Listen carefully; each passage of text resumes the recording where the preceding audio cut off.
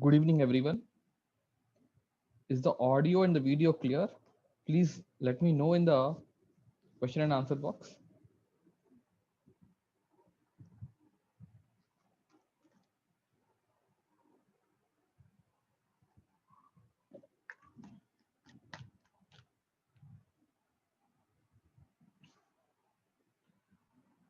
In this session, we will discuss linear algebra topic.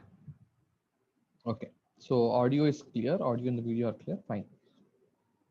So now what are we going to discuss is linear algebra topic. Let me introduce about myself. I am Aditya, faculty of ACE Engineering Academy. I deal with engineering mathematics for all the branches and signals and systems for ECE, electrical and instrumentation students. Okay, so you can see the reference textbook on the screen.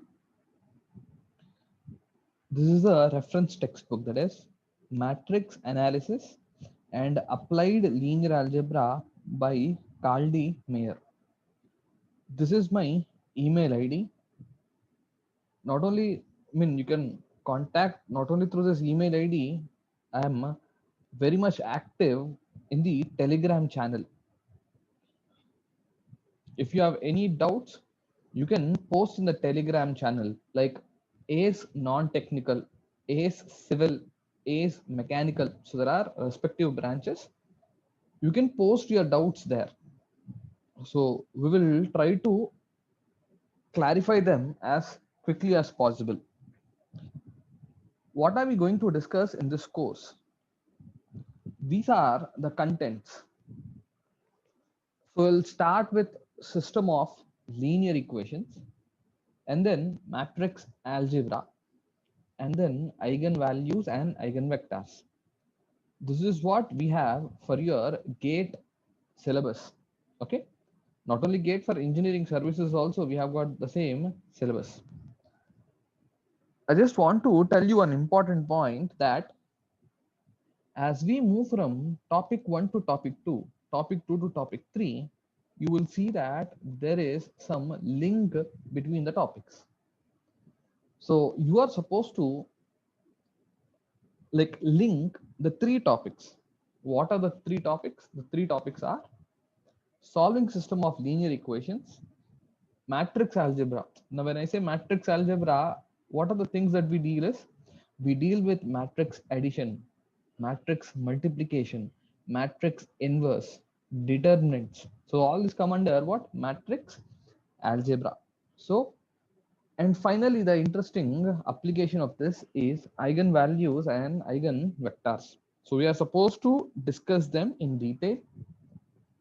Let me add few points, like as soon as you finish the session, the notes would be uploaded in the website, right? We may take half an hour or 1 hour to upload the notes. So you can go through the notes, keep a copy, I mean, have a pen and paper with you. Whenever I ask you to write anything or solve anything, try to solve it. The class is from 5 to 9. So make sure you are on time, 5 to 9. In between, we'll go for a 10 to 15-minute break. You can just like get some what you can have some breaks, eat some snacks and come back. After 9, if you have any doubts, so I'll be taking the doubts from 9 onwards. So whatever doubts you have, what you can do is you can make a note of the page number. So you can see the page numbers here, like 1, 2, 3, 4, and so on. So you can make a note of the page number, and then you can ask me at the end of the class. Okay. So let me start the session now. Have a look at this. Imagine that there are let's say three friends. Okay, so imagine that there are three friends. Let's say they go to a market. They go to a market, They buy something like this. Let's say friend one, he buys the following items like apples, bananas, and oranges. How he buys is he buys three apples, two bananas, and one orange for 39 rupees actually. Friend 2, friend 2 buys two apples, three bananas, one orange for 26 rupees, let's say. Friend 3 buys one apple, two banana, and three oranges, let's say for 25 rupees.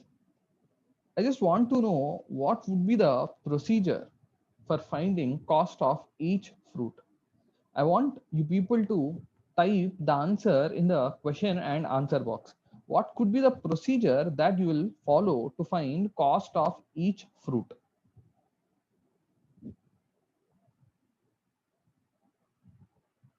What could be the procedure that you will follow to find cost of each fruit?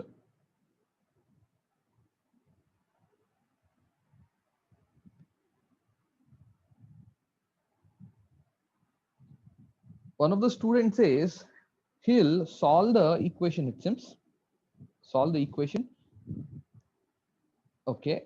So I see answers like elimination. One of the friends says assume each fruit to be a variable. Okay.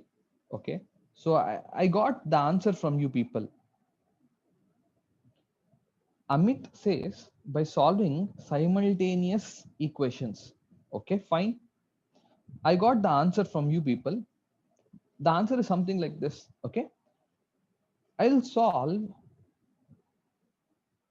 1 and 2. I'll solve 1 and 2, eliminate x from it. I'll solve 1 and 2 and eliminate x. I get a new equation. I'll name that as equation 4. Similarly, I'll solve, let's say, 1 and 3. Also eliminate the same variable called x. Let's eliminate x. You get a new equation called 5. Now in 4 and 5, you have y and z. So now what I'll do is I'll solve 4 and 5 to eliminate. To eliminate what? To eliminate, let's say, y. To eliminate y. Once you eliminate y, what happens is we get the value of z. Now, once you get the value of z, what you can do is you can go for back substitution, get the value of y, use the values of y and z to get the value of x. Okay, so this is what some of the students have answered, that elimination of the variables. So what I want is, final answer is, what's the answer? The answer is elimination of variables. This is the procedure that we are going to follow. Okay, this is just a simple problem in front of you. I'll put another problem in front of you. I hope you're all okay with this discussion. Can you people tell me in this present problem? First, let me read the problem. Solve the following linear system of equations. I want you people to comment how many equations are given and how many unknowns are there. Can you people comment how many equations are there and how many unknowns are there?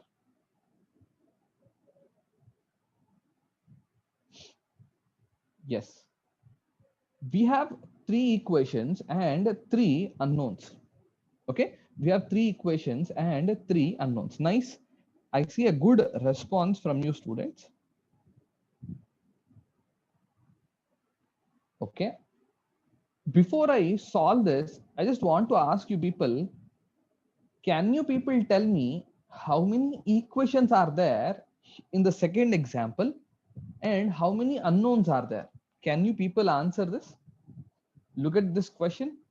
Can you people tell me how many equations are there and how many unknowns are there?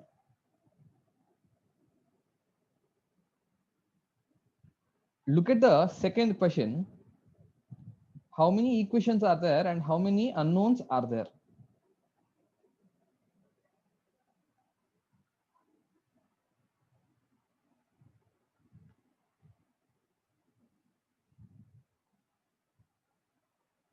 So clearly there are 4 equations and 5 unknowns. What are those unknowns?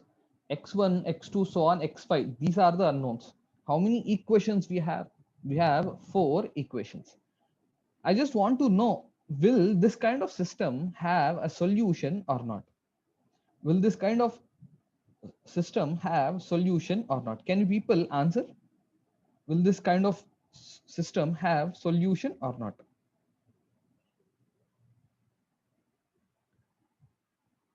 Will this kind of system have solution or not? Right, some of you might be thinking like, this system will not have solution. Like some of the students might be thinking the following, that the system has got no solution, because you might be feeling like there are 5 unknowns and 4 equations only, right? If you have got that kind of thinking, please remove that. A system with 4 equations in 5 unknowns can still have a solution. So keep that in mind. So first remove the idea that this has got 4 equations, 5 unknowns, so it's not possible to have a solution. Remove that approach from your brain. It can still have a solution.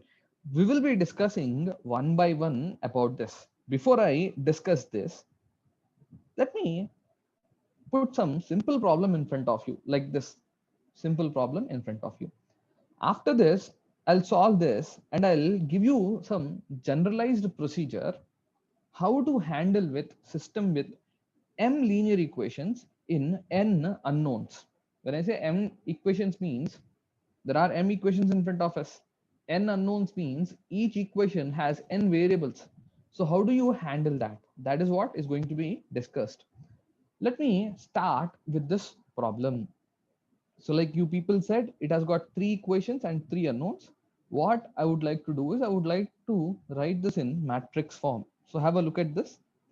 I'll pick the coefficients here of x, y, and z. So something like this: 2, 1, 1, 6, 2, 1, minus 2, 2, 1. So these are the coefficients of x, y, z. And then I'll say here we have x, y, z. And after that, we have got this constants like 1, minus 1, 7.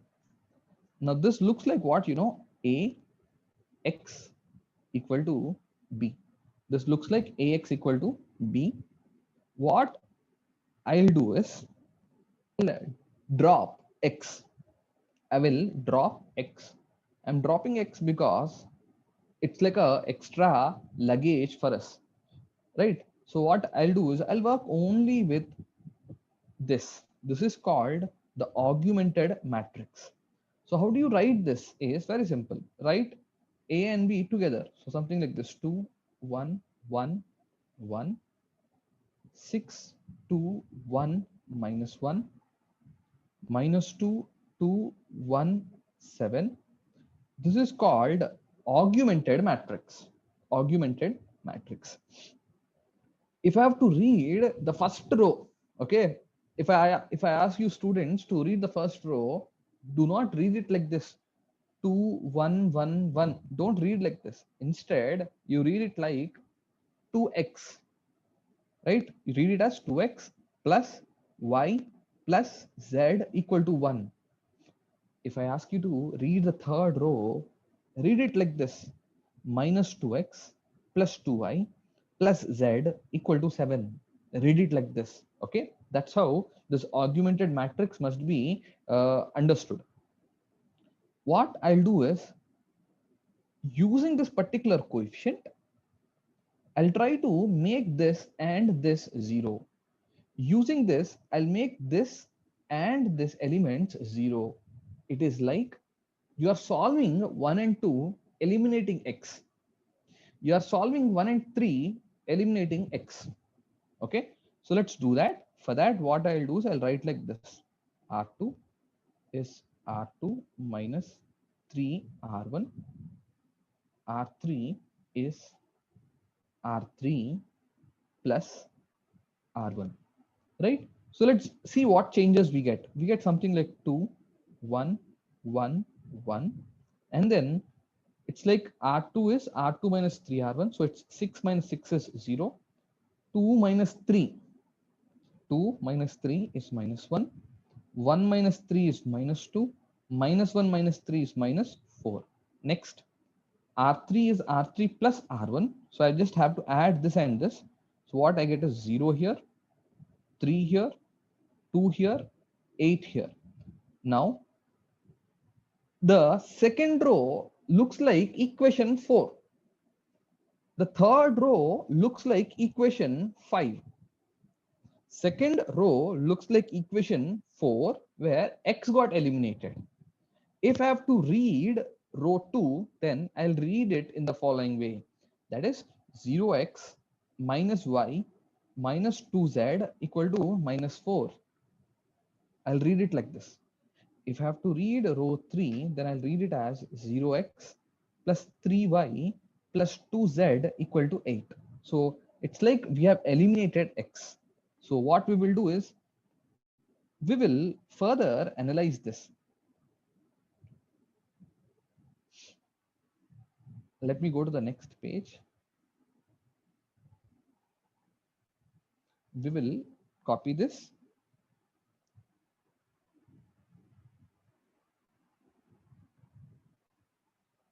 So from here onwards, I'll simplify. What I'll do is now using this particular element, look at this, using this particular element, I'll try to make this 0, right? It's like you are solving row 2 and row 3 to eliminate y. At this point of time, some of the students might also be asking, why don't you use this element to make this 0? I repeat it again. I'm using this particular element. Look at this element to make this 0, but not this element. The reason is very simple. If you use this element, then what happens is this element becomes 0. In addition to that, this element which was 0 will now be non-zero. It's like you are unnecessarily introducing again x into the discussion. So let's not do that. Okay. So you need not use row 1. What you do is just use row 2. So I'll write the reference equation for you. Row 2, right? So I'll use row 2. That is R3 is R3. There is 3 here, there is minus 1 here. So I have to say plus 3 R2. Let's see what are the changes. The row 1 is unchanged. Row 2 is also unchanged. Let's see what is row 3 now.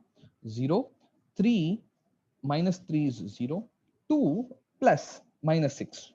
2 plus minus 6 is minus 4. 8 minus 12 is again minus 4. Now, I'll just put this. This is very, very important for us, okay? Which one? This particular matrix that you see is very, very important for us. If I have to read row 1, you need to read the row 1 the following way. That is 2x. Look at this. I'm reading row 1. You people also read row 1. 2x plus y plus z equal to 1. Read row 3. Okay. I'll say here, read row 3. Now, when you read row 3, this is very simple. Minus 4z equal to minus 4. The value of z is 1. So we have got the value of z. Now I'll say read row 2. If you read row 2, it's like minus y minus 2z equal to minus 4. So what we get is minus y minus 2 equal to minus 4. From this, what's the value of y? The value of y is 2. Now let's read row 1. Row 1. So it's like 2x plus y plus z equal to 1. So I know values like y and z. So with that, what I get is 2y plus 2 plus 1 equal to 1. So clearly the value of x from this is the value of x from this is minus 1. So we have got a solution for our system of equations. We have got a solution for system of equations. Now, how do you confirm that this is our solution? How do you confirm that this is our solution? It's very easy.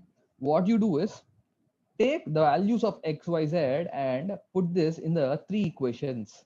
Okay. So if you have doubt, you just verify it by substituting the values of x, y, z. So let me do the verification for you.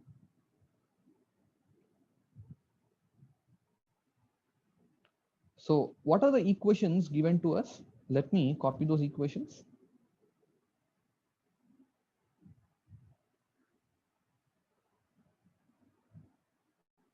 These are the equations. So I'll just put a heading called verification. What are the values of x, y, z we got? The values of x, y, z we got are minus 1, 2, 1. I'll not put in all the equations, right? Randomly, I'll put in one of the equation. Let's say third equation. So it's minus 2 into minus 1 plus 2 into 2 plus 1. Let's see how much is this. This is 2 plus 4 plus 1. Yes, this is 7. Verified. Like this, you have to verify in all the equations. Okay. So now, let me come into the important point here. That is, I'll copy this. I'll introduce few new terms to you people. I'll introduce few new terms to you people. Have a look at the new terms now. So this matrix is in row echelon form. That's the first point. Row echelon form. There are few more observations, like if you look at the first row, if you focus on the first non-zero element, non-zero, that means it should not be zero. So the first non-zero element here is 2. Go to the second row, the first non-zero element is minus 1. Go to the third row, first non-zero element is minus 4. These elements are called pivot elements. Okay, so these elements are called what? These elements are called pivot elements. Next observation is the columns which are containing pivot elements are called basic columns. So this is, I'm just introducing some new terminology to you people. Try to understand. Columns containing pivot elements are called basic columns. Similarly, columns not containing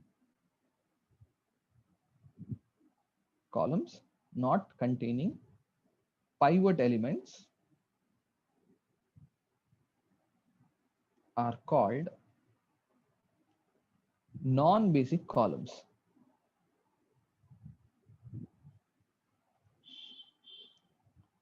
I hope this discussion is clear.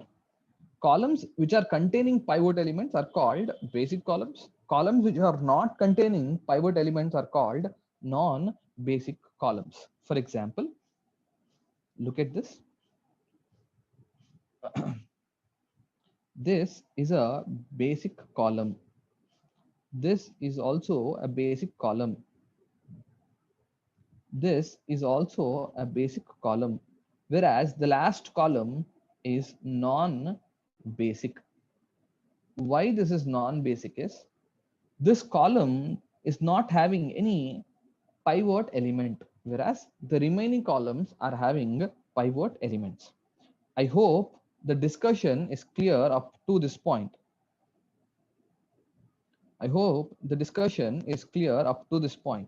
Okay, so if you have got any doubts, okay, what you can do is you can make a note of the page number. You can ask me at the end of the lecture. Okay, so let me continue. Some of you might be having a doubt that how did you declare that this matrix is in row echelon form? I'll try to answer that question as well. Many of the students might be having a doubt. How did you declare that this matrix is in row echelon form? So let me also put some focus on that. For that, what I'll do is I'll again copy this. Now look at this. This is our first row. Below this, what do you have? Below this, what do you have? All zeros. Go to the second row. Go to the second row. The first non-zero element is -1. Below this, what do you have? You have all zeros. Look at -4. Below this, we do not have any elements.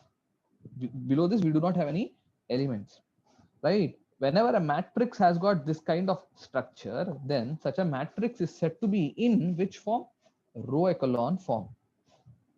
This is said to be in which form? Row echelon form. We'll talk more about this row echelon form, right, in this discussion. Don't worry about that. So as of now, what we have done, three equations were given to us in three unknowns. We solved it. We got a solution for that. What was that solution? That solution was -1 to 1. Okay. Now we will try to extend our analysis. Okay. Now I can tell you that this single problem that is on the screen, if you can understand this problem, you will be in a position to tackle any problem from solutions of system of linear equations. That means if you understand this, the first subtopic is over. Okay, so what I would like to do is, again here I would like to write the augmented matrix. You need not carry the variables, just write the augmented matrix. Let's write the augmented matrix. How do you write the augmented matrix?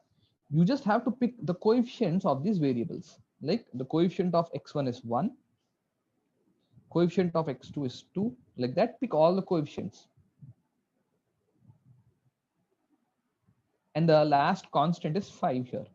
Now in the second equation, the coefficients are 2, 4. Now there is no x3, that means the coefficient is 0. x4 coefficient is 4. Go to equation 3, pick the coefficients.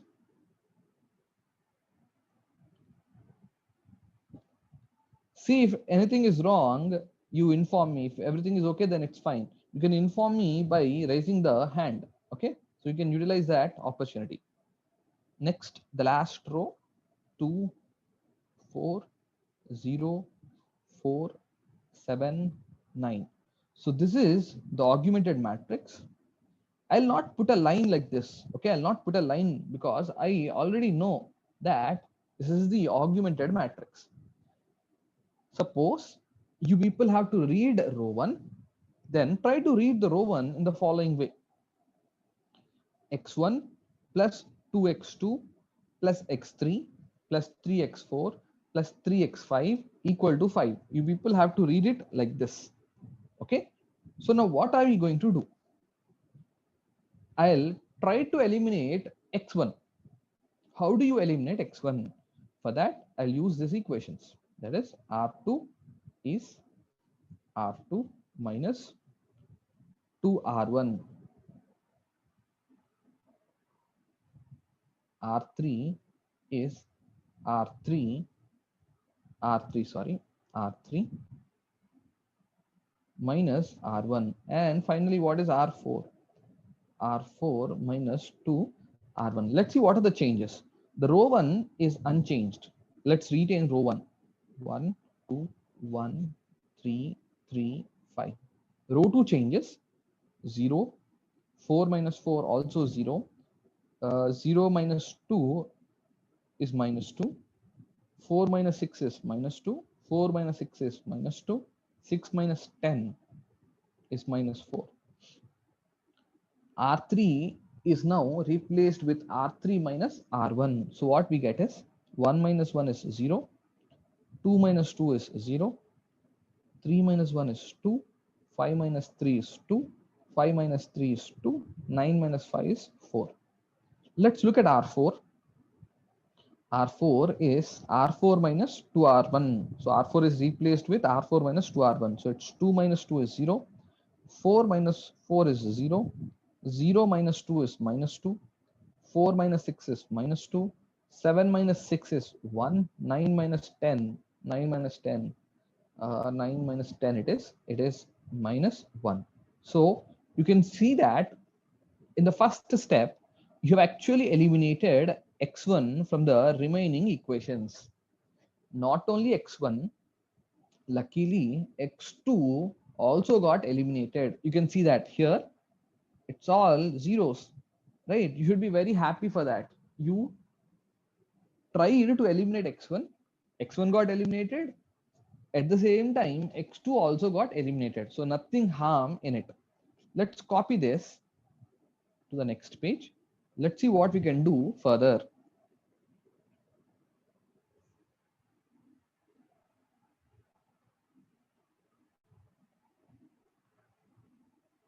Now what I would like to do is, I would like to use this particular value and make this and this to 0. So how do you do that? So use this particular value and make this 0. That means you are trying to make x3 also 0. For that, you can write like this: R3 is R3 plus R2. R4 is R4 minus R2. Let's see what are the changes. The row 1, row 2 doesn't change. Let's retain them. Next, 0. Now let's see what happens to row 3. Interestingly, row 3 is entirely 0. Check it. Row 3 is entirely 0. Row 3 is entirely 0. What about row 4? What about row 4? Let's see what happens to row 4. 0, 0, minus 2 plus 2, 0, minus 2 plus 2, 0, 1 plus 2, 3, minus 1, minus 1. So what happens to this? Minus 1 plus 4. Minus 1 plus 4 is 3. So now we have got some lead here. What we will do is,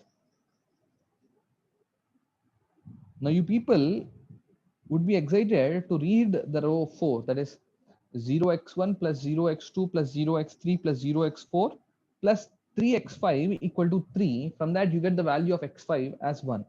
Before I do that, what I'll do is I'll do one row exchange, something like this: R4 is exchanged or interchanged with R3. You might be asking, why did I go for row interchange? Okay, I'll tell you the reason why am I going for row interchange. So let me first do that. 1, 2, 1.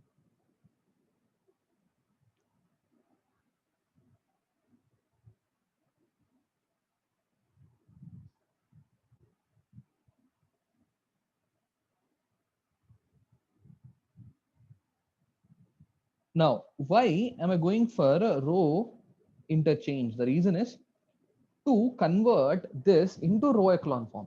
So in row echelon form, or if you want to convert into row echelon form, and if you find any zero row, if you find any zero row, you have to place that zero row at the bottom. You have to place that zero row at the bottom. So I see a zero row here. So see here, I'll try to highlight that zero row. This is the zero row. This is the zero row.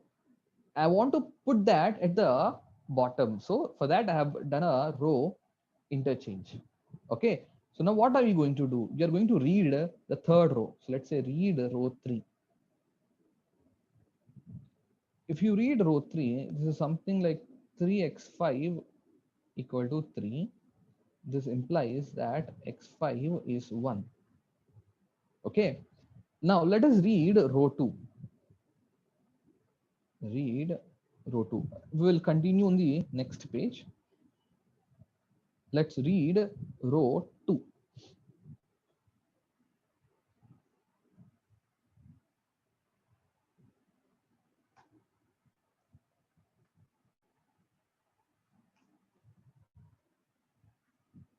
Let's continue it here. Read row 2. So if you read row 2, what happens? Something like minus 2x3 minus 2x4 minus 2x5 equal to minus 4. We already got the value of xy. So this is something like minus 2x3 minus 2x4 minus 2 equal to minus 4. If you rearrange, this minus 2 goes here.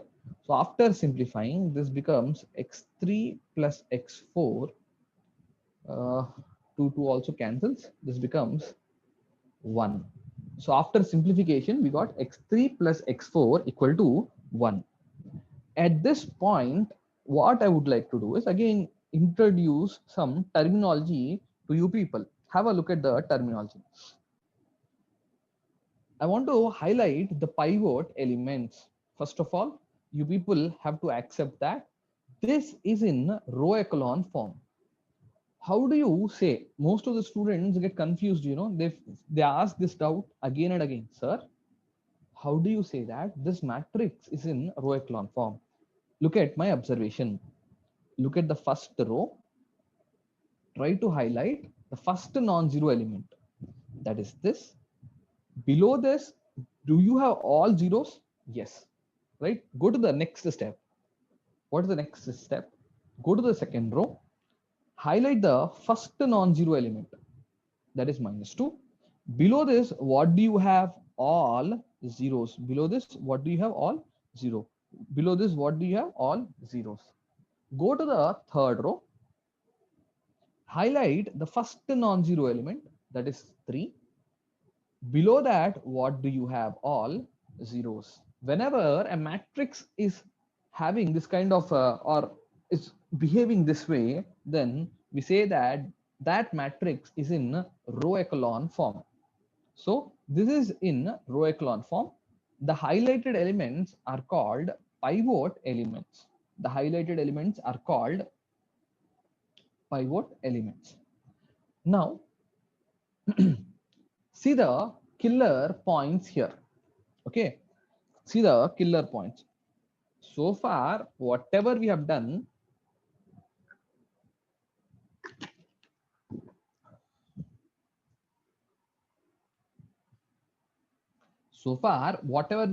is very simple things. But from now onwards, whatever we do, you people have to focus. My question is, okay, my question is, how many pivot elements are there? My question is, how many pivot elements are there? Can you people answer?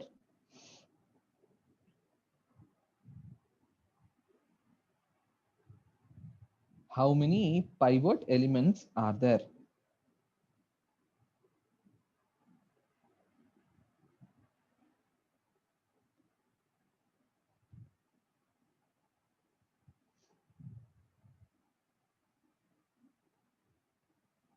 How many pivot elements are there? The answer is 3. The answer is 3 because I have highlighted 3 elements. These are pivot elements. Okay.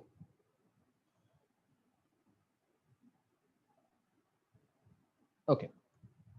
I'll also try to tell you what are basic columns here. Okay, basic columns. Is column 1 containing the pivot element? Yes. Column 1 is containing pivot element. Column 3? Yes. Column 5? Yes. I'll just write columns 1, 2, and 3 are containing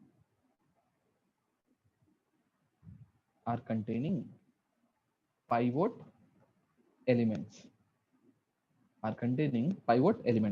So now they are referred as basic columns. So they are called basic columns. So column 1, 2, and 3 are referred as what?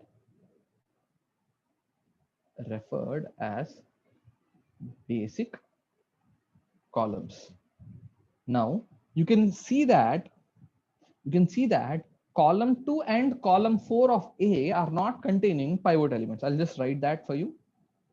Column 2 and 4. So look at this second column, the highlighted one. Look at this. Okay. So again, I'll highlight it. People, if you are unable to like see, I'm just trying to explain you in a clear way. Column 2 and column 4 do not have the pivot elements. Such columns are called non-basic columns. Column 2 and column 4 are non-basic. Now, why am I talking about basic and non-basic? It is like, if you look at column 2 and column 4, their corresponding variables are x2 and x4. Corresponding variables of column 2 and column 4 are x2 and x4. What are the corresponding variables of x1? What are the corresponding variables of column 1, column 2 and column? Okay, I think I made a mistake here. Let me correct. Column 1, column 3, and let me correct it. I'm sorry for that. So what should I have written here? Column 1, column 3, and column 5 are containing pivot elements, right? So such columns like 1, 3, 5 are called basic columns. 1, 3, 5 are basic columns. I have written something else there. Okay, I have corrected that. Please excuse me for that. So column 2 and column 4 are non-basic. The corresponding variables are x2 and x4. x2 and x4 are called free variables. This word, the free variables, is very, very important for us. Okay, this is going to like be a part of our discussion till the end. x2 and x4 are called free variables. Okay, let's come back to the discussion. We got x5 equal to 1. And when I read the row 2, so I have read the row 2 and I got an equation like this, that is x3 plus x4 equal to 1. Now what I would like to do is, since x4 is a free variable, you can take any value for x4, right? I'll put x4 equal to 1. If you put x4 equal to 1, what happens is x3 plus x4 is 1. x3 plus 1 equal to 1. This implies what? The value of x3 is 0. Again and again, I'll repeat here in this question, column 2 and column 4 are non-basic in nature. Why are they non-basic in nature? Because they do not contain any pivot element. Column 2, column 4 corresponding variables are x2 and x4, right? If you look at column 1, column 3, column 5, they are called basic columns. Their corresponding variables are x1, x3, x5. Okay, so when I say free variable, you can put any value to that free variable.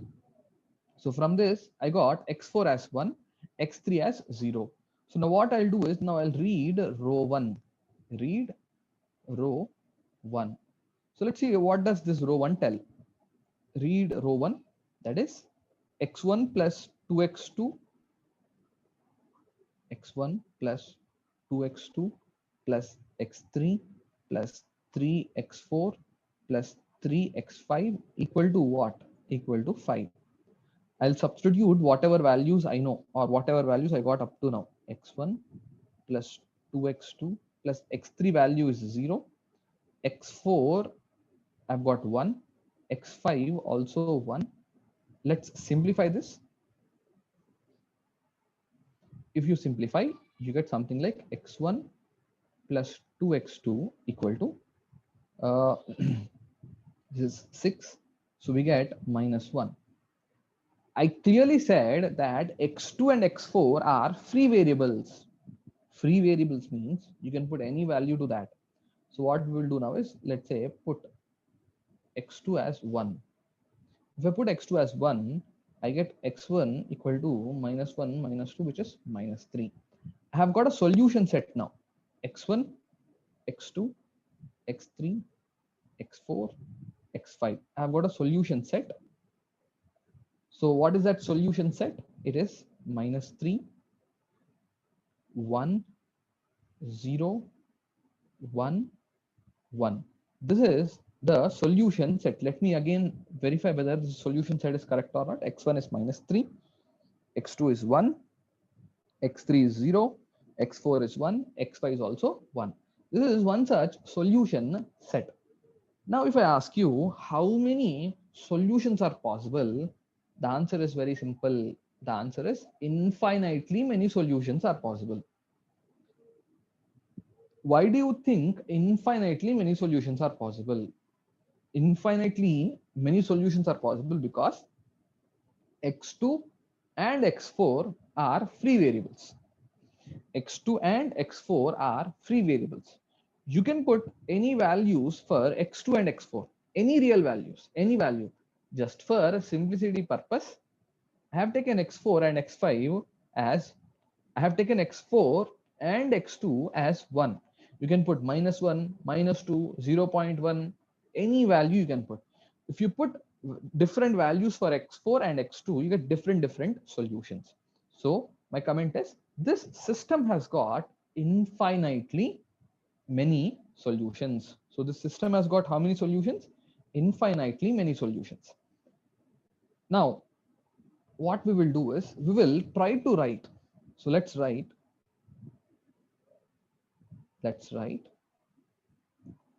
general solution. Let's write general solution for this system. Okay, how do you write the general solution? So what I'll do is, I'll go back, I'll copy the row echelon form again.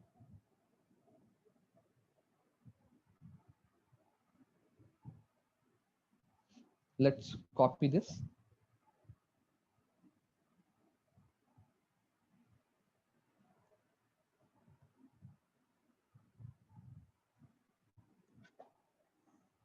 Let's write the general solution. So from this, it's very clear that x5 is 1.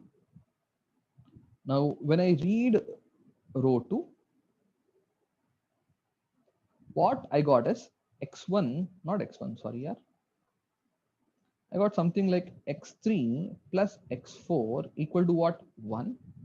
So here I'll play a trick saying that put x4 equal to, let's say, k1. If you put x4 as k1, what happens is x3 would be 1 minus k1. Okay, put this aside. Now read row 1. Now when you read row 1, you have something like x1 plus 2x1 plus x3 plus 3x4 plus 3x5 equal to 5. Substitute the values that you know, something like x1 plus, this is x2 by the way, x1 plus 2x2 plus x3 is 1 minus k1 plus x4 is k1. So you get 3k1 plus 3 equal to 5. So after simplification, what you have is x1 plus 2x2 is, this is 4. 4 going the other side becomes 5 minus 4, which is 1 minus 2 k1. I clearly said x2 and x4 are free variables. So what I would like to do is, I'll put some value for x2, something like x2 be, let's say, k2. With that, I get x1 as 1 minus 2k1 minus 2k2. So finally, I got a general solution. Yeah, have a look at this. x1, x2, x3, x4, x5. I've got a general solution. The value of x1 that I've got is 1 minus 2k1 minus 2k2. The value of x2 is simply k2. The value of x3 is 1 minus k1. The value of x4 is k1. The value of x5 is always 1. This is our general solution. What I would like to do is I would like to write one more step here. Let's go to the next page. This is going to be a very, very important step. After this, I'll give you people some time. You can ask me the doubts. If you have any doubts, you can ask me. Some of you might be confused with row echelon form. I just want to make sure everyone is understanding the things. Now look at the important step here. I would like to write something like this here. K1 times a vector plus K2 times a vector plus, if anything is left over, I'll try to cover it here.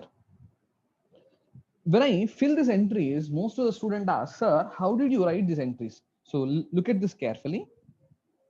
What's the coefficient of K1 here? The coefficient of K1 is -2. What's the coefficient of K1 here in the second row? There is no K1 here. So what I would like to do is I'll put a 0 here. The coefficient of K1 here is -1. The coefficient of K1 here is 1. There is no K1 here, so I'll put 0. Likewise, what's the coefficient of K2 here? -2. What's the coefficient of K2 here? 1. And then there are no K2s here, so all zeros here. Now the last step. It's like you have covered K1, you have covered K2. Now there is something left over. What is that? So we have left this. So I'll put 1 here. Next, nothing is left here, so 0. Here again we left 1, so I'll cover that here. Here nothing is left, and here 1. Right? Now this is your general solution. What is this? This is general solution. How many solutions this system has? This system has infinite number of solutions. Okay. Now, if you have got any doubts regarding this, you can ask me. Up to this, I hope it's clear. If at all you got any doubts, you can ask me now. You can raise your hands and you can ask me.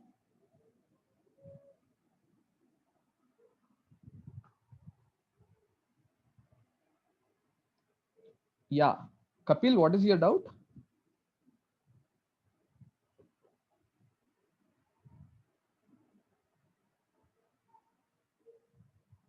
Aryan, Kapil.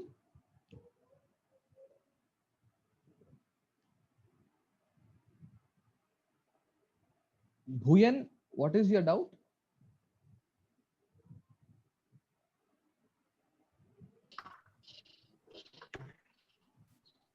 Hello, sir. Can you hear me? Yeah, I can hear you. What is your doubt?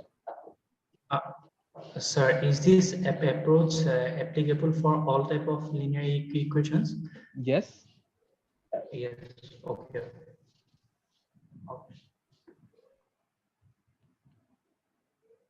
Utkarsh, what is your doubt? So the same, like whatever the previous student asked, I was having the same doubt. Yeah, it's applicable. It's like always, if the number of equations are greater than the number of variables, like this solution will always hold true for those conditions. See here, what we want to do is we want to apply for a system with m linear equations in n unknowns. Okay, that m can be anything, n can be anything.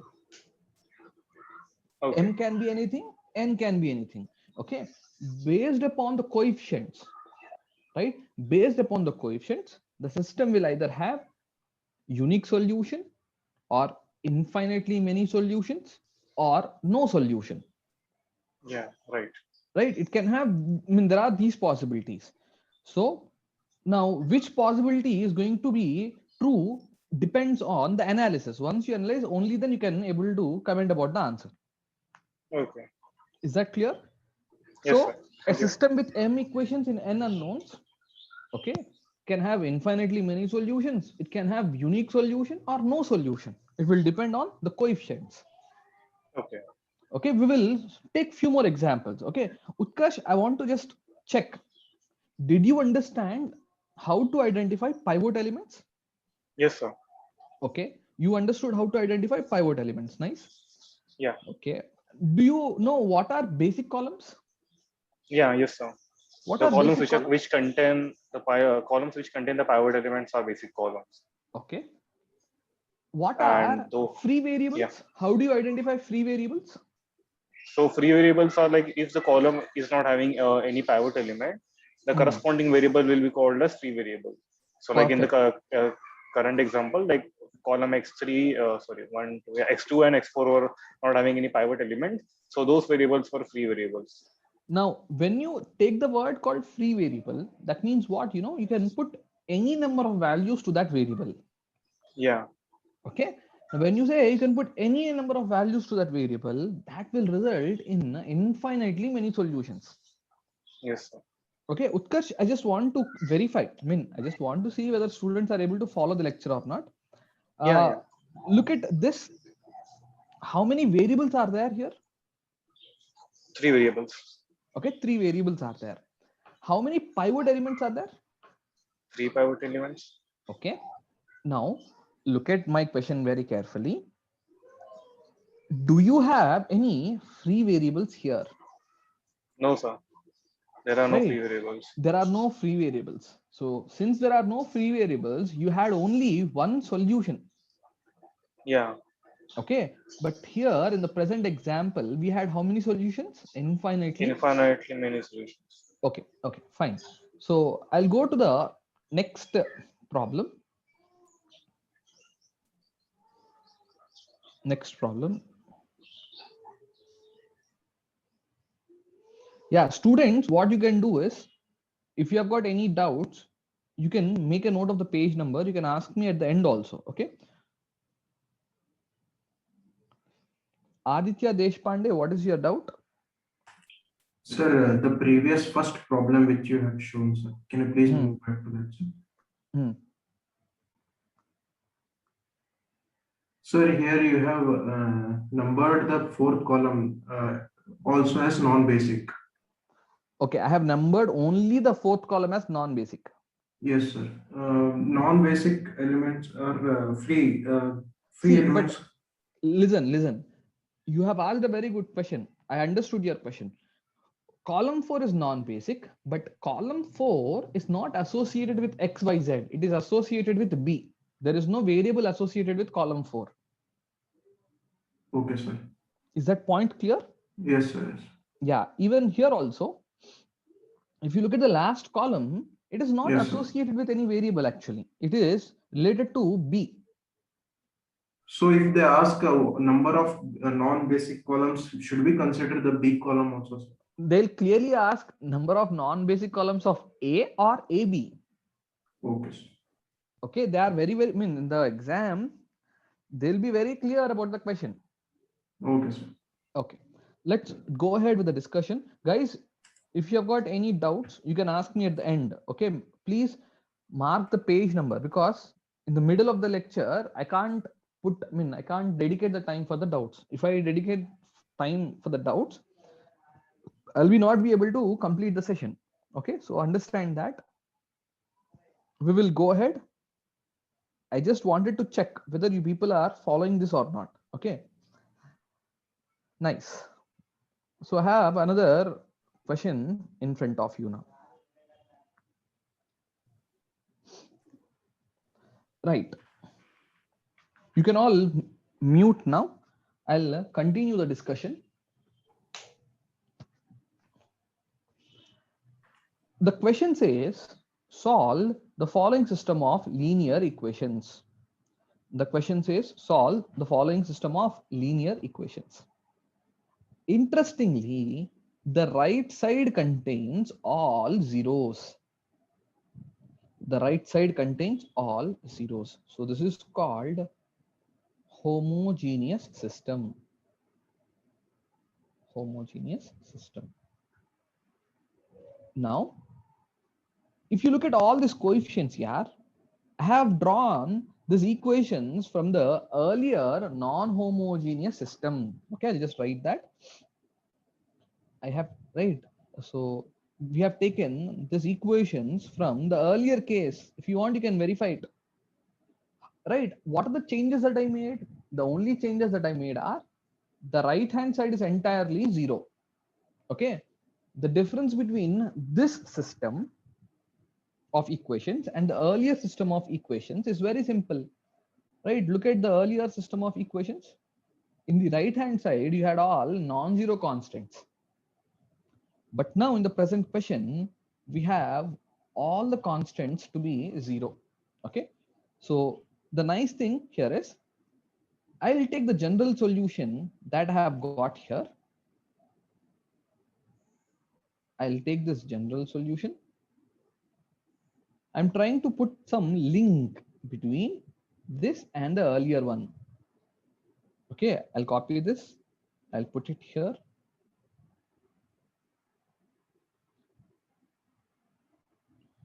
Look at this. I have drawn this from the earlier example. So look at the changes that I'm going to make. I'll throw this.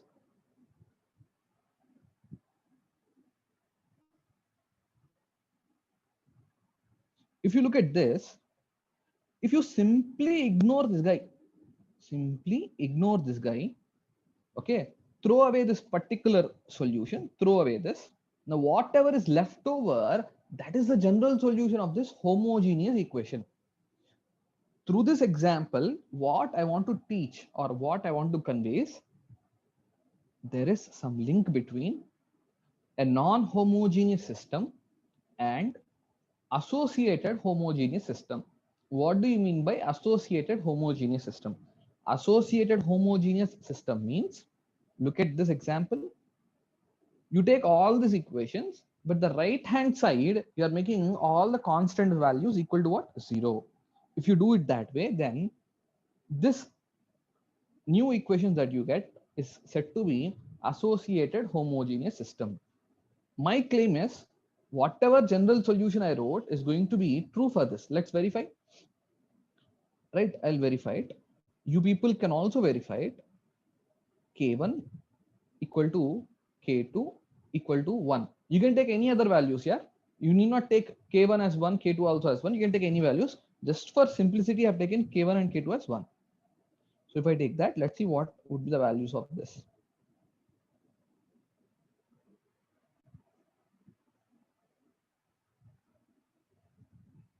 So when I take K1 and K2 as 1, I get a solution like -2, which is -4.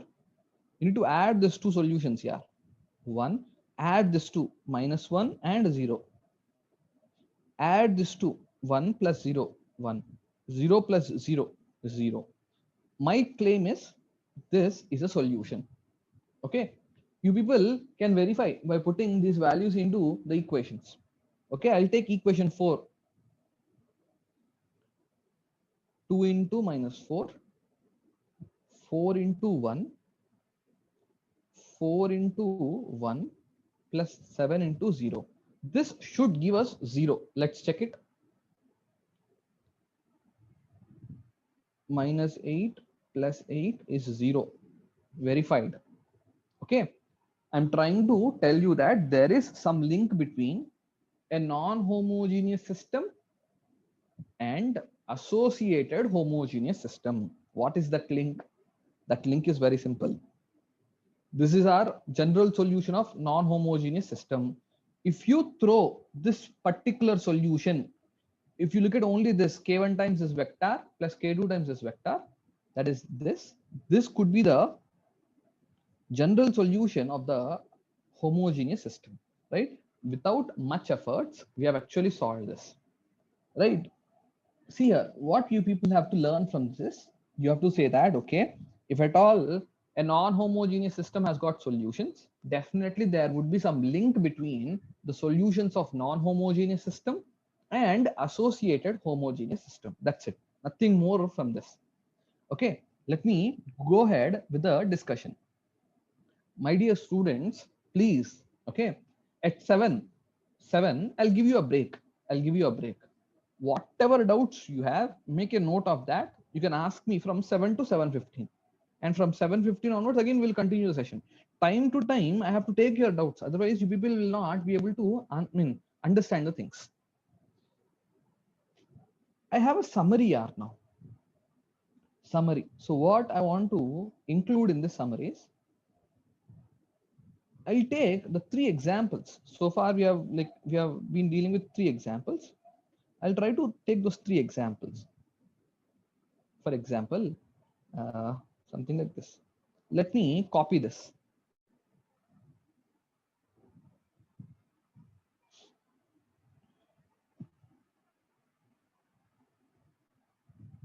Let me copy this.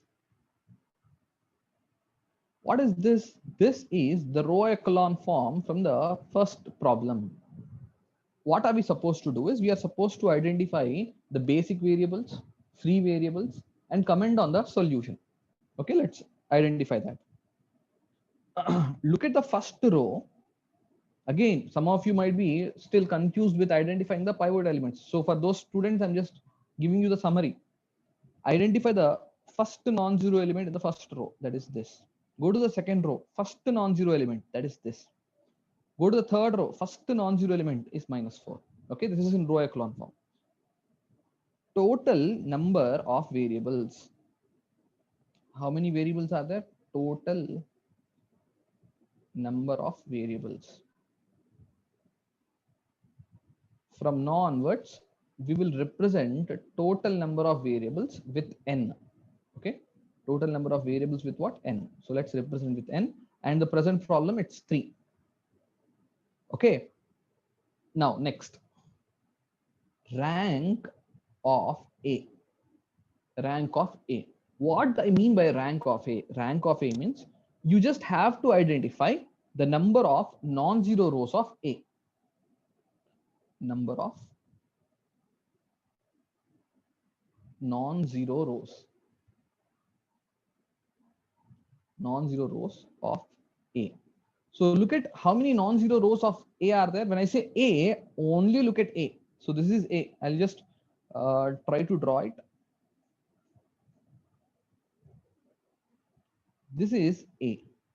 How many non-zero rows are there? Some of the students feel there is 0 here, there is 0 here, there is -4 here. Na? If entire row is 0, then only it's a 0 row. Is the entire row 0 here? No, there is -4 here. So this is a non-zero row actually. Second row is also non-zero row. First row is also non-zero row. So how many non-zero rows are there? 3 we have. Next, let's find rank of the augmented matrix. Again the same, number of non-zero rows of AB. See here, number of non-zero rows of A in which form? In row echelon form. For that, first you have to convert into row echelon form. Okay, that is also very, very important. In row echelon form, number of non-zero rows of AB in which form? In row echelon form. So how many are there? When I say AB, you have to look at the whole matrix here. So again, I'll just highlight it. This entire matrix is AB. How many are there? 3 are there. Okay. We usually represent rank of A as R. Okay, we usually represent rank of A as R. In this present problem, like one of the student also have asked, I asked how many free variables are there? There are no free variables. Number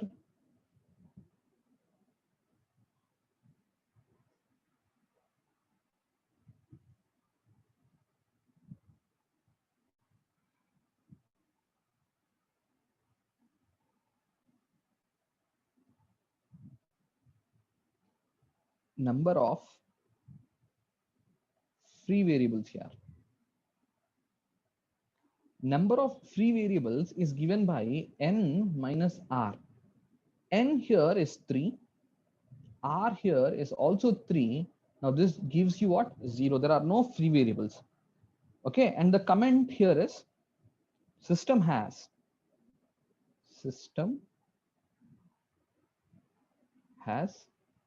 unique solution. System has unique solution. This is one nice point about example 1. Let me talk about example 2. Okay, this is just a summary. People, if you feel like you have not followed, just listen to this, it would be okay. Let me take the row echelon form from the example 2.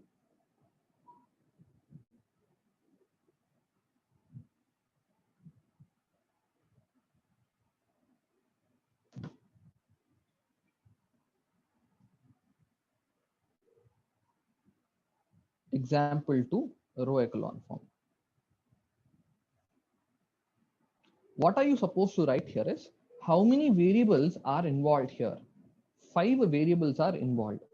After that, let me highlight the pivot elements. So this is the pivot element. Go to the second row. See, again and again students message me saying, sir, how do we identify pivot elements? Below this, do you have all zeros? Yes. Below 1, do you have all zeros? Yes. Go to the second row. Highlight the first non-zero element. Yes. Below this, do you have all zeros? Yes. So this is the pivot element now. Go to the third row. Highlight the first non-zero element. Below this, do you have zeros? Yes. Okay. How many pivot elements are there? 3 are there. Now, let's focus on what is rank of A. Rank of A. For that, you need to first highlight A. Where is A? This is A. Okay. How many non-zero rows are there? Non-zero row means if at least one element is non-zero, you can call that as non-zero row. For example, this particular row is 0 row. This is not 0 row. This is non-zero because at least one element is non-zero. The rank of A is, I need to count the non-zero rows. The first row is non-zero. Second row is non-zero. Third row is also non-zero. It's 3. Let's look at rank of AB. Rank of AB is also 3. Check it. For AB, you have to look at the whole matrix now. AB. Rank of AB is 3. Now I want to comment on number of free variables. Number of free variables. Right. So this is, we usually represent this as what? R. The number of free variables is given by n minus r, which is 5 minus 3, which is 2. How many free variables we have? We have 2 free variables. What is the comment? The comment is system has infinitely many solutions. System has infinitely many solutions. So this is the comment about this particular example. Okay, I would like to create one more example for you. I would like to create one more example for you. For that, what I'm doing is I'm just copying the earlier one and then see the changes. Instead of this element, which is 0 here, I'm just putting one element called some, for example, let me put 1 here. Okay, 1 here. It's like I have taken another example. Some example is given to me. I've solved it. At the end, I got some matrix like this, which is in row echelon form. So let me identify the pivot elements. This is a pivot element. I'll go to the second row, highlight the first non-zero element, that is this. I'll go to the third row, first non-zero element, that is this. I'll go to the fourth row, I'll highlight this. Okay. So here, let's see what are the interesting points. The interesting points are n is 5. Let's see what is rank of A. The rank of A, when I say A, that means you need to focus only on this.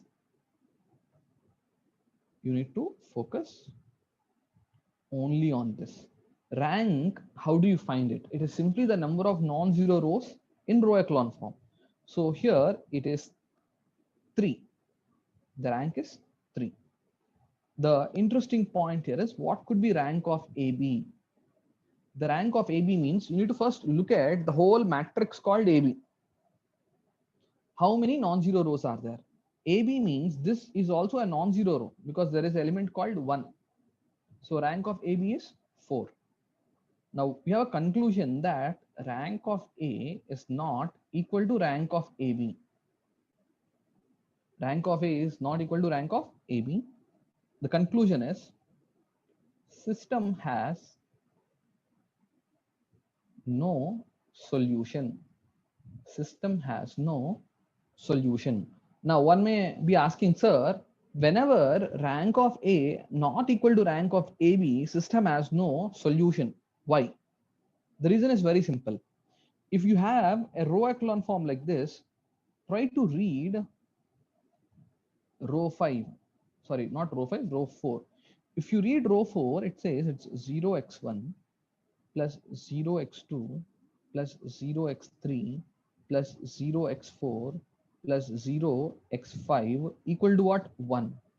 You cannot get x1, x2, so on x5, which will give you 1, because on one side it is 0, the other side it is 1, right? So whenever you have a matrix or a row echelon form this way, you can declare that the system has no solution. This 3 examples should improve your understanding skills. The 3 examples should definitely improve your understanding skills. Okay. Yeah. I hope you are following this. Utkarsh? Yes, sir. Utkarsh, can I ask you some questions, Utkarsh? Sure, sir. See, my dear students, I have selected one of your friend. Okay, I'm just asking questions. So, I mean, just to like make sure whether you people are following or not. Okay. Utkarsh, can you tell me what is the nature of this column? Is The it a nature as basic in, column or a non-basic column? okay, it's a non-basic column. I'll just write like this. B is Non-basic column. non-basic. Okay. Okay, I'll go to the next example. Look at this, Utkarsh. What is the nature of this? Do you have any pivot element in this column? No, sir. Same, it is non-basic. Okay, B is non-basic. Acha, one more question. Look at this example, Utkarsh. What is the nature of B? Same, non-basic column. What is the nature of B? Okay, it does not have any zeroth element. One that does not have any No, zeroth what element. do you mean by basic? I mean, is it a basic or non-basic? Is it having a pivot element? Yes, one It is having a pivot element. So here B is basic column. basic column. Okay, keep this in mind. Okay, a very important observation. Okay, let's Sindham, what is your doubt? So in the third example, what about number of free variables? See, the concept of free variables comes into the picture when system has got a solution. Okay. When the system has no solution, there is no discussion about free variables. Okay, sir. The concept comes into the discussion only when you have got some solutions, but here there is no solution. Okay, sir. So in page Yeah. number 16, what is associated homogeneous systems? Can you explain once more? Associated homogeneous system means, can you see this equations 1, 2, 3, 4? Yes, sir. If you make all these values to be 0, Okay. if you make this 0, 0, 0, 0, you get a new system. Yes, sir. Homogeneous set of equations. Yeah, this is now called associated homogeneous system of the non-homogeneous system. Okay, sir. Is that point clear? That means you just have drawn Yes, sir. or you created this from the earlier one. Okay, sir. It's clear. Thank you, sir. Yeah, yeah. Okay, guys, let me continue this discussion. I hope you people have understood the summary points. That is, through examples, I like tried to summarize the things. Okay, through examples, I tried to summarize the things. Okay, so this is about some introduction, just some introduction to system of linear equations. What are we going to do next? I'm going to give you some note points. I'm going to give you some note points.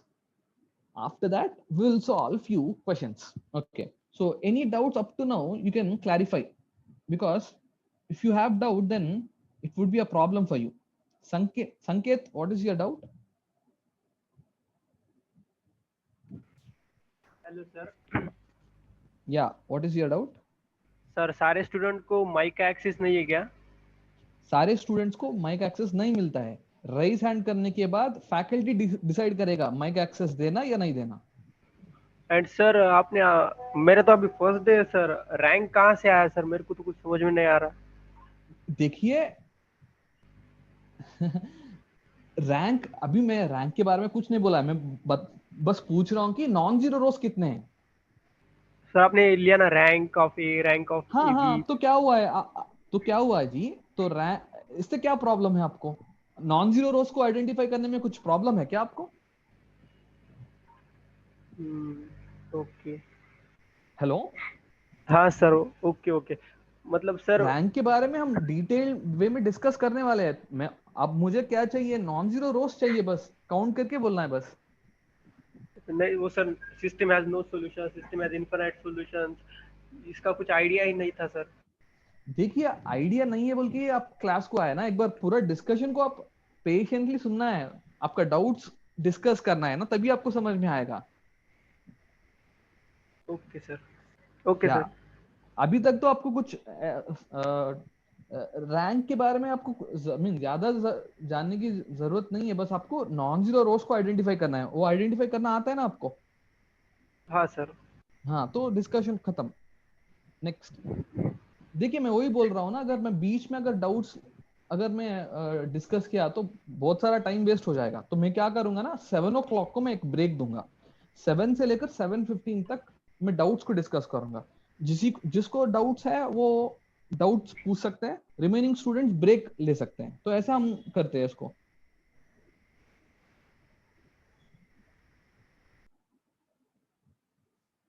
Okay, so I'm just lowering all the hands right now. Let me continue the discussion. Okay. So now what you see is m equations in n unknowns. Where are m equations? Look at this. This is the first equation. Look at this. This is the second equation. Like that, we have got m equations in how many unknowns? N unknowns. Where are those n unknowns? X1, X2, so on, Xn. These are the unknowns. Okay. So m equations are given, n unknowns are given. How do you handle this kind of system? That's the question. Okay. For that, the first step is to write these equations in the matrix form, that is Ax equal to B. Let me tell you what is A here. If you look at these coefficients of these variables, it's like A11, A12, so on, A1n, A21, A22, so on, A2n.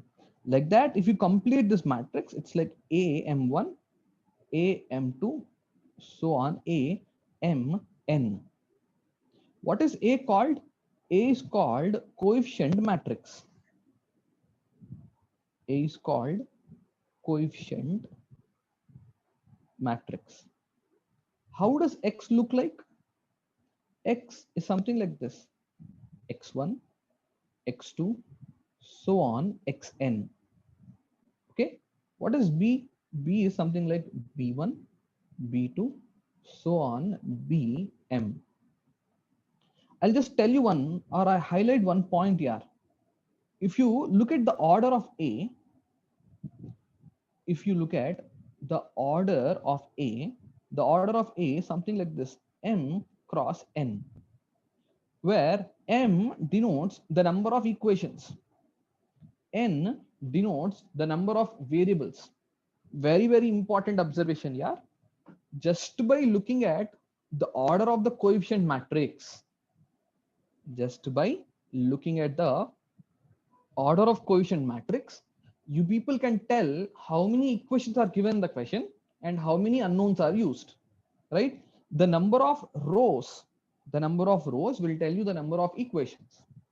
The number of columns will tell you the number of variables used in the problem. I hope this discussion is clear. Okay. Now, I'm going to talk about the 3 elementary operations, right? Listen to me very, very carefully. Whatever operations I'm going to give you, I'm going to also use in determinants concept. Whatever operations I'm going to use now, I'm going to also use them in determinants concept. Okay. So let's see what are these 3 elementary operations. See here, I wrote equations like this. Now, I can also write equations like this as a set. Equation 1, equation 2, so on, equation m. Don't get confused with the notation. I can also write the set of equations like this, E1, E2, so on, Em. Here, I'm going to talk about the 3 elementary operations. They are both easy operations here. These are very, very easy elementary operations. 3 elementary operations. So first, let me introduce you what is S. What is S? S is set of m equations in n unknowns. M equations are there, n unknowns are there. I can represent that as S. For a linear system S, each of the following 3 elementary operations results in an equivalent system called S dash, right? Listen carefully. This is not S. This is S dash. S dash hai dekho. This is S dash. Each of the following elementary operations results in an equivalent system S dash.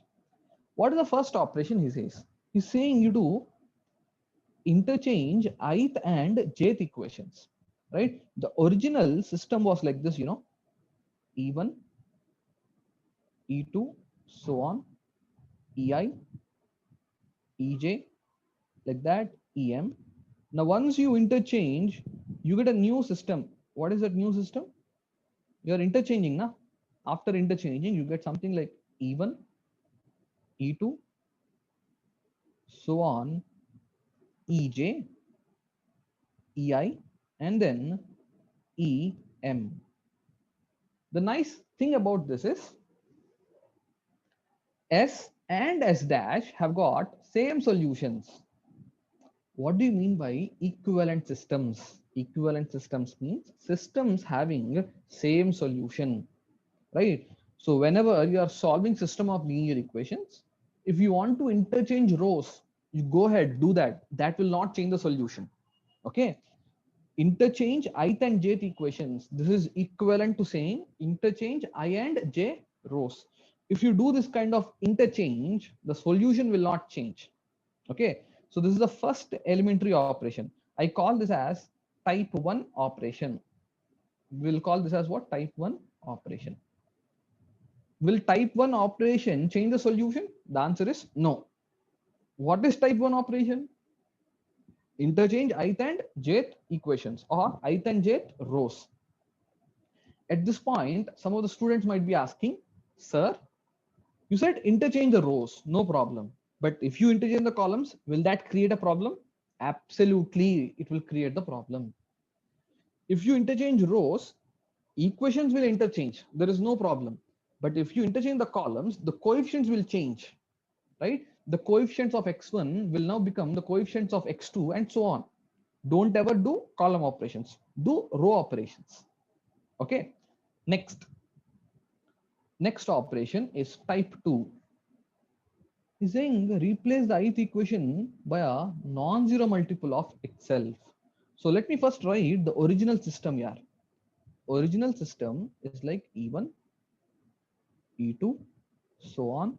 Let's say EI, EJ, so on. Let's say EM. What is the operation he's saying now? He's saying you to replace the ith equation by non-zero multiple of itself. So what does that mean? It means E1, E2, so on, alpha EI, and then EJ, and then EM. Okay, this will result in a new system where alpha is not equal to 0, it seems. Right? What do you mean by replacing ith equation by non-zero multiple of itself? You are just multiplying alpha on both sides. Right? There is an ith equation You are multiplying alpha on both sides. Doing this, the solution will not change. Okay. So S and S dash are equivalent systems. Equivalent systems means what? Having same solution. So what is this? This is type 2 operation.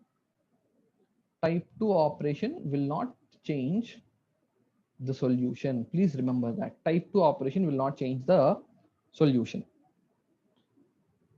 The most important one. Okay, let's put a star mark to this. Star mark. He's saying replace the jth equation by combination of itself plus multiple of ith equation. Okay, so I'll first name this as type 3. Type 3 operation. Let's see what was our original system.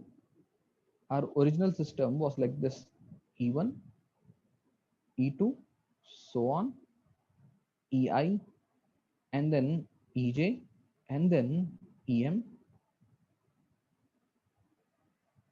What is he saying? He's saying replace the jth equation by combination of itself plus multiple of ith equation. So what does this mean? I need to focus on jth equation. So I'll just retain all the rows or all the equations, E1, E2, so on. Let's say EI. He then says replace jth equation by combination of itself. Itself means EJ plus multiple of ith equation, that is alpha times EI and then EM. If you do this kind of operations, still S and S dash will have the same solution. That means this will not change the solution. I'll quickly go back to the example 1 and example 2. Example 1 and example 2 and show you what operations we have done. Look at this operation here. R2 is replaced with R2 minus 3R1. This is nothing but your type 3 operation. This is nothing but type 3 operation. What are these operations? What are these operations? Type 3. Type 3 will not change the solution here. Type 3 will not change the solution. Go to another example if you want. Look at this. Whatever operations we have done, those operations are nothing but the 3 elementary operations. What is this? This is type 3 operations. Type 3 operations. You are supposed to do type 1, type 2, type 3. I'll quickly give you a recap of what is type 1, type 2, type 3. You take any example that we have solved so far. If you perform these 3 operations, right? If you perform these 3 operations, the solution will not change. That will result in an equivalent system called S dash. I'll quickly give you a recap of what are the 3 elementary operations. The first operation is interchanging the equations. If you interchange the equations, the solution will not change. Interchanging the equations is similar to interchanging the rows. Okay, interchanging the equations is similar to what? Interchanging the rows. What is type 2? You are replacing ith equation by non-zero multiple of itself. Okay, so see here, non-zero multiple of itself. This will also not change the solution. Look at type 3, the most important one. You will replace a particular row with itself plus multiple of another equation, right? See here, at this point of time, I'll also highlight one thing. So look at this. Type 3 operations will not change determinant. Okay, type 3 operations will not change determinant. That means in the coming sessions, we will talk about what? We will talk about determinants. There, I'll highlight why type 3 will not change the determinants. Type 3 operations will not change determinants. Why it will not change, we will see. Type 1, type 2, will it change the determinants? Yes, it will change the determinants, but type 3 will not change because of this property. This is a very, very important one. Type 3 will not change the determinants. At this point of time, I would like to highlight something like this. If you replace R3 with alpha R3 plus beta R1, okay, this is not type 3. This is not type 3. Why this is not type 3? I clearly said, if you do operation like this, R3 is replaced with R3 plus, let's say, beta R1, then this is type 3. Then this is type 3. Okay. Because I clearly mentioned that replace the jth equation by combination of what? Combination of itself. Right? Listen, read this properly. Replace with combination of itself plus multiple of ith equation. Okay. So now, the other interesting thing here is, if you do this operation or this operation, solutions will not change. Solutions will not change. Okay, keep this in mind. Solutions will not change, whether you do the earlier, the first one or the second one. But what I will do from here onwards is I'll use only type 3. Even though I know that this operation will not change the solution, I'll not go for that. The reason is very simple. I want to use type 3 in my future sessions, that is in determinant concept. If you use this kind of operations, the determinants will change. So I'll just highlight that also. Right here, if you use this, determinant will change. Determinants will change. Why the determinant will changes? We will have a detailed discussion on that. I'm just giving you an overview. Keep this in mind. Determinants will change. Okay, so let me go ahead with the discussion. Okay, so you people have seen what are type 1, type 2, type 3. You are supposed to, if you use this, it's well and good. Okay, to maintain some uniformity, I'll use only type 1, type 2, type 3 for solving the system of linear equations. Okay, I clearly mentioned that if you do this kind of operation, the solutions will not change, but what will change? The determinants will change, right? Type 3 operation, determinants are not changed. Determinant will not change, right? So all the time what I'll do is I'll use type 3 so that solutions will not change as well as determinants will not change, right? I hope you people have got the idea, right? Which is that operation where the solutions is not changing as well as determinants is also not changing. The operation is type 3. Let's go ahead. Okay.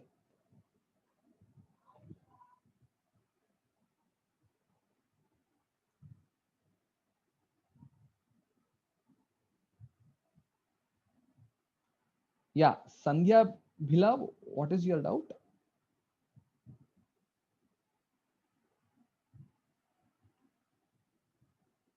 Sandhya Bhila, what is your doubt? Sir, in type 1 and type 2, does the determinant changes? We will discuss that while talking determinant. The determinants will change. Okay. Okay, we will have a detailed discussion whether the determinant changes or not. Okay. Yes.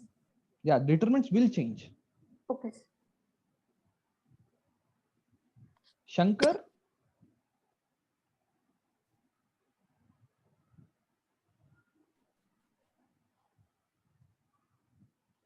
Vamshi Krishna.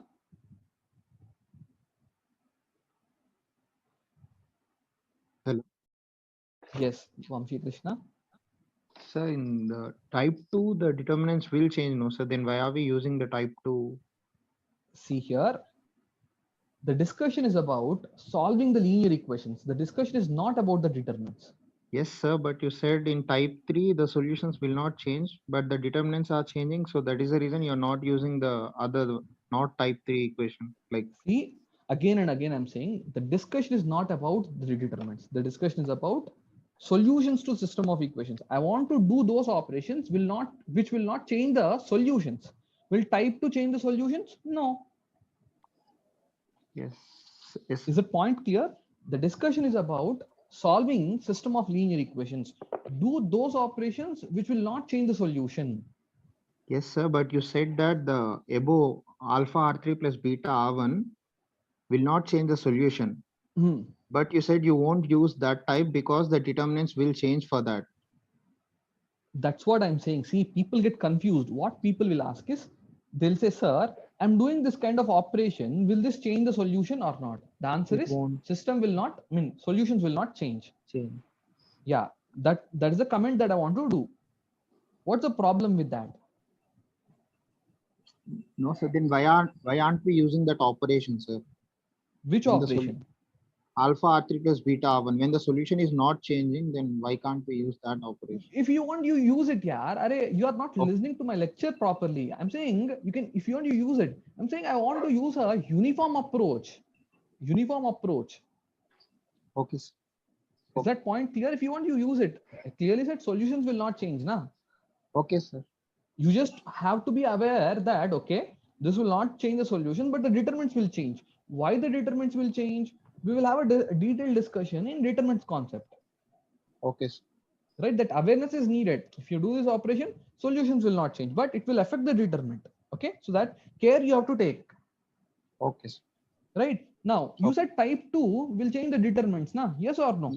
Yes, sir. So that care you should be aware that, okay, if I do type 2, the determinants will change. But my discussion is about solving the equations as of now. Okay, sir. Yeah, can I go ahead? Yes, sir. Yeah. So feel free to ask. Okay. So don't hesitate in asking anything. Okay. Sujit?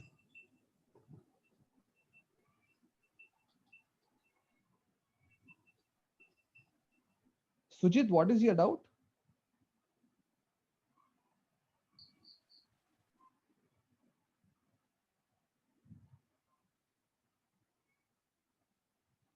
Yes, what is your doubt?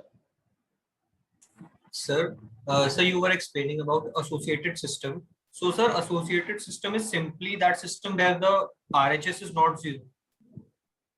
See, associated homogeneous system means RHS have forcefully made it as 0. Hello? Yes, sir. Associated homogeneous system means you are given some non-homogeneous system. Okay. So what you have done is you have taken that non-homogeneous system and made that right side entirely 0. Then whatever system you get is called associated homogeneous system. Okay, sir. Yeah. Pradeepta, what is your doubt?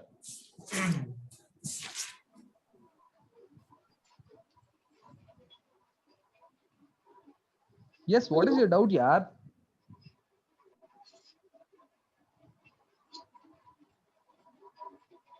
Pradeepta? Hello, can you hear me, sir? Hello. Yeah, I can hear you. You go ahead. Tell me what is your doubt? Sir, I can't hear you. See, I can hear you. Tell me what is your doubt?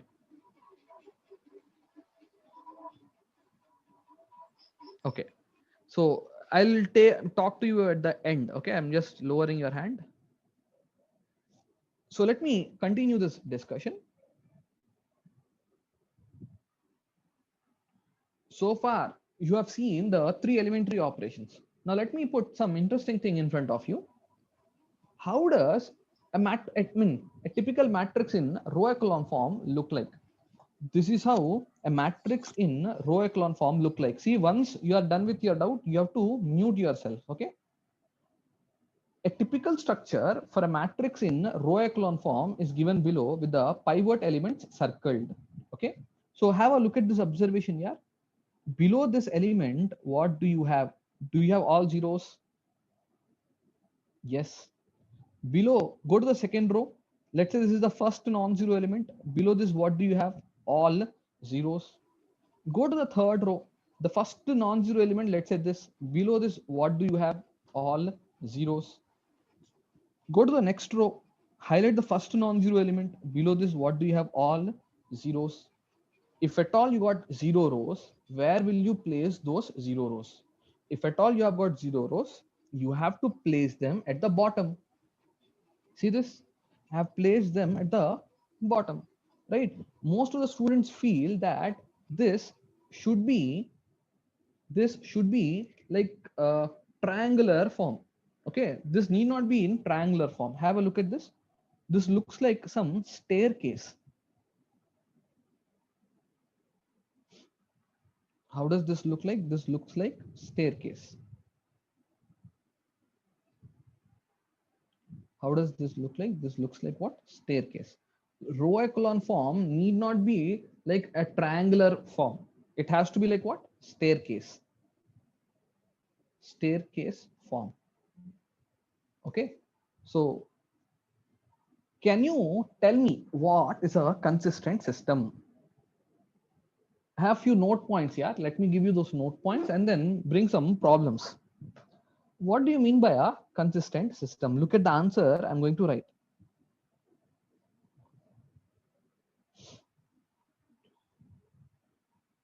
A system having at least one solution. A system having at least one solution is referred or is called as consistent system. What do you mean by at least one solution? So let me also highlight that. At least one solution meaning, at least one solution means one or more than one. One or more than one. So that is about consistent system. How do you define in consistent system? How do you define inconsistent system? It is very simple. A system having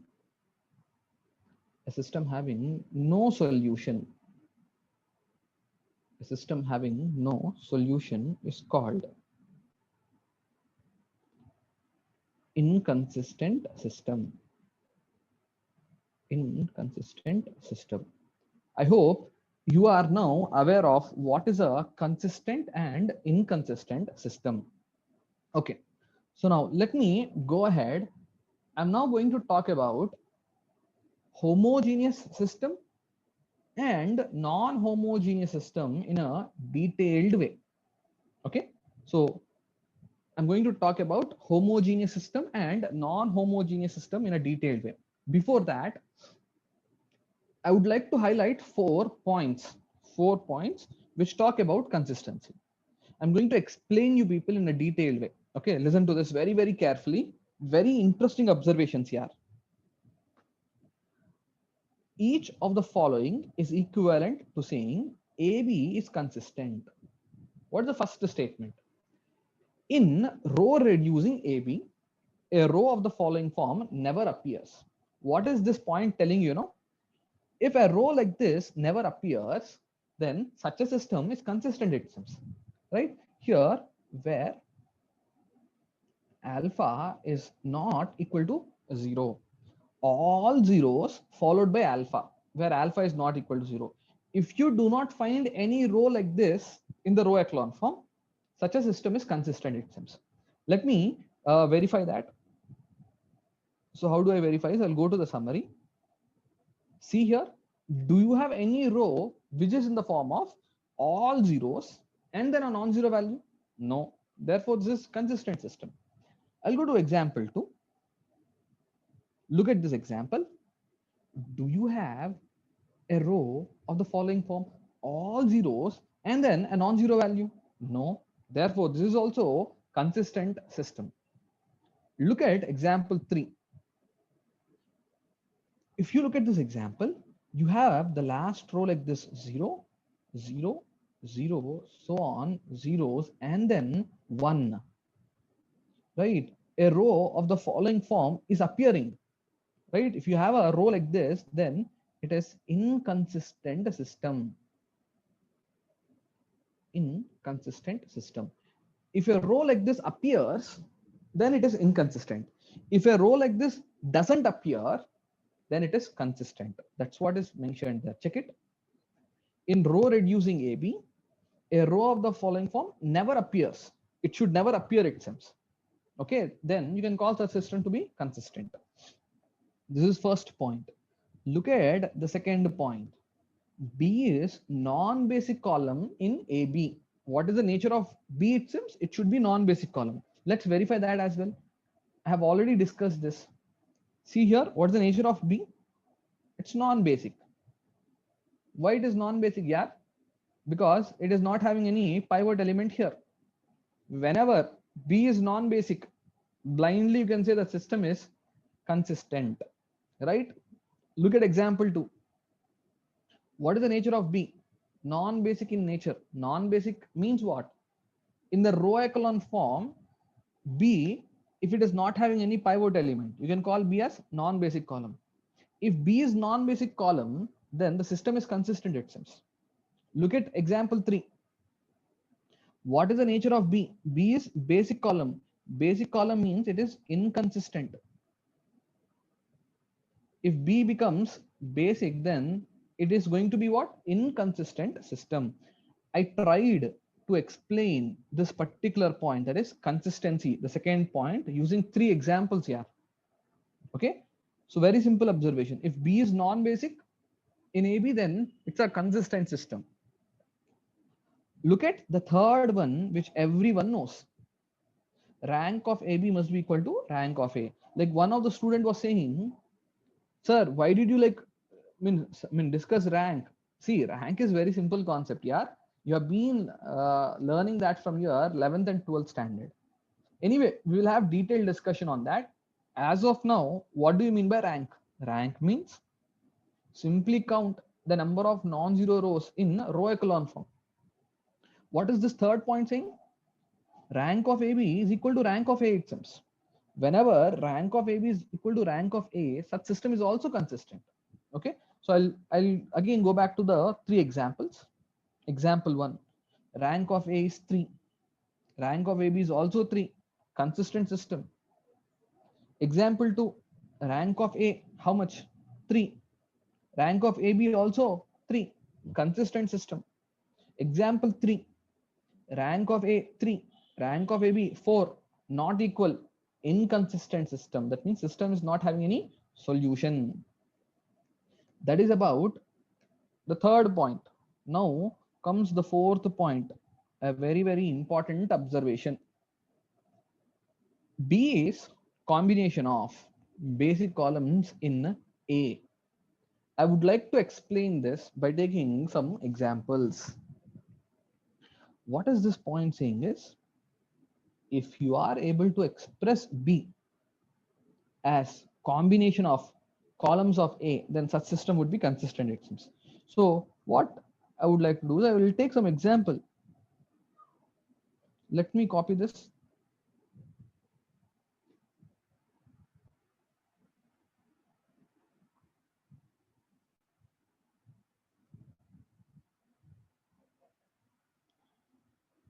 Let me copy this.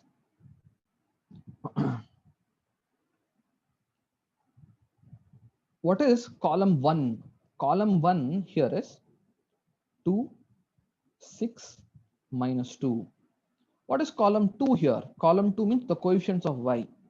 1, 2, 2. What is column 3? 1, 1, 1. I'll take their linear combinations. See how I'm going to take their linear combinations. I'll put minus 1 times the first column, plus 2 times the second column, 1 times the third column. So this looks like what? Minus C1 plus 2C2 plus C3. I have taken the linear combination of columns. Columns of what? Columns of A. If linear combination of columns of A, if it is giving you B, then such system would be consistent. Let's verify that. Minus 2 plus 2 plus 1, how much? 1. Minus 6 plus 4 plus 1 minus 1. Minus into minus is plus 2 plus 4 plus 1. 2 plus 4, 6. 6 plus 1, 7. The linear combination of columns of A is giving us what? Giving us B. Therefore, such a system would be consistent. At this point of time, you people will be asking, sir, who gave you the coefficient, or how did you take this as -1? How did you take this as 2? How did you take this as 1? It is very simple, yeah. I've solved the system. After solving, I got x1 to be -1, x2, or I got x as -1, y as 2, z as 1. I have put those values there. The linear combination of these columns gave me B. So the killer point here is whenever linear combination of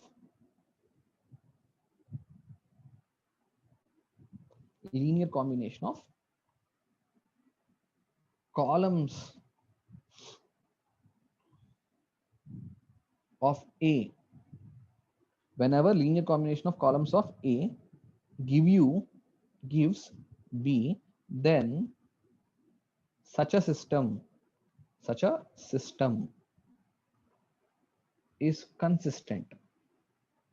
Such a system is consistent. I hope this discussion is very clear. Whenever linear combination of columns of A gives you B, then such a system would be consistent. Okay, yeah.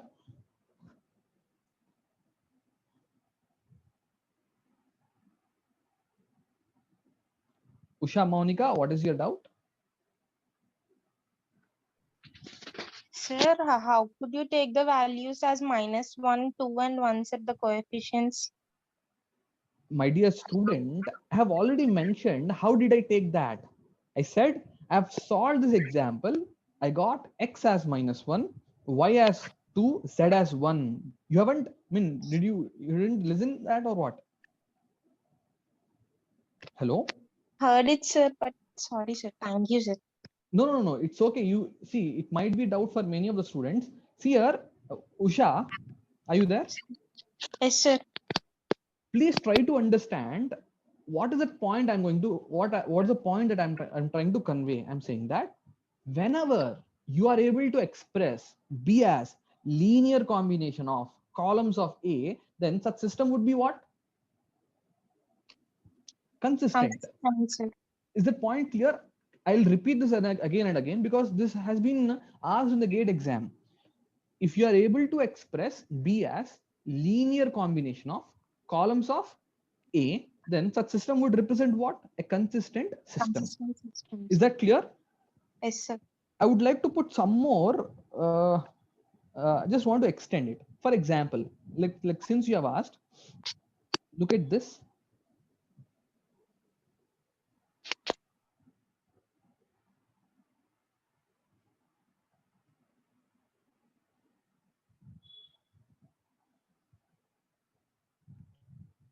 Now you might be asking like why this is always giving us a consistent system. I just want to put some more explanation here.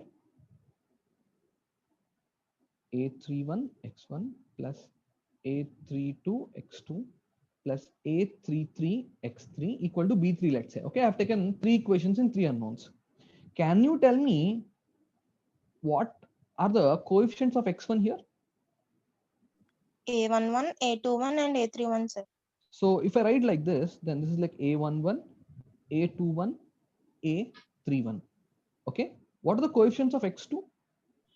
A12, A22, and A32, sir. Coefficients of x3. A13, A23, and A33, sir. Now I'll multiply this looks like the first column, second column, third column, correct? I'll multiply with x1, multiply with x2, I'll multiply this with x3. Is this looking like x1 times c1 plus x2 times c2 plus x3 times c3? Yes, sir. Where c1, c2, c3 means the columns of A. Is that point clear? Yes, sir. Is this Or this can also be called as linear combination of columns of A. Can this be called as x1c1 plus x2c2 plus x3c3? Can it be called as linear combination of columns of A or not? Yes. Hello? Yes, sir. Yes or no? Yes, sir. I got the point, sir. Now, all my dear students, listen to this point carefully. Whenever you are able to express B as linear combination of columns of A, then such system would be consistent. Okay. Usha, are you there? Yes, sir. Can you quickly tell me what are the statements or what are the equivalent statements which tell that the system is consistent?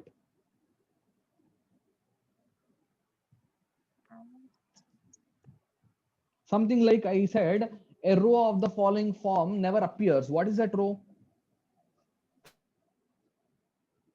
Okay, you might, I mean, just now I have explained, so it's okay. So can you look at this? A row of the following form should never appear. All zeros followed by non-zero value. If this row never appears, such a system would be consistent. The second point is the nature of B must be non-basic in nature. Third point, which everyone knows, that is rank of A equal to rank of AB. The fourth one, which was asked in the GATE exam. Okay, I'll put some note here. Given in the recent GATE exams, they have troubled the students with this statements. Given the recent GATE exams, whenever you are able to express B as linear combination of columns of A, such a system would be consistent. Okay. Yeah. So I'll give you some time here, 10 minutes time. If you have got any doubts, you can ask me. Exactly 10 minutes I'll give you. If you have got doubts, you ask. Other students can go for a break.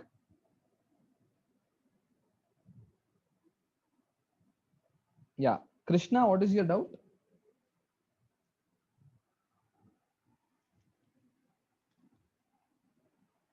Hello. Hello. Yes. What is your doubt? Sir, we call associated homogeneous equation. We forcefully turn non-homogeneous equations into associated homogeneous equations. Okay. Okay. Then all homogeneous equations are not be associated homogeneous equation. See here, you are thinking too much here. Look at this. Just go through those equations.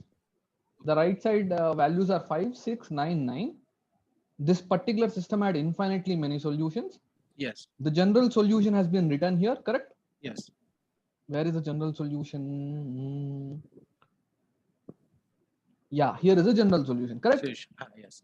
Look at this example. Look at the left side. Are the coefficients same as the one which I've used earlier? Yes. Yeah, same. But the right side? R0. That means But there is sir, some we link forcefully done it. Array forcefully means I'm just saying the right side values are all now 0. Okay. So if you have such system and you're comparing with the earlier, there is some link I'm saying. Okay. What is that link? You simply remove this particular solution. Okay. You remove this particular solution. Whatever is left over would be the solution for this system, it seems. Sir, if we solve this equation, that is this equation on screen, then we got these x1, x2, x3, x4. Then this satisfies equations that is zero value on right hand side. See what I got your doubt. Now you have this now. Yes. This will satisfy only this system. This will not satisfy non-homogeneous system. Okay. Hello. So that's my point. That is, sir, if we on screen this question is that x1 plus 2x2 plus x3 plus 3x4 plus 3x5 equal to 0. That is 4 equations. If we solve these 4 equations and if we get values of x1, x2, x3, x4, and x5, then it satisfies this equation. That's equal to 0, equal to 0. Yes. Then sir, in associated homogeneous equation, it will satisfy these values. See here, your doubt is not clear. Let me explain you. You have this homogeneous system in front of you. If you solve this, you get some general solution. That general solution is nothing but this. Is that clear? Yeah. This is also part of non-homogeneous system. Check it. Yes, this is part of Here also it is repeating, but in addition to this, you have one more solution here. You have to add this now. Hello? hello. Yes. Yeah. Is that point clear? Yes, sir. Yes, I got it. Yeah. So let me go to the next student. Mrutyunjay, what is your doubt? Hello, sir. Yes, what is your doubt? Hello. So I want to ask about the pivot elements. So I'm Yeah, not what is your clear doubt? with the concept.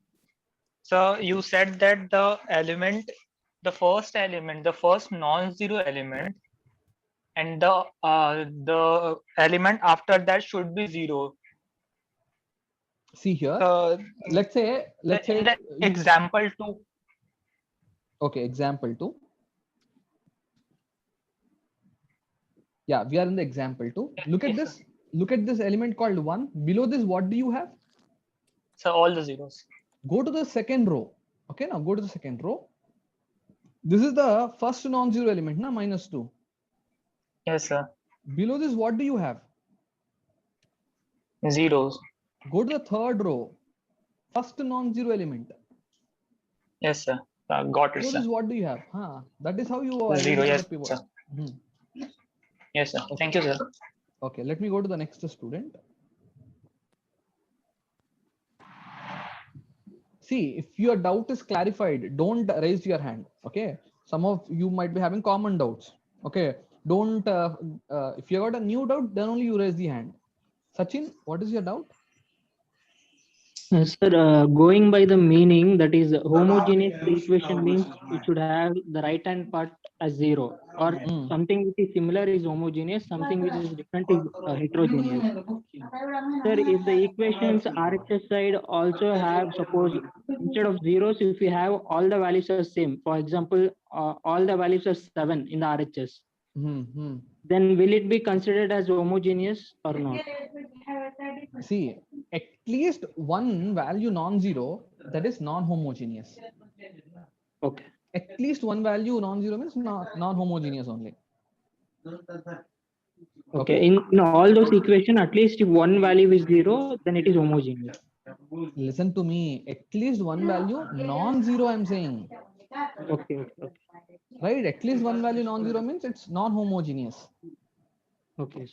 Yeah. Teja, what is your doubt? Hello, sir. Can you hear Yeah. me? What is your doubt? So can you go to the consistency terms? Those 4 terms are there. Those 4 statements? Yes, sir. Consistency. Yeah. So in the last one, B is a combination of basic columns in A. Some girl had the doubt in the previous one. I'm like, you just asked her. Can you go to What is your doubt? So here you are taking the solution as the main point to get this statement, right? -1, 2, and 1 are the solutions of the equation. Yes. Is that right? So you're taking the statement from the solution of the equation. Yes. So yes, so that's what I'm on to. Yes, you are right. Yeah. Any other doubt you have? One more, sir. Like type of solutions doesn't depend on number of equations or number of variables. Yes. And it only depends on the coefficients of the variables, right? Yes. Okay, thank you. That's my... Yeah. Yes, what is your doubt? Sir, can you please reiterate the approach as to how we convert the original matrix to echelon form? See here, there would be n number of variables, na? Yes, sir. N number of variables, something like this. Correct? Yes, sir. How many variables are there here? Sir, n unknowns, n variables. How many equations are there? M equations. You start your approach like this. Use this particular coefficient, make the other coefficient 0, that is this 0. Okay, sir. Right. Once you are done with this, now all these values are 0, correct? Yes, sir. Now use this particular coefficient and make the other value 0. Okay, sir. Below that coefficient. Right. So you are doing like this. What is the conclusion is they gave you S. You are creating an equivalent system called S dash. Okay. You are creating an equivalent system called what? S dash. That S dash actually is easy to solve. Yes, sir. That's a approach here. Okay. Okay, sir. Okay. Let me take the another doubt. My dear students, if you have got common doubts, don't raise the hand. Just to simply like, if you have got different one, you utilize this. Very, very important for all you. Time is very, very important for you. Vinit Raj. Yes, sir. So I've understood this echelon form and the pivot element. Can you please go to the page number 10F? Okay. Yeah. In the last operation, if there is any element in the last row and in the last column, the 0, if there any number is present, will it be considered as a pivot element? Of course. Of course. See here, I've given you an example. Now check it. Look at this. Yes. The last row, last column element you observe, this is, let's say, non-zero, then that is pivot element. Such system would be inconsistent, I'm saying. Just by looking at that row, you can declare that it is inconsistent. All right. And sir, can you please reiterate this free variable? Okay, free variables is very, very easy one. What you have to do is identify the columns which are containing pivot elements. Okay. For example, column 1 is containing pivot element.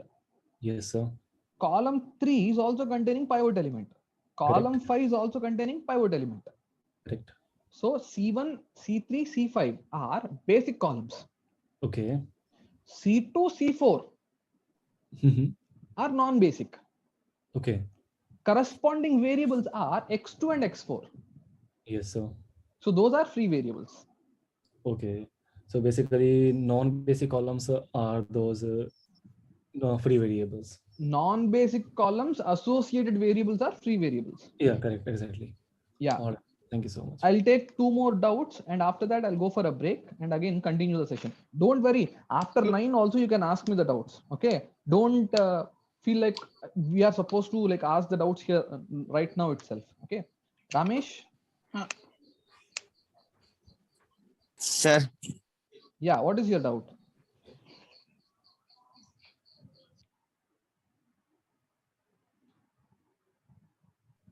Hello. Yeah. Ramesh, what is your doubt? Sir, can you go back to the 4 points which was discussed? Okay. Okay. Okay. You are scolding me or what? No, sir. I'm not scolding. I was eagerly waiting to ask the doubt. Yeah. What is sir, your doubt? I got very clear right now, but the thing, the basic, can you explain the terminology of basic in this particular line? Actually, you can remove the term called basic here. You can simply say, you can remove the basic here. It's linear combination of columns of A. Yes, sir. That's what I got confused because we thought that basic is a basic columns are the column which contain pivot elements. Yeah. You can say B is combination of columns of A. That's it. Yeah. Thank you very much, sir. My God. Okay. So guys, just give me 5 minutes time. I'll be back. After that, I'll continue the session. If you have got any doubts, make a note of that. I'll take that doubts at the end of the class. Okay. I'll not leave any student's doubt. Okay. Don't worry about that. Give me some time, 5 minutes time. I'll be back. We will start the session from 7:20 onwards.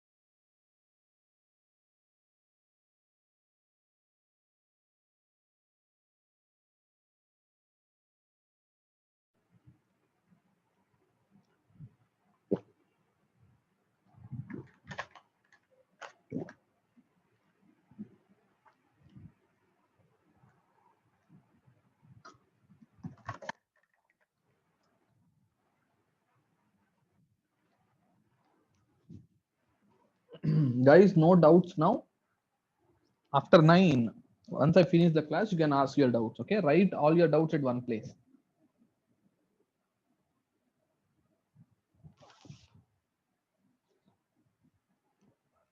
Only technical doubts you have to ask me, like doubts like study material, what are the class timings.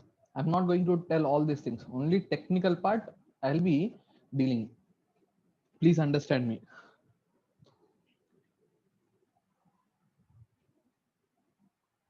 You can now lower all the hands. Once I complete the session, you can ask me the doubts. Yeah, Sandhya, what is your doubt?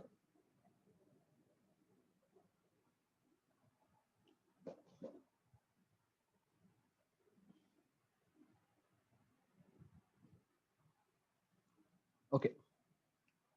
So let's continue this discussion.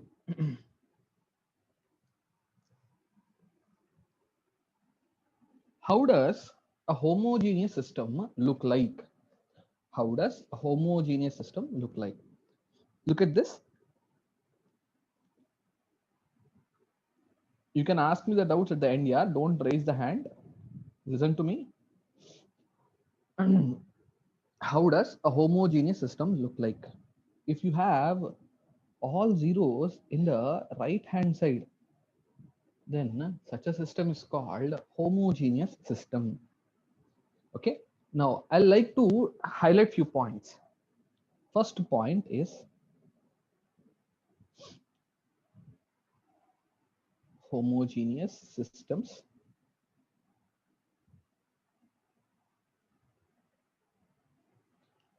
are always consistent. That means there is no discussion of system being inconsistent in this homogeneous system.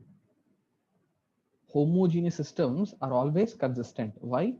The answer is very simple. You take x1 equal to x2, so on, xn, all of them to be 0. Try to put all these values here. x1 0, x2 0, so on, xn 0. LHS equal to RHS. Not just the first equation. You put in all the equations. LHS would be equal to RHS. That's the reason why homogeneous systems are always consistent. I want to search, or I want to know, apart from this, do we have any non-zero solution or not? Apart from this, do you have any other solution or not? For that, what are we going to do? Earlier, we looked at AB. Now, you need not consider AB, just consider A. Why? The reason is very simple, yeah. This contains all zeros. Whatever operations you do, the last column will remain as 0 only. Whatever operations, whatever type 1, type 2, type 3 operations you do, the last column will remain as what? 0 only. Because of that, no need to consider AB, just to consider A. Okay. So now what is he saying? He's saying let A m comma n be the coefficient matrix of the homogeneous system. He also says that rank of A be R. How did he calculate rank of A? First, you take A, reduce that to row echelon form, count the number of non-zero rows of A, right? See, again and again I'm saying, no need to work with AB here. The last column is containing all zeros. How many row operations you do, the last column will remain as 0 only. Okay, so don't consider AB, just consider A. Find the rank of A. Based on rank of A, you can tell what kind of solution it has got. Okay, so let me go ahead. So what is he saying? Saying the unknowns that correspond to the positions of basic columns are called basic variables, it seems. Yes, we know. We know how to identify the basic variables. And then he says, the unknowns corresponding to the positions of non-basic columns are called free variables, it seems. We already know this. You know how to identify the basic variables and free variables. See here, I don't know what's the reason. I'm unable to see what you people are typing. Okay, so there is some error. Okay, there is some error in the question and answer section. There is some error in the question and answer section. So whatever you are typing, I'm unable to see. So don't type there. If at all you got doubt, you can raise your hand, ask me at the end. This point is very clear. You know how to identify the basic and free variables. He now says there are exactly r basic variables and n minus r free variables. Here I would like to tell what is r. R means rank of A. What is n? N refers to number of variables. Number of variables. If you know the number of variables, if you know the rank, then you can tell how many basic variables are there and how many free variables are there. How many free variables are there? N minus r. How many basic variables are there? Simply r. To describe all the solutions, first convert A to the row echelon form, identify the basic variables and free variables, write the general solution. So I would like to take one example. So let me go back to the example. This example, yeah. This is homogeneous system case.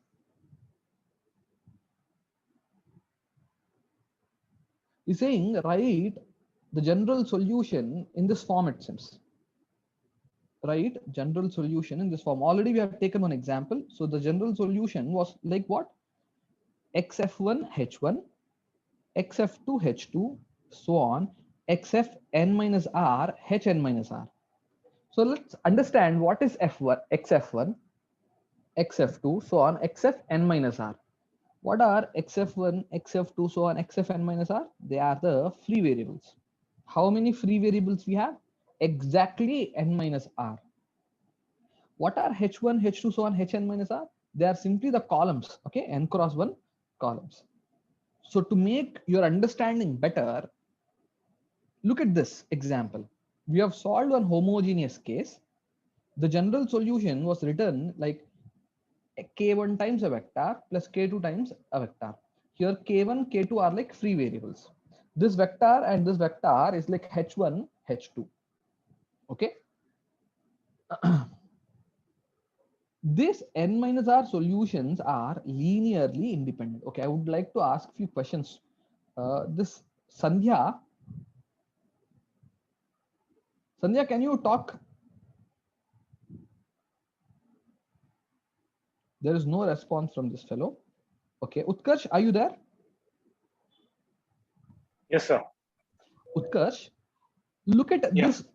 Utkarsh, is this the general solution of a homogeneous system? Yes, sir. Okay, if you substitute different values for k1 and k2, how many solutions you get? We'll get infinitely many solutions. My dear students, look at the terminology I'm using. Okay, Utkarsh, try to answer this question. Remaining students, listen to what he's saying. Utkarsh, how many solutions this system has? Look at this. How many solutions this system has? It has infinitely many solutions. You are absolutely right. Again, I'll ask you, how many solutions this system has? Infinitely many solutions. Can I say that all those infinitely many solutions are the linear combinations of this and this vectors? Yeah. All the infinitely many solutions are just the combination, linear combination of this and this, yes or no? Yes, sir. We refer these two solutions as linearly independent solutions. Independent. Okay. How in the exam they'll ask, how many linearly independent solutions are there? This is different from how many solutions the system has. Okay, again I'll ask you, Utkarsh, how many solutions this system has? Infinitely many solutions. All those infinitely many solutions are the linear combination of what? This and this, this. k1 and k2 times that. Further, they'll ask how many are linearly independent. In this present problem, 2 are linearly independent. Okay. Yeah. In general, how many are linearly independent? N minus R solutions are linearly independent. Linearly Is that point clear? Yes, sir. At this instant, okay, how many are linearly independent means you people have to answer N minus R. Further, we will focus more on what do you mean by linearly independent vectors. Is that point clear, Utkarsh? Yes, sir. Right now, I'm not going to talk about what does this linearly independence mean. I'm just saying that you have got N minus R linearly independent solutions. I hope this is clear. Yeah. Utkarsh, what do you mean by N? N is the number of variables. What do you mean by R? Rank of A. Yes. Now, why you haven't taken A, B here? Why are you only working with A? Because like in the homogeneous system, the B is completely zero. So like there will be no meaning of taking B and doing any operation over B.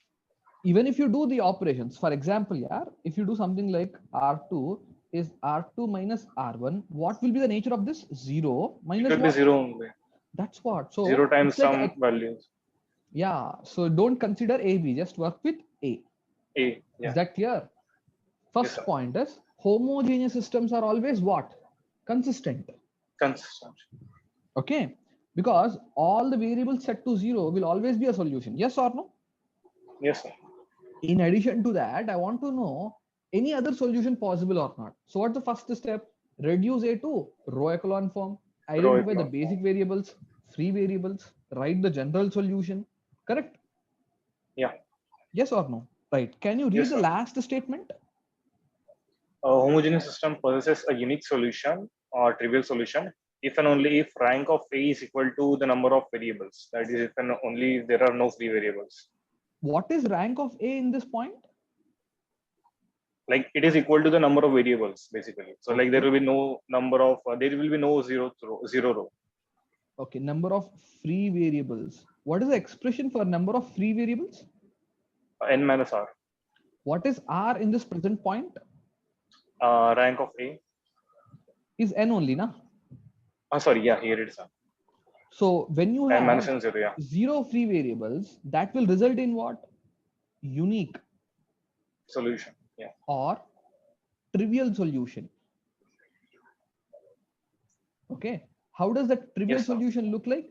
X1 equal to X2, so on, Xn equal to what? 0. My dear students, if rank of A is less than N, what happens? Rank of A equal to N means trivial solution. Na? Rank of A less than N means non-trivial solution. Non-trivial solutions. So this is called non-trivial solution. Non-trivial solution is also called non-zero solution. I hope you are following this. It's also called what? Non-zero solution. This is about homogeneous case. In homogeneous, there are only two possibilities here. What are the two possibilities? The two possibilities I'll list out. Everyone mute yourself. So I'll just list out two cases. Homogeneous case.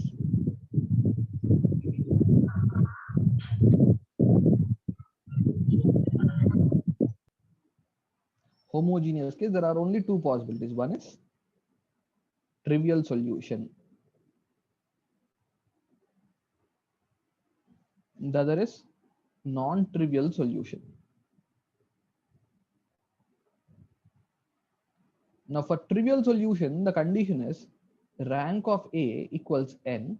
For non-trivial, it is rank of A less than N. The words trivial and non-trivial, you need to use only for homogeneous case.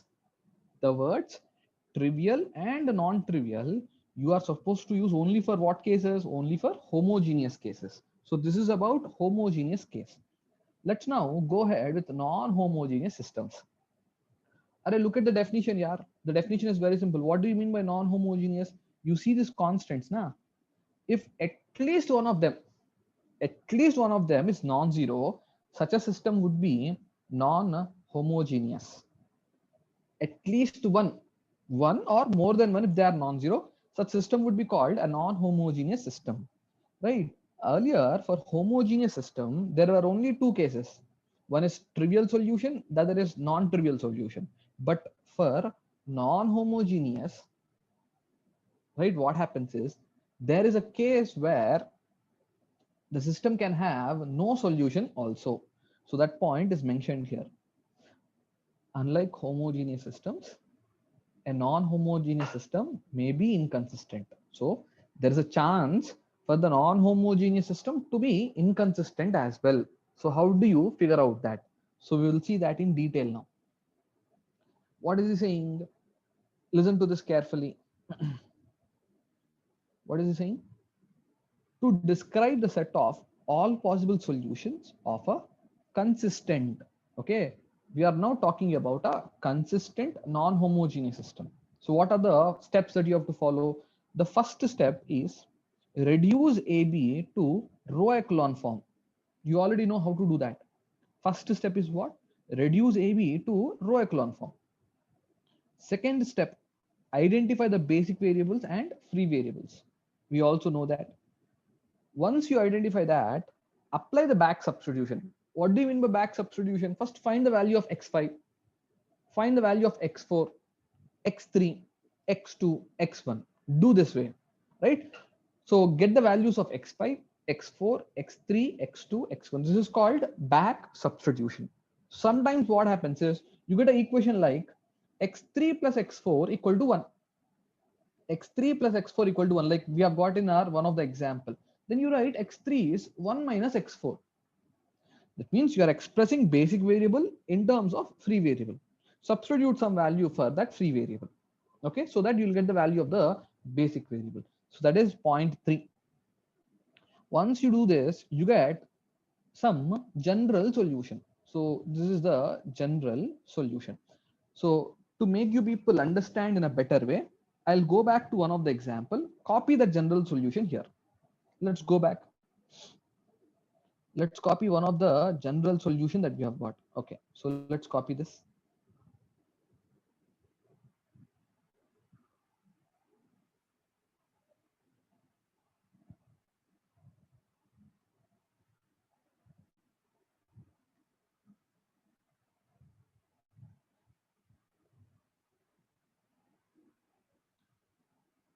This is how the general solution looks like.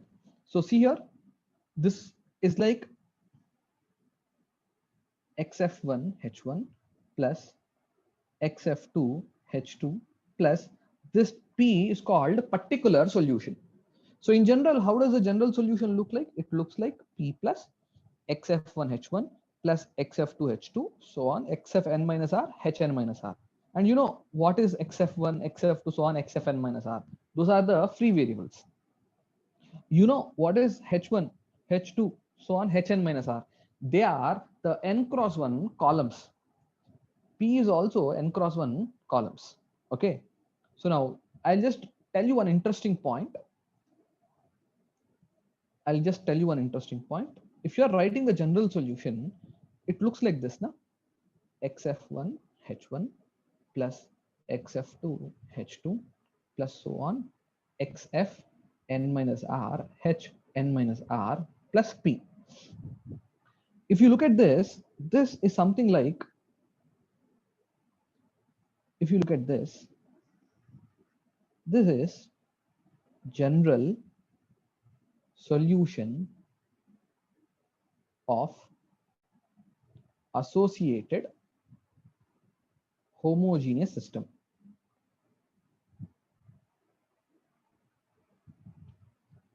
And what is this? It's a particular solution. Okay, so let me read the interesting point here. The general solution of non-homogeneous system is given by particular solution, yes, particular solution, plus general solution of associated homogeneous system. I hope you people have got this idea. Okay, so let me summarize the things. So now we have non-homogeneous system. Non-homogeneous system. Now, what are the following? I mean, what are the possible cases? The possible cases is no solution. When do you get no solution? Yeah, it is very simple. When rank of A not equal to rank of AB. There's a case called unique solution. There's a case called unique solution. That is when rank of A equal to rank of AB equal to n. N means number of unknowns, number of variables or number of unknowns. So if this case is satisfied, you get unique solution. Infinitely many solutions. This is one more case. Infinitely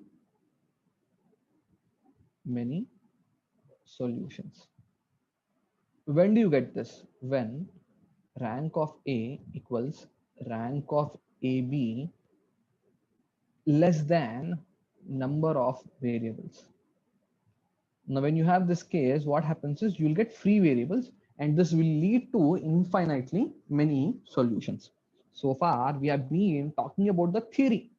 Past 2 hours, right? We are like solving small examples and looking at the theory. Let's now look at the gate problems. How do you handle the gate problems?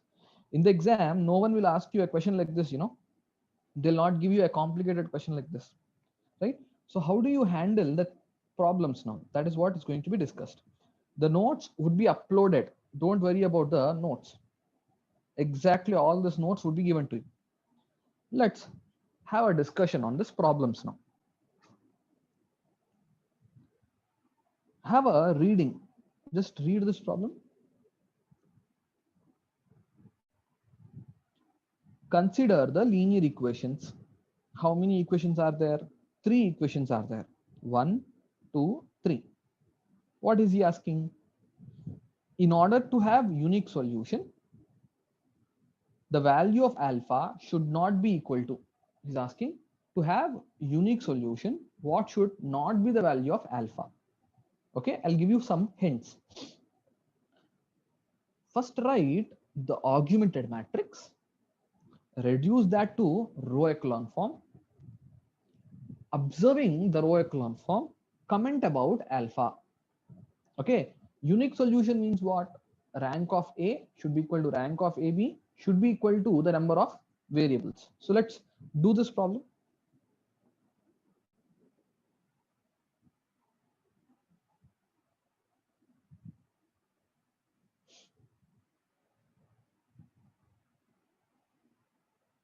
Y coefficient is missing there, so it's 0.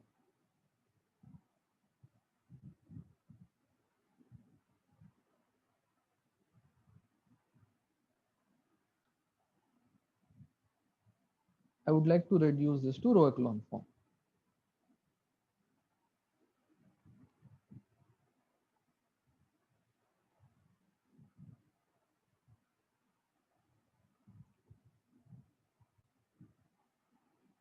Right. Let's see what are the changes we get.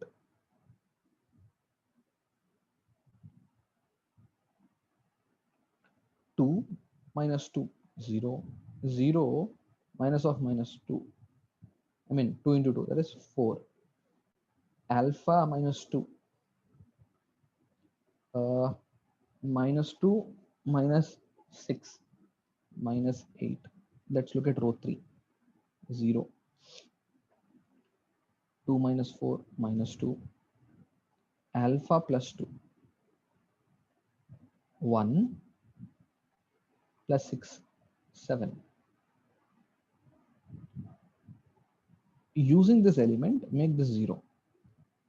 R3 is R3 plus 1 by 2 times R2. Let's see what do we get. 0, 4, alpha minus 2 minus 8. 0 minus 2 plus 2, 0. Alpha plus 2 plus alpha minus 2 by 2. And then 7 minus 4. 7 minus 4 is 3. Now this seems to be in row echelon form. Let's see what is this alpha, this simplified value. How much is this? This is 3 alpha. This is plus 4 minus 2. This is plus 2 divided by what? Divided by 2. Okay, so now how does this matrix look like? It looks like 1 minus 2 1 3 0 4 alpha minus 2 minus 8 and then 0 0 3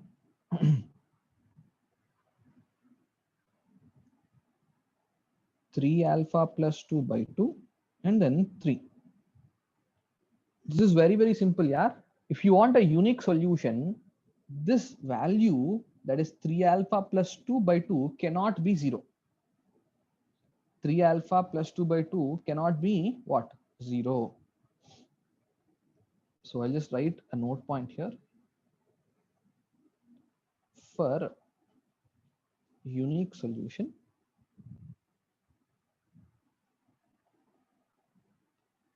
three alpha plus 2 by 2 cannot be 0. Why cannot be 0? Suppose if it is 0, what happens is this is 0, this is 0, this is also 0, and this is 3. If this is equal to 0, then the system will have no solution actually, right? So if this is not equal to 0, that means alpha not equal to minus 2 by 3. For unique solution, alpha cannot be minus 2 by 3. Substitute any other value, you'll have unique solution. Okay, so this is about this question. See, clearly for unique solution, rank of A should be equal to rank of AB and it should be equal to number of unknowns, yeah? So you should make sure that this value is not equal to 0. Okay, so this is about this problem. Yes, Sandhya, what is your Sandhya beloved? This fellow is simply raising a hand and not asking anything, irritating me.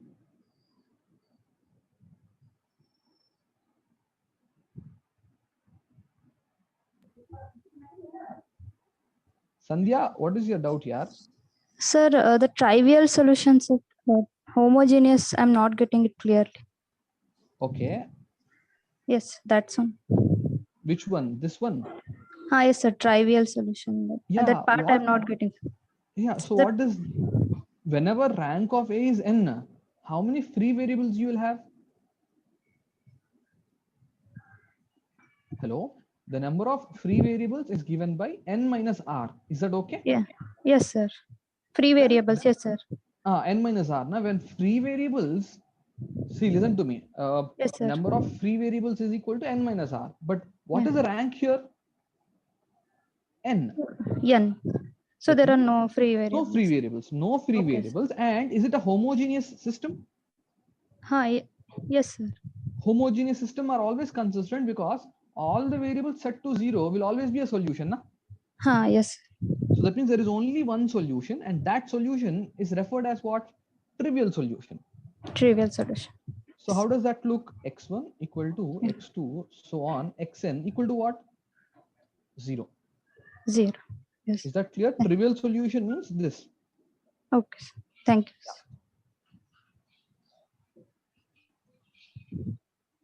Let's go to the next problem.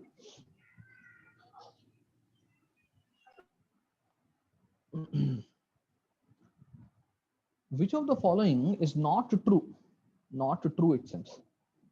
He gave A, is asking rank of A, which is 2. Second option says AX equal to 0 has infinitely many solutions. Okay, we will investigate that.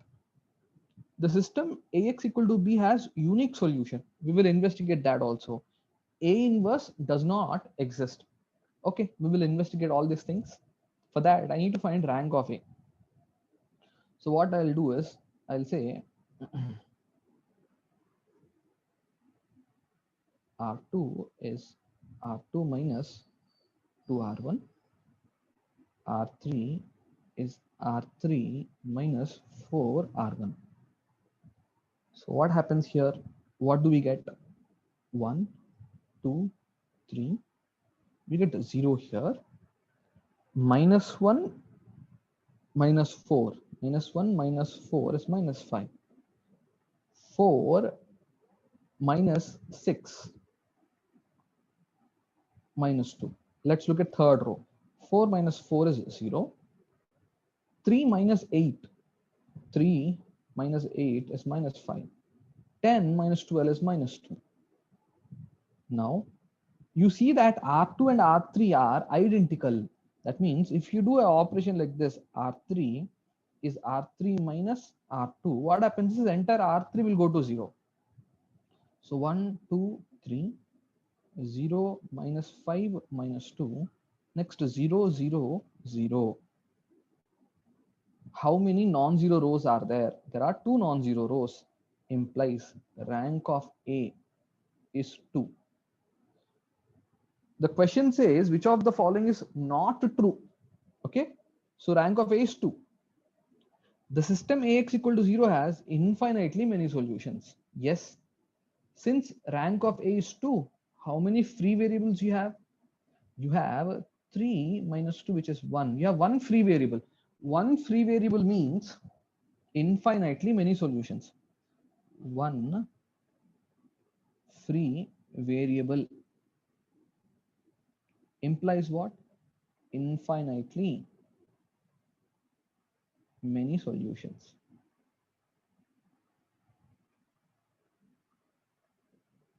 Next says the system AX equal to B has unique solution. The system AX equal to B for unique solution, yaar. For unique solution, what we want? We want rank of A equal to what?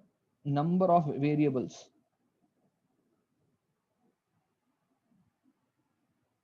For unique solution, what we want?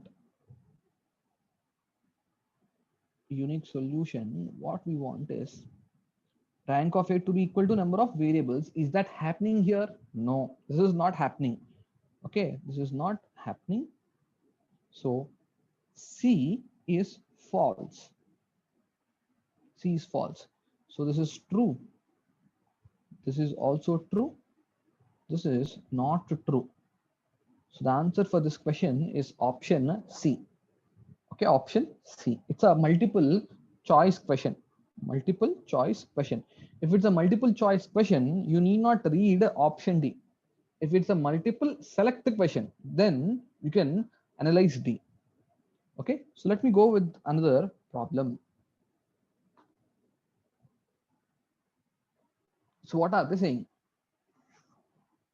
They're saying us to consider a system and what they want. If the system has unique solution, then which of the following is true? Okay, so what I'll do is I'll go for verification here.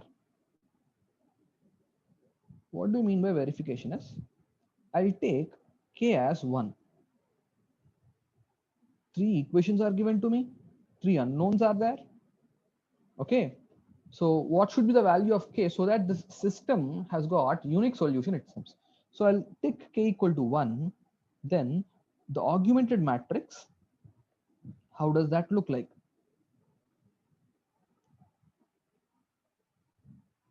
It contains all ones.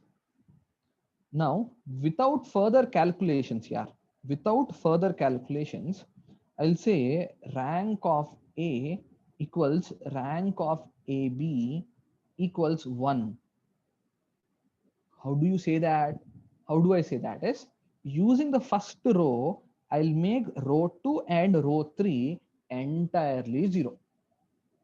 Using row 1, I'll make row 2 and row 3 entirely 0. After that, I'll count the number of non-zero rows. The number of non-zero rows turns out to be what? 1. Okay, but for unique solution, what we need? We need a rank of A equal to rank of AB equal to the number of unknowns. So K equal to 1 fails. K equal to 1 fails. What I'll do next is I'll go for next verification. So K equal to 1 fails. So you can eliminate A. You can eliminate C as well. You can eliminate A and C. So next verification, yeah. Next verification process. Let me write the augmented matrix. The augmented matrix is like K 1 1 1 1 K 1 1 1 1 K 1.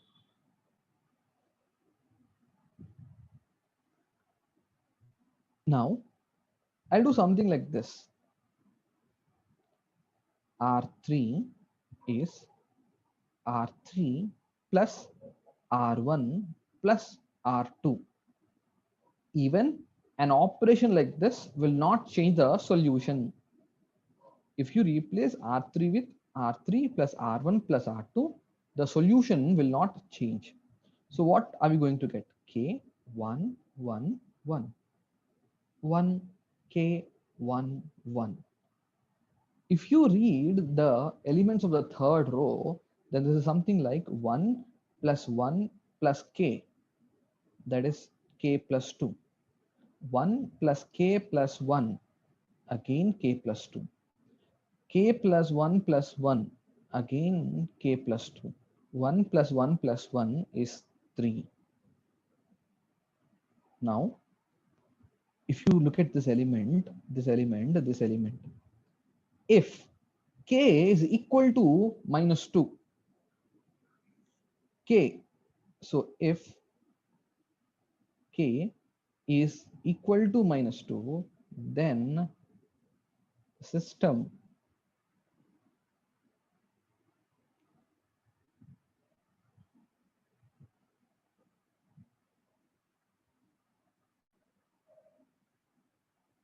if K is equal to minus 2, then the system has no solution. The system has no solution. That means eliminate the options which are containing K equal to minus 2. So I'll write that. So I'll go to the next page, or here only I'll try to fit it.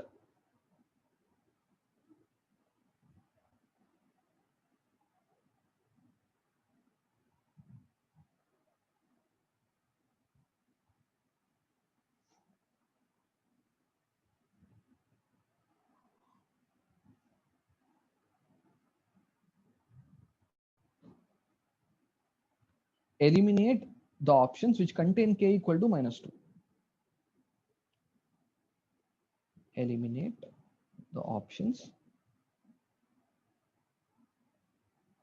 where K is minus 2. So which is eliminated now? Earlier we have eliminated A and C. Now which is eliminated? Where is K equal to minus 2? D.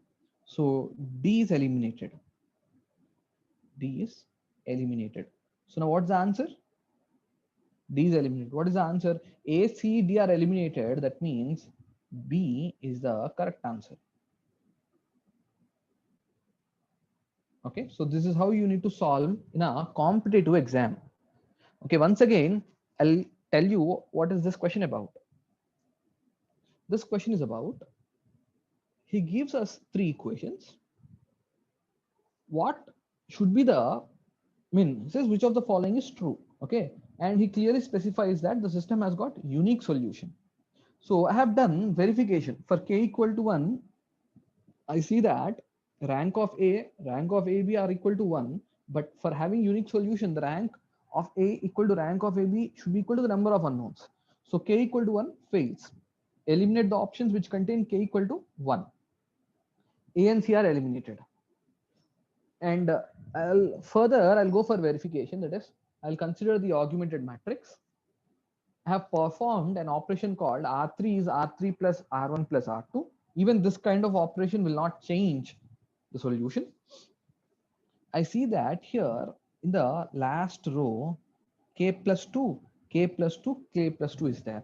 If K is minus 2, then you will have no solution. That means you should also eliminate the option containing minus 2.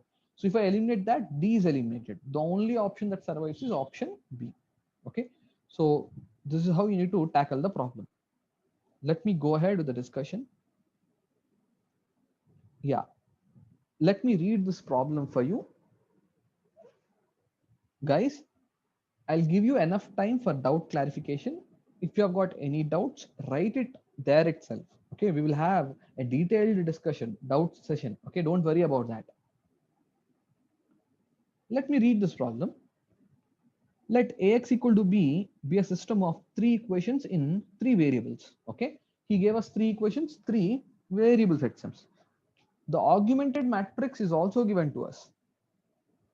Which of the following is not true? Okay, we will verify that. Rank of AB is 2. The system Ax equal to B has infinitely many solutions. The system Ax equal to 0 has unique solution. Rank of A is 2. You do the analysis simultaneously with me. First, consider AB, reduce that to row echelon form, and then verify the options. The first operation that I do is R1, I'll interchange with R3R. The reason is very simple. I want some simple elements in the first row and first column position. So with that I get 2, 1, 0, 1, 6, 3, 4, 7, 4, 2, 1, 3. Let's see what could be done next. R2 is R2 minus 3R1. R3 is R3 minus 2R1. So let's go ahead. 6 minus 6, 0. 3 minus 3, 0. 4 minus 0 is 4. 7 minus 3 is 4. Let's read the third row. This is 0. 2 minus 2 is 0. 1. 3 minus 2 is 1. This looks very simple, yeah. The next operation that I'm going to do is R3 is replaced with R3 minus 1 by 4 R2. So with that I get 2, 1, 0, 1, 0, 0, 4, 4, and then all zeros. So what's the conclusion? Rank of A equals rank of AB equals 2, which is less than the number of variables, which is 3. Okay, so let's see this. What happens? Rank of AB is 2. Yes, it's true. The system Ax equal to B has infinitely many solutions. Yes, that is also true. This is true because number of free variables. Number of free variables is 3 minus 2, which is 1. This will lead to infinitely many solutions. The system, let me also read option D. Let me read option D. Rank of A is 2. Yes, this is true. That means answer for this question is C. The Ax system Ax equal to 0 has unique solution. That is a false statement. Why this is false? For a system called Ax equal to 0 to have unique solution, rank of A should be equal to number of variables. But here that is not satisfied. So this is the false statement. So this is the answer that you are going to set. Okay. A very, very simple problem. Yeah. He gave augment matrix. He gave 4 statements asking which is not true. A very, very simple observation.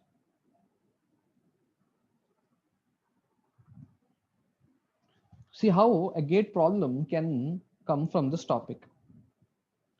The following system of equations has infinitely many solutions when. Okay, he wants infinitely many solutions, it seems. Okay, we know when do we get infinitely many solutions? When rank of A equals rank of AB and less than number of unknowns. Or simply whenever you have got free variables, then that will lead to infinitely many solutions. A very, very simple approach. First, write the augmented matrix.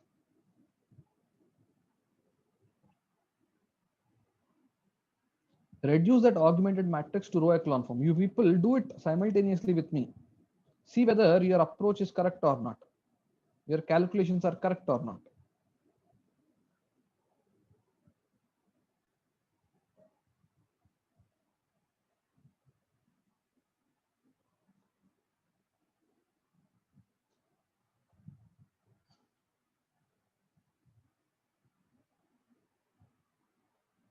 Zero, 2 minus 1, 1, 3 minus 1, 2, 4 minus 3, 1, 0, 4 minus 1, 3, k minus 1, 3.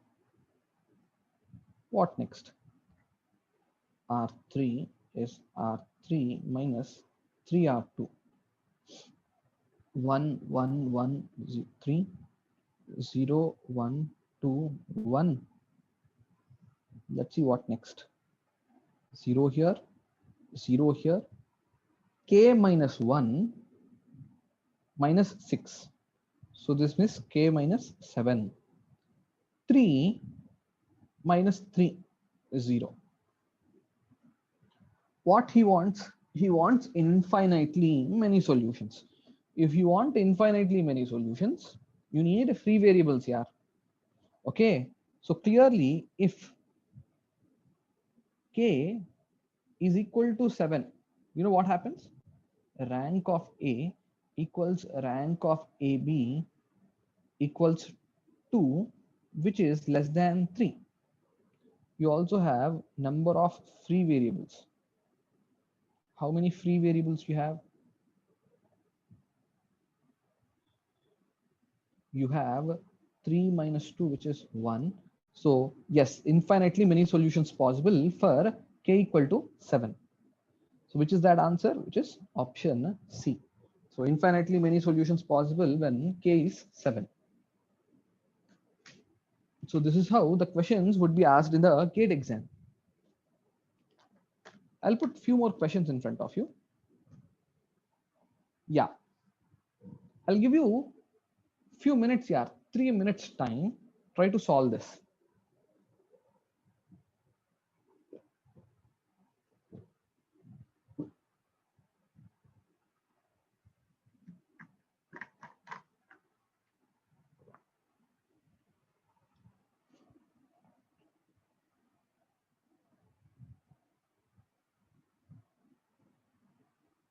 Take 3 minutes time, solve it. I'll read the question for you. Consider the matrix A. If the system AX equal to 0 has one independent solution, then what's the value of K? I'll give you some hints here. I'll give you some hints. Try to use that hints. See, if you don't get the answer, that is also fine, but you have to move in the right direction. He's talking about there is only one independent solution, it seems. What do you mean by one independent solution? Usually for AX equal to 0, how many linearly independent solutions we have? We have n minus r. He's saying that n minus r is now equal to 1, it seems. That n minus r is equal to 1, it seems. So with that n minus r equal to 1, you will get r value. R means rank of A. So with that, you go ahead.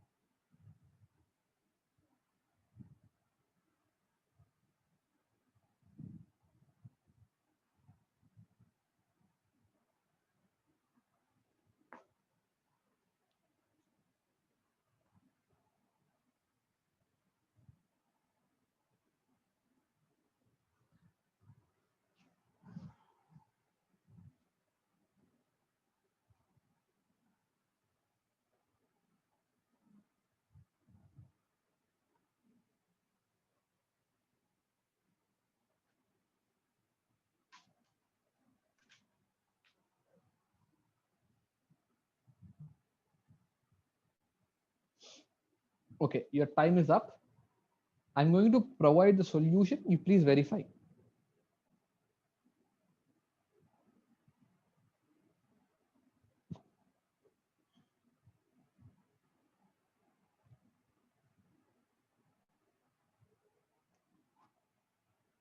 Number of linearly independent solutions for AX equal to 0 is given by what? N minus R. In the present problem, he says N minus R receives 1 itself. If N minus R is 1, look at A. A is M cross N. In the present problem, it is 3 cross 3. That means the value of N is 3. Implies what is R now? R, N minus R is 1 and N is 3. So R value must be 2. Yeah. For whichever K value, you get rank of A as 2. That is the right answer. Okay. For whichever value of K, you get R equal to 2. That is a right answer. So what I'll do is I'll say verification. See how is my analysis. Okay, this is how you need to have this attitude you need to have in the exam verification. I'll closely observe A, B, C, D. Option A 0 minus 1, B minus 1 1, C 0 1, D 0 1 minus 1. In B, C, D we have one common thing, that is 1. So I'll start with K equal to 1. Okay, so for K equal to 1, what happens to A? A is like 1 1 1 0 0 0 0 0 0, right? Rank of A is 1, but we clearly said the rank of A must be 2. We clearly said rank of A must be 2, but what we got rank of A as 1. So I'll say eliminate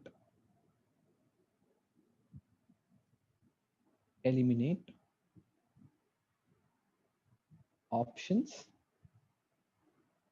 where K is 1. So which options are eliminated? B, C, D are eliminated. So what's the right answer for this question? The right answer for this question is A.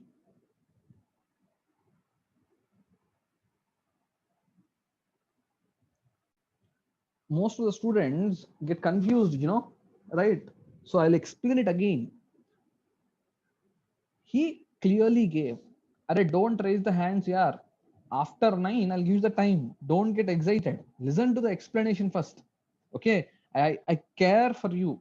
I'll sit up to 10 or up to 11. I'll clear your doubts. First, listen to the explanation. Okay.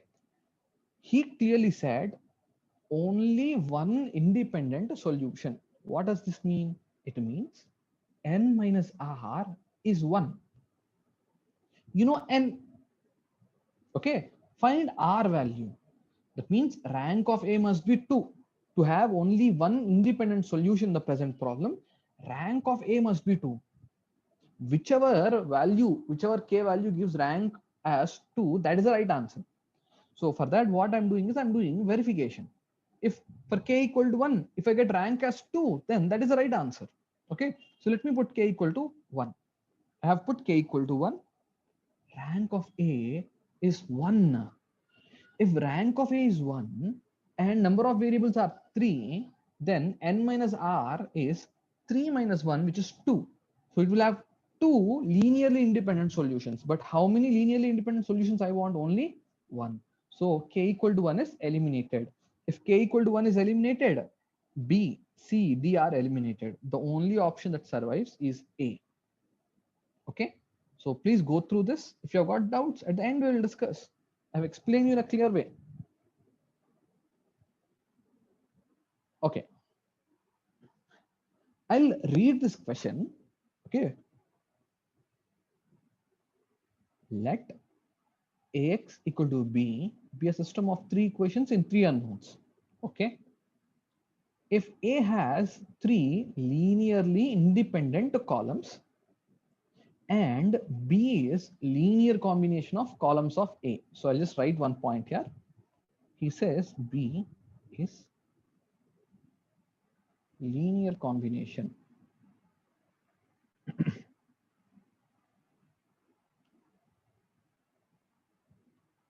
linear combination of columns of A.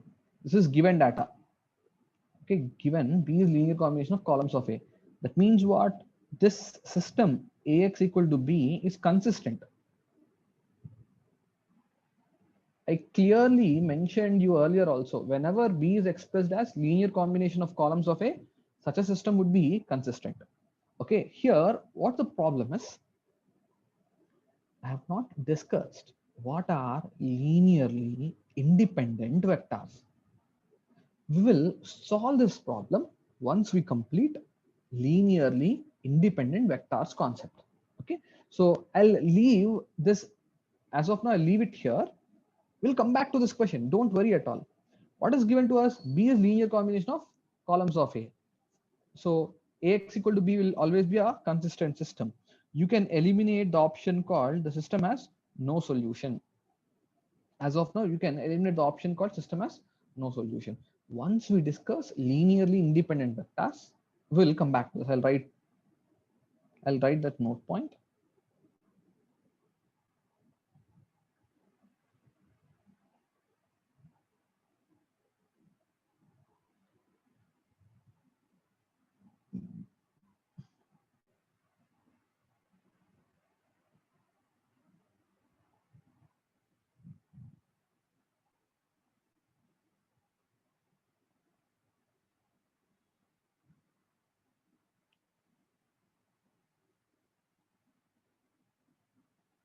We will solve this after discussing linearly independent vector concept. We will solve this. Okay, so till then just keep this on hold.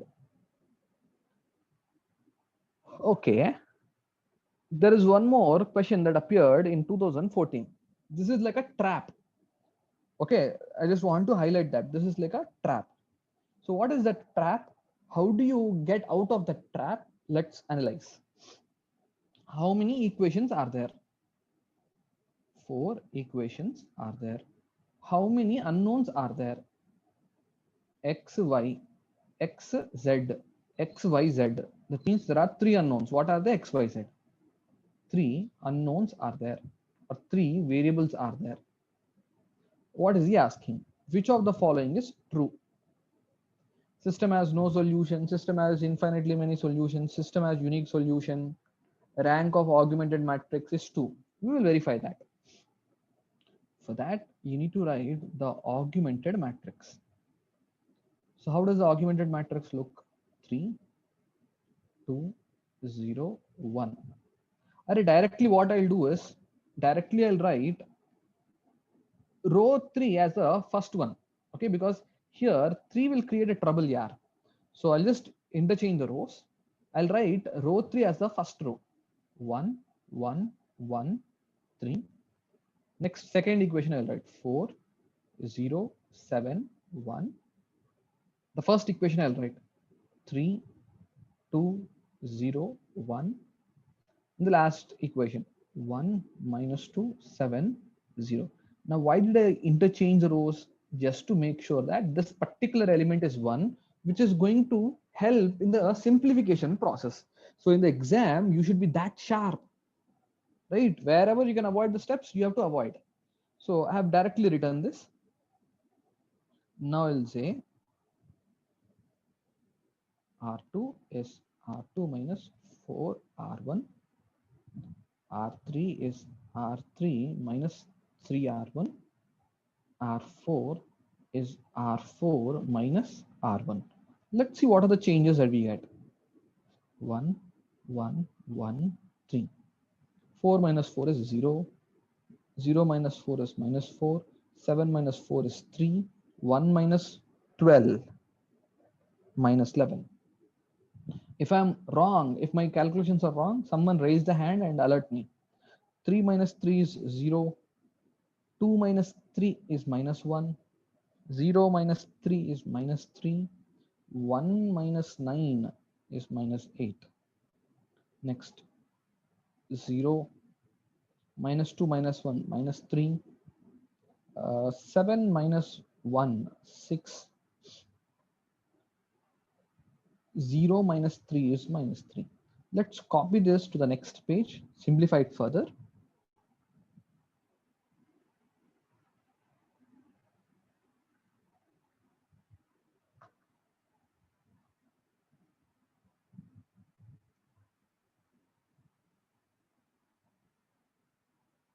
What I'll do is I'll interchange R2 and R3.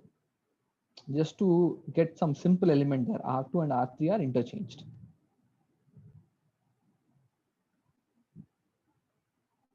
Zero minus 4, 3 minus 11. Oh, I'm sorry, I said interchange. Na? Again, I'm writing those elements. Minus 1, minus 3, minus 8, 0, minus 4, 3, minus 11, 0, minus 3, 6, minus 3. Let's see what could be done next. R3 is R3 minus 4 R2. R4 is R4 minus 3 R2. Let's see what are the changes.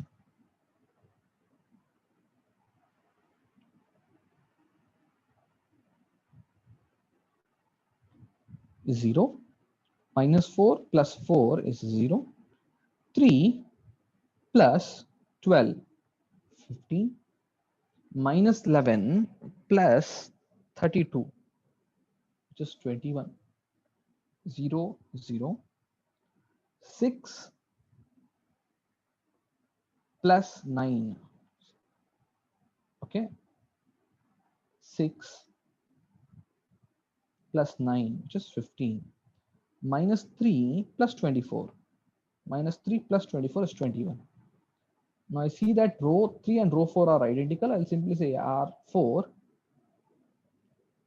is R4 minus R3. So with this, what I get is 1, 1, 1, 3, 0, minus 1, minus 3, minus 8, 0, 0, 15, 21, and then 0, 0, 0, 0. Some of the people, right, they get excited seeing this 0 row. Okay, don't get excited. Listen carefully. Rank of A equals rank of AB equals 3. And also number of unknowns in the problem is 3. Rank of A equal to rank of AB equal to number of unknowns. That means system has unique solution. Students, what they do is, while just by seeing a 0 row, they feel that the system has got infinitely many solutions. What is the reference for infinitely many solutions? Yeah, the reference is free variables. How many free variables you have? No free variables here. So it has got how many solutions? It has only one unique solution.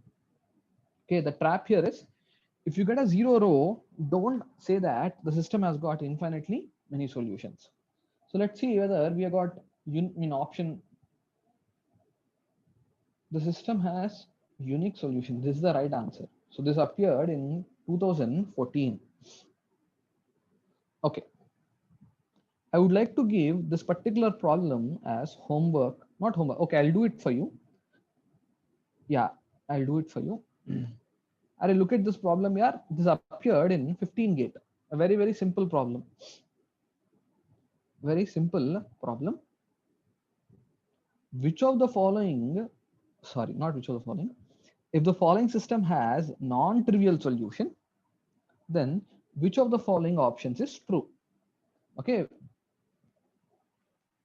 If the following system has non-trivial solution, then which of the following options is true? I would like to, there are people who can unmute and tell me, look at the options here. I'll ask few students, like, randomly I'll select some students. Randomly I'll take your opinion here. Mrutyunjay Dubey, Are you there, Mrutyunjay Dubey? Yes, sir. Mrutyunjay Dubey, read the options. Tell me which option is easy for verification. P minus Q plus R equals 0. P equals R equals minus R. Which option P is plus, that? so option Arre, A. first of all, Yes, go sir. through all the options here. Go through all the options. In a relaxed way. Tell me which is the one which is easy for verification.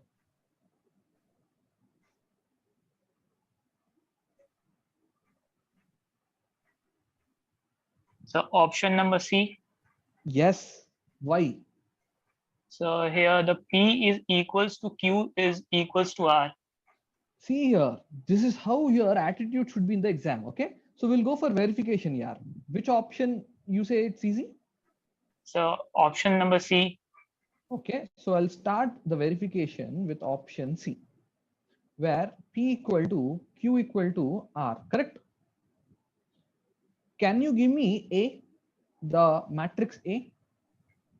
So it's P, Q, R. No, I can take P only because P equal to Q equal to R now. Oh, yes, sir. Sorry, sir. So what would be the next row?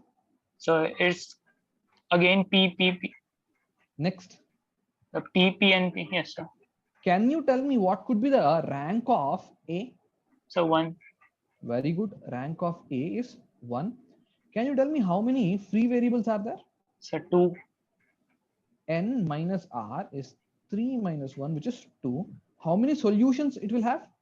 So 1 solution. Infinitely many solutions. Sorry. Infinitely many solutions. That means for the choice, that is P equal to Q equal to R, do you have infinitely many solutions? Yes. Infinitely many solutions means what? Non-trivial solution only, na? Yes, sir. Yes or no? Yes, sir. Is option C some part of option C? Is it right? Yes, sir. Will you blindly say that answer is option C? No. No, sir. You have to verify the other case. What is the other case? P plus Q plus R equals 0. Let's verify this case now. Okay. Can you give me the argument matrix again? So it's P and the second one is QR. Come on, go ahead. QRP. RPQ. Look at the step. R3 is replaced with R3 plus R1 plus R2. Even this kind of operation will not change the solution, you know? Yes, sir. Can you tell me what could be the new entries? Yes, sir. The would P, Q, QR, Q, QRP. Okay. See here, take your time. Give me the entries of the third row. The PQR, PQR, so all the elements are PQR only. No, listen to me. Read this operation. So R3 equals R3 plus it's not R1 equals to plus R3 is replaced. R3 is replaced with. Come on. So R plus Q, P plus Q. Okay. Next. P plus Q plus R. Okay. Q plus R plus Q. No, Sorry, after reading that, you will see that all the elements are P plus Q plus R. Yes, I said that. But you said PQR. You did not say plus. If you would have said P plus Q plus R, I would have, I would have not stopped you. P plus Q plus R. Yes, P sir. plus Q plus. Maybe in the brain you thought of saying that, but it did not come out like that. Yes, sir. The plus escaped. Okay. Come on, yaar. Look at this. What is he saying? P plus Q plus R is? 0. In option Z, correct or not? Yes, sir. That means P, Q, R, Q, R, P, and then 0, 0, 0. I can tell that rank of A definitely is less than 3R. Yes, sir. Because you have the 0 row, na? Yes, sir. It cannot be 3. It has to be 2 or 1. Yes or yes, no? Sir. Yes, sir. So now I'll say we will have at least one free variable. Correct? Yes, sir.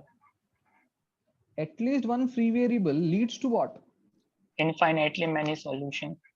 That means option C is absolutely correct. Yes, sir. Okay. So very good. You have given me the right choice. I asked you which is that option you will go for verification. The first step, you said it is option C. Yes, sir.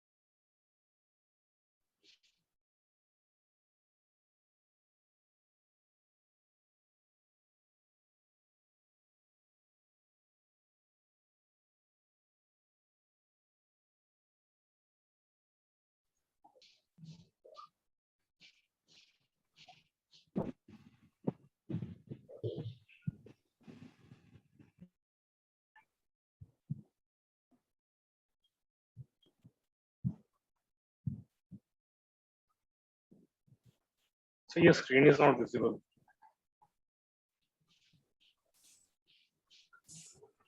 Sorry, dear sir.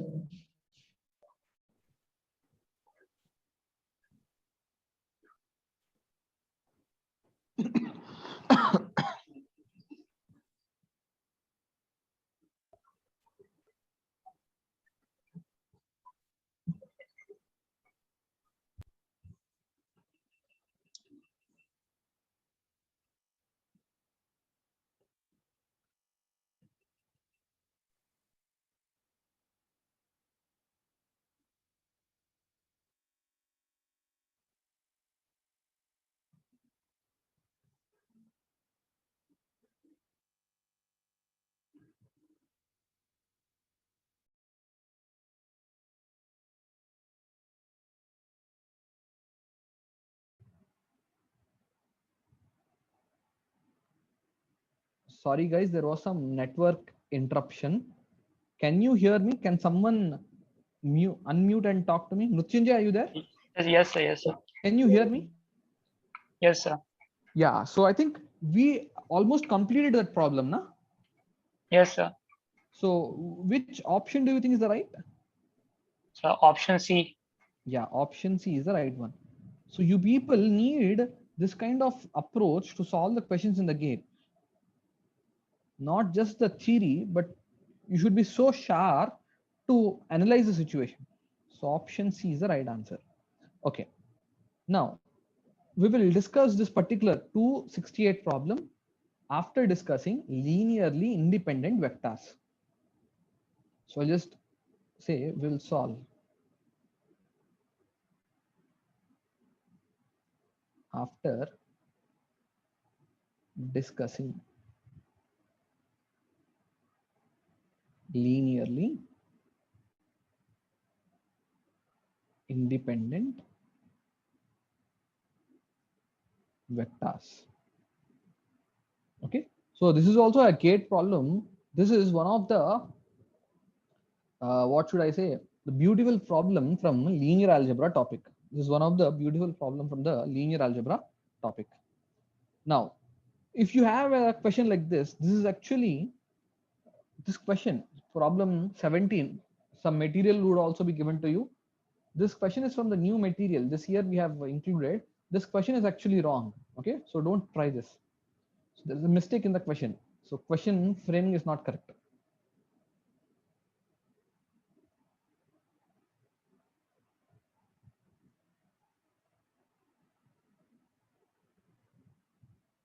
Don't solve this question. Okay, question framing is not proper. So you need not solve this question 1712. Acha, now what have we done? what have we done so far? We have discussed how to deal with system of linear equations. Let me tell you what we have done is we looked at m equations in n unknowns. We know how to handle m equations in n unknowns. So we classified it as homogeneous and non-homogeneous. Homogeneous, only two possibilities. One is trivial, other is non-trivial. Non-homogeneous, three possibilities. No solution, unique solution, infinitely many solutions. So we have discussed under what cases you get this kind of solutions. We haven't solved any problem of solutions of linear equations using determinants. I'll repeat it. We haven't solved any problem of system of linear equations using determinants. There are certain problems from system of linear equations which has to be solved using determinants only. I'll try to solve those once I complete determinants. Okay. What are we going to discuss next? The next topic is a matrix algebra. We'll talk about addition of matrices, multiplication of matrices, types of matrices, determinants, inverse. We also talk about rank in a detailed way.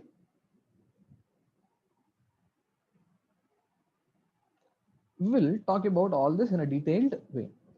Now, these three topics, if you see, not all the topics you would have discussed in your 11th and 12th standards, right? Now, you are in your engineering level. What I'll do is, whichever points are important for our GATE preparation, that means you have crossed 11th and 12th standards. I'll not go to that level. I'll go with the engineering level only. The important points regarding all this would be highlighted in the class.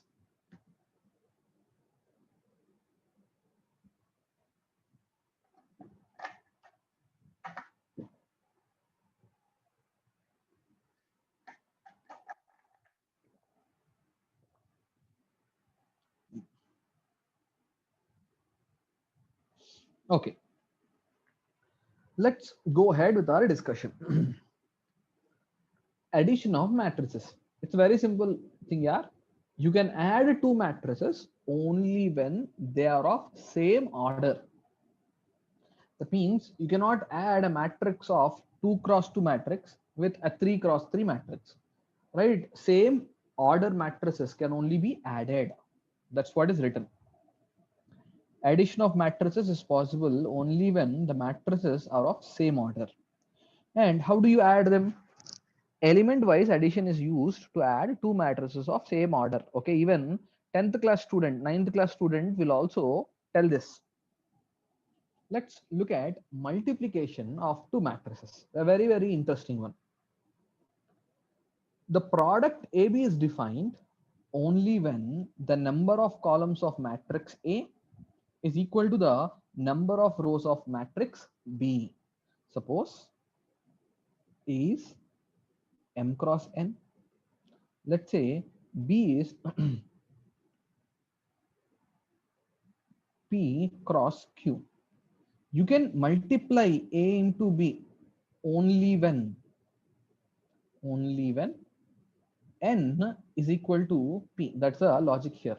Here N stands for number of columns of A. Here P stands for number of rows of B. Whenever number of columns of A is equal to the number of rows of B, then only matrix multiplication is possible. And how do you do that matrix multiplication? I'll just give you one example. Okay, so matrix multiplication is possible only when number of columns of the first matrix is equal to the number of rows of the second matrix. Just remember this logic.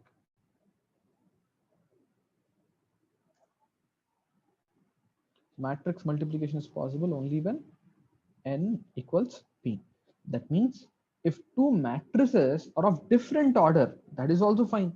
But the only condition is The number of columns of the first matrix must be equal to the number of rows of the second matrix. That's the condition. Okay. Now, there are some gate questions on this multiplication of matrices, you know, even though it's a very simple concept, there are some gate questions. Let's try to discuss them. Consider the two matrices. Matrix A, the order is m cross n. The matrix B, the order is n cross p. The total number of multiplications and additions needed to obtain AB is dash. Let me explain you this. First of all, the number of columns of A are n. The number of rows of B are also n. Therefore, the matrix multiplication is possible. But what is he asking? He's asking total number of multiplications and additions. Okay. So what I'll do is I'll create a matrix called A. How many rows are there? M rows are there. First row, second row, like that. We have got M rows. I'll number it 1, 2, so on. M rows are there. How many columns are there? N columns are there. First column, second column, like that. There are N columns. I'll highlight that. First column, second column, and then N column. So what is this? It's a M cross N matrix. Let's create B. It's a N cross P. That means how many rows are there? N rows are there. Just follow me. I'm creating B. First row, second row, so on. N rows are there. Let's number it. 1, 2, so on, N. How many columns are there? 1, 2, so on. P columns are there. 1, 2, so on, P. If you multiply M cross N matrix with N cross P, you get a matrix whose order is M cross P. Okay. M cross N multiplied with N cross P gives you M cross P. So how does that look? It looks like M cross P. That means M rows. First row, second row. Like that you have got Mth row. Let's name it 1, 2, M. It has got P columns. 1, 2, so on, P. 1, 2, so on, P. What is this? This is AB. Okay, I'll quickly tell what I have done. I have done very, very simple things here. A is of order M cross N. So I have drawn M rows, N columns. B order is N cross P, N rows, P columns. When you multiply these two matrices, you get a new matrix called AB whose order is M cross P. How do you get this particular element? How do you get this particular element? How do you get this element? Like that, how do you get all these elements? Let's discuss. Look at this. 1, 2, so on. N elements are there in this row. 1, 2, so on. N elements are there. Here, how many elements are there? 1, 2, so on. N elements are there here. How do you do the matrix multiplication? The first row multiplied with this first column, like this into this, plus this into this, plus this into this. So when you simplify that, that value goes here. Okay. So to get this, what you are supposed to do is this into this, this into this, this into this. Okay. Let's invite some student here, Sandeep.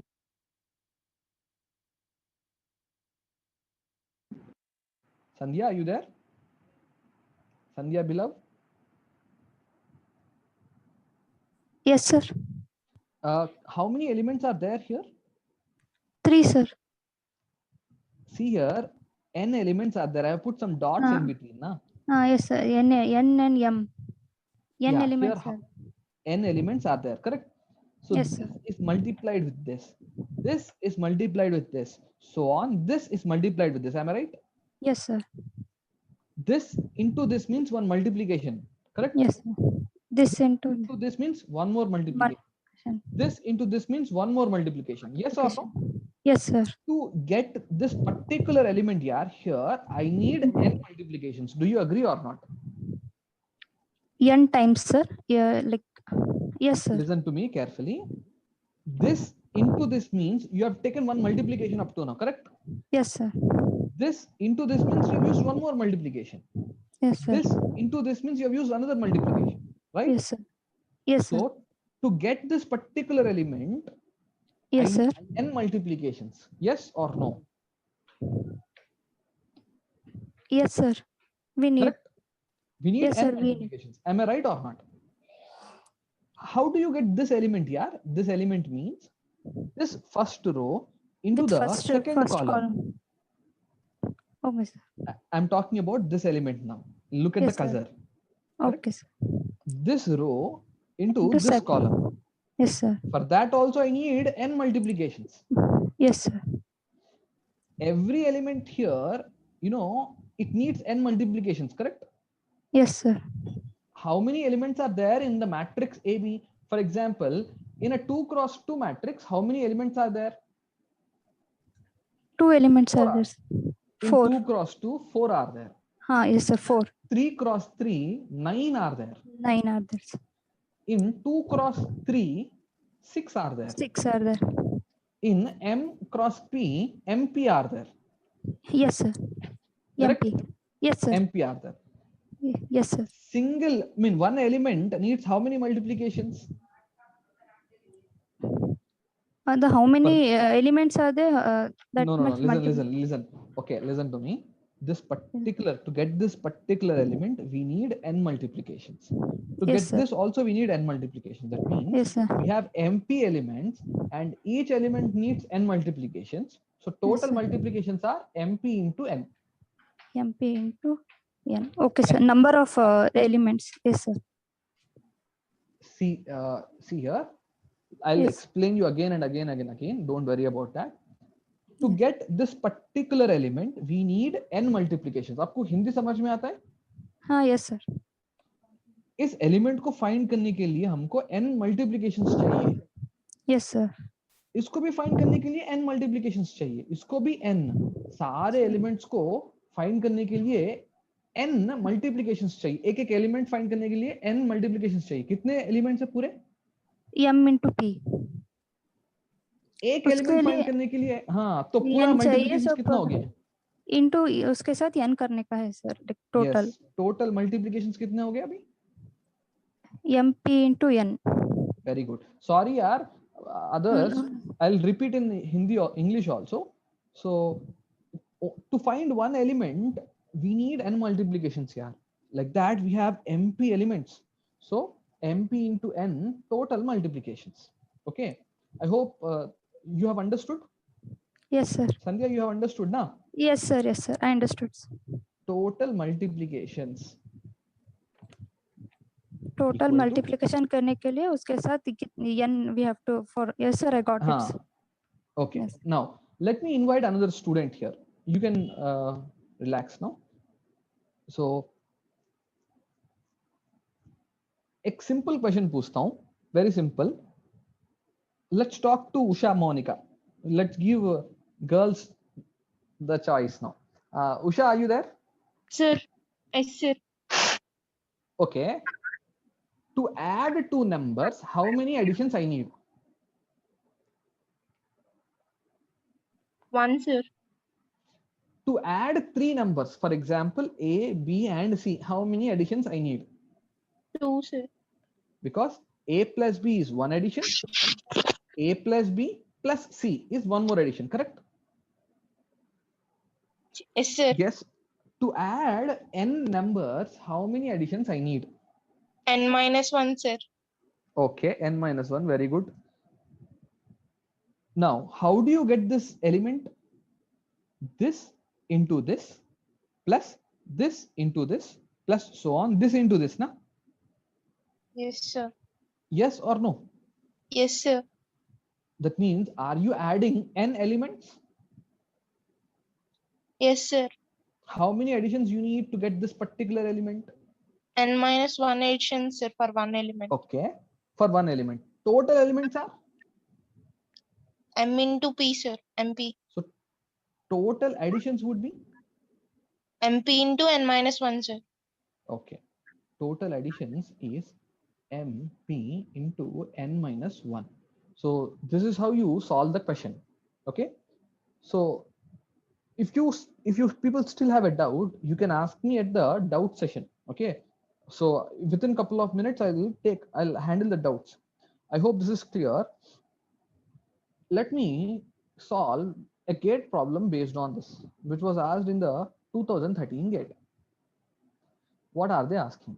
What is the minimum number of multiplications involved in computing the matrix product PQR? Okay, before that, let me revise. Let me revise this. A is M cross N. B is N cross P. Total multiplications.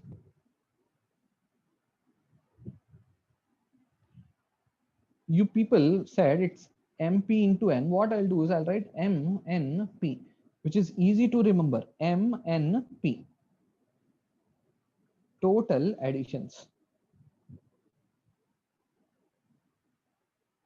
That is MP into n-1, you people said. I'll write it as M into n-1 into P. This is easy to remember. Okay. Total multiplications are M and P. Total additions are M into n-1 into P. Okay, let's come back. This is a 2013 question. Let's see what is he saying. What is the minimum number of multiplications involved in computing the matrix product PQR? It says P order. Let's write order of P. It's a 4 cross 2. Q 2 cross 4. R, it's a 4 cross 1. Okay, so what he finally wants is PQR. What's the minimum number of multiplications involved? Okay, the matrix PQR can be calculated in the following. First, I'll find the PQ and then multiply R to this. If you do this, you get PQR. There is one more way, R. The other way is first find QR and then multiply P to QR. Some students, okay, excited students, what they'll do is they'll find QR and then they'll multiply it this way. This is absolutely wrong. You can't do this. The discussion is about PQR. Okay. In this way, you get PQR. In this way also you get PQR, but this way you won't get PQR. So please be careful. So let's take case 1. Case 1 is something like this. First get PQ and then PQ into R. So let's focus on getting PQ. What is order of P? It's a 4 cross 2 into order of Q.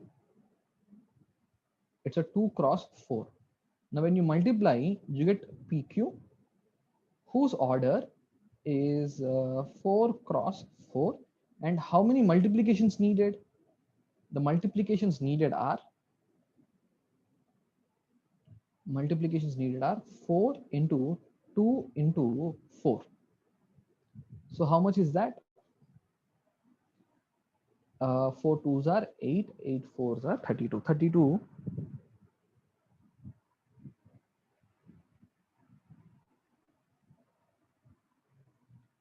32 multiplications here. We are not yet done. Once you get PQ, you have to multiply PQ, which is a 4 cross 4 with R. What is R? R is 4 cross 1. So how many multiplications needed? 4 into 4 into 1, because it is MNP. Okay, 4 into 4 into 1, which is 16. If you go by this way, we need 48 multiplications. So this is about case 1.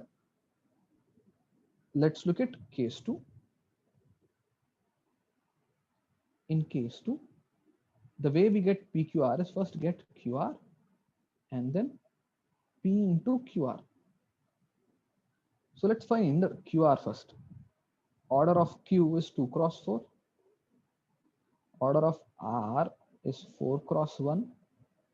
So the resultant QR order is 2 cross 1 and the multiplications needed are 2 into 4 into 1, which is 8. Let's now find P times QR. This is 2 cross 1. P. What is order of P? It's 4 cross 2. So with this you get PQR. Multiplications needed are 4 into 2 into 1, which is 8. So if you go by this way, 16 multiplications.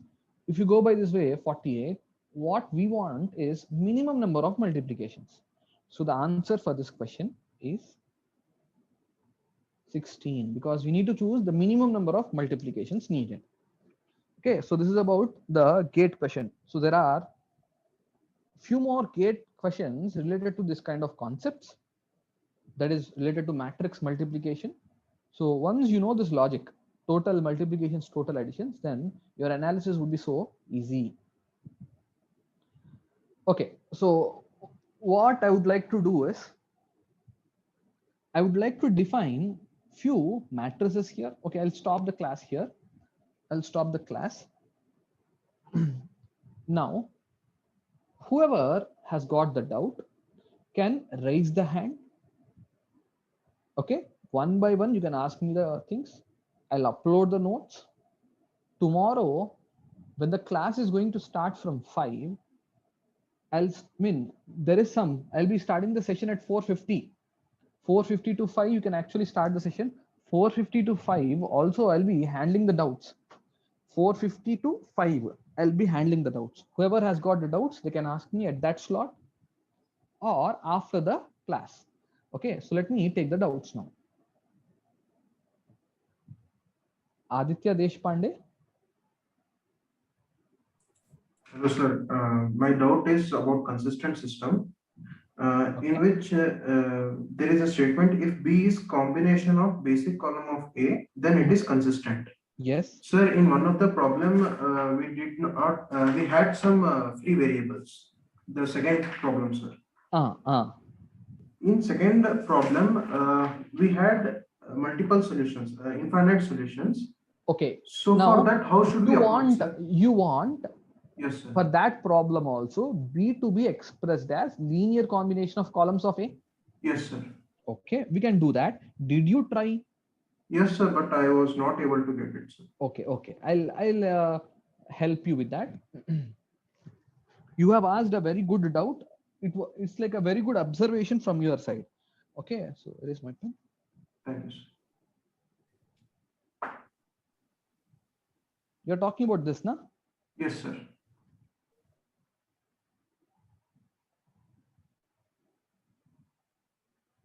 Actually, if you try for some more time, you will get it. But you said you tried, so it's my duty to explain now. If you don't try and you ask, then it's of no use. Okay. Sir, I tried for the values k is equals to 1. It's okay. It's okay. See here. Yes, sir. Give me column 1. Column 1, 1, 2, 1, 2. Column 2. 2, 4, 2, 4. Column 3. 1, 0, 3, 0. Column 4. 3, 4, 5, 4. Column 5. 3, 4, 5, 7. I want to take the linear combination. Are you ready? Yes, sir.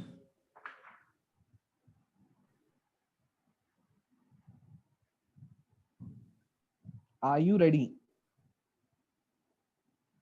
Yes, sir. Okay. Tell me how much is this linear combination here? For the first first one, row. Okay, 1, 2, 5, sir. Okay. Second element. Yes, sir. Yes. Second element 6. Okay. You verify. You get this. Yes, sir. Sir, but we have taken the which cannot vary. Only the constant terms we have taken, sir, for this See one, sir. here, now you might be asking, sir, you put the coefficient of C2 as 0, coefficient of C4 also is 0. Can I put non-zero values here? Yes, even then you can get it. Sir, when we take K1 and K2 as some constant value like 1, sir. Even then you will get it. You try. Okay, sir. Okay, sir. I will try, sir. Mrutyunjay Dubey. Sir. Yeah, sir, yeah. My Don't doubt shout is sorry, sir. So my doubt is regarding the private pivot element. Maybe I am also shouting. That's why you are shouting. That equal and opposite reaction. Yeah. Pivot element. Yes, sir. So you said that the first non-zero element in a row, and then after that, the every element below that non-zero element should be 0. So can we say that if the first non-zero element, below that there is one more non-zero element, but it's moving not in forward, form. So moving forward in that particular row, so if we have any other 0 element in that particular row, See and here, are you saying something yes, like this? 2, 1, 0, 1, like this? Yes, sir. See here, you can have 0, no problem. So and then, so in that first first row, identify the first non-zero element. yes, highlight that. That would be the pivot element. Below that pivot element, you should have all zeros. Yes, sir. So if that first non-zero element, and if the element below that non-zero element, we have 1 or 2. See here. You are actually thinking too much here. Can you create one example? I'll write it here so that it will be very easy for us to discuss. Yes, sir. Create Just one such example. You need some time, you can take some time. I'll clear the other doubts. Okay. You create one such example. I'll be ready with. So the example, so just write it in the column way. So give me the element. 201. 201. Then 100.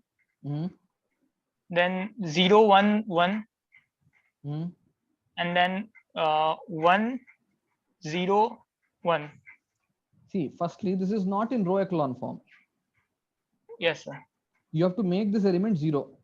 Yes. So how do you do that? You say yes, R3 is R3 minus 1 by 2 R1. So let's see what changes we get. 2, 1, 0, 1. Next 0, 0, 1, 0. Next 0. Minus 1 by 2. Then 0. No, 1. Yes. Yes, sir. 1 minus 1 by 2, 1 by 2. 1 by 2. Now you need to go for a row interchange. That is 2, 1, 0, 1, 0 minus 1 by 2, 1, 1 by 2, and then 0, 0, 1, 0. Is that okay? Yes, sir. Yeah. Now this is in row echelon form. If you want, you can check it. This is the pivot element. Yes, sir. This is the pivot element. This is the pivot element. Below this you have 0. Below this you have 0. And this is the last element. So you don't check it here. Yes, sir. Is your doubt cleared now? Yes, sir. Yes, sir. Thank you, sir. Okay. Yes. Yes, sir. Your doubt? Sir, does the case ever happen that we are not able to calculate the echelon form of a particular matrix, or is it like always calculatable? It can always be calculated. Okay, sir. There is nothing like that. The worst case would be a matrix having all zeros. Yes, sir. And sir, it can also be the case when we had to use the first method in which the determinant changes and the matrix solution does not change. See, don't involve those things. Keep the discussion in a simple way. There are 3 types of elementary operations. First operation is interchanging the rows. Interchanging the rows will not change the solution. Second operation is replacing a particular row with non-zero multiple of itself. This will also not change the solution. Yes. The third operation is replace a particular row with itself plus multiple of another row. Yes. Keep the discussion as simple as possible. You use these three operations, solve the system of linear equations. Thanks. Yeah.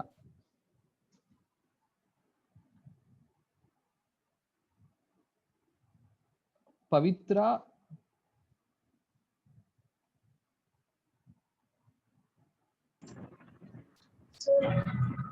Your doubt? So it is on page number 42, sir.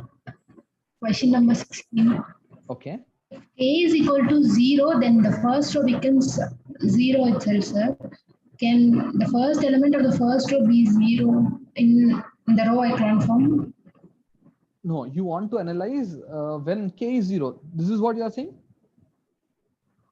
Yes, sir. You want to analyze when k is 0, correct? Yes, sir. Okay. So what happens when k is 0? Let's look at the elements of A. 0, 0, 0, 0, minus 1, 0, 0, minus 1. Now, in this case, what are you supposed to do is go for row interchange. That is something like this. 0, minus 1, 0, 0, minus 1, 0, 0, 0. This is what you are supposed to do. Okay, so this is the pivot element now. This is the pivot element. You cannot keep a 0 row in the beginning. Always a 0 row must be at the bottom if you remember the rules.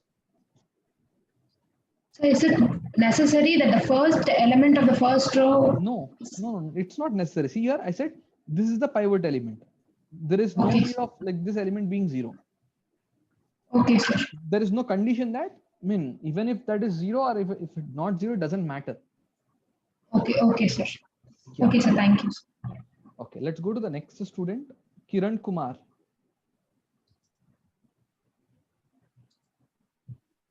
Hello. Yes. Yes, sir. Page number 30F. Page number 30? 30. Yeah. Your doubt? Yes, sir. In this, you were telling n minus r are the linearly independent solution. Correct. From the example on the right side, can we tell that two solutions that what are the linear independent solution, or the topic is to be covered in future? Yeah, the topic is to be covered, Kiran. I'll just quickly tell you what is my intention behind this. Okay. You are dealing with Ax equal to 0. Okay. Ax equal to 0 represents homogeneous system. Yes or no? Yes. Its a general solution will be in this form: xf1 h1 plus xf2 h2 plus so on, xfn minus r hn minus r. Is that okay? Yes, sir. I gave you one example. Can you see this example? Yeah, on the right side. Yes. There are two questions from this. How many solutions this system has? The answer is infinitely many.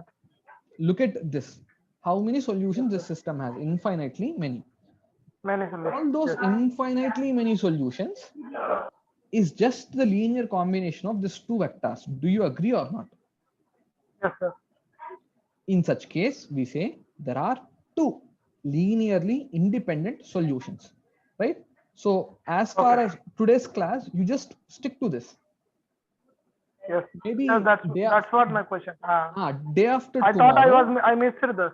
Okay. No. Day after tomorrow, we will have a detailed discussion on what do you mean by linearly independent solutions. Okay. Is that clear? Yes, sir. Yeah. Thank you.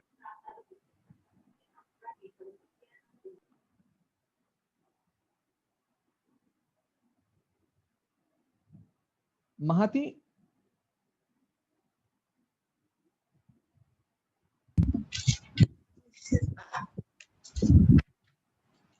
Page number 33. Yes. Sir, page number 39. Yeah. Sir, Sir, one more doubt. Now, this is clarified. Sir, in type 3 multiplication, we are always using R1. We can't use R2 or any other rows. Mahati, can you be little louder? Sir, in type 3 multiplications, we are using only R1 every time. R3 equal to R3 plus R1. Yes, like that. yes. Why can't we use another rows, R2? See, it's like, That is my doubt, sir. Okay. I got your doubt. I'll go back to this example. See here, you are saying like in the first step, you are using R1 here. That's what is your doubt? Yes, sir. It's like I want to eliminate the variables in a sequence. First, I'll start with X, next with Y, and then so on. Or if you're dealing with n variables, I'll first eliminate X1, X2, and so on. I'll find the value of Xn. Only for uniformity. Yeah, just to maintain. Suppose you want to write a program. Everyone has to follow the same procedure, na? Because this kind of problems are programmed in the software. If you eliminate first X1, if someone eliminates Xn, then there won't be any universal approach. Yeah, so that's about this. Thank you. Is your doubt cleared? Yes, sir. Okay. Any other doubts you have? No, sir. Sir, Yogesh? linearly independent. Linearly independent vectors is yet to be covered. We will talk about that after some time. Don't worry. Sir, how can we say it to some example? You told that example has two linearly independent. What? You took one example in page number 30. That's what here I'm saying. Give me some more time. We will have a detailed discussion on linearly independent vectors. Okay, sir. As of now, what you should remember is how many linearly independent solutions possible. The answer is n minus r. What are linearly independent solutions, or what do you mean by linearly independent vectors would be discussed in the coming sessions. Okay. So there would be a 1 hour or 1.5 hour discussion on that only. So don't worry about that. Okay. Yogesh Mahadev.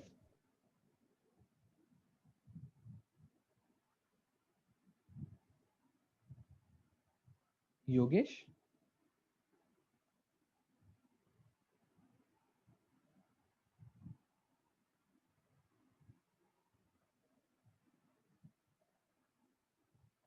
Yogesh.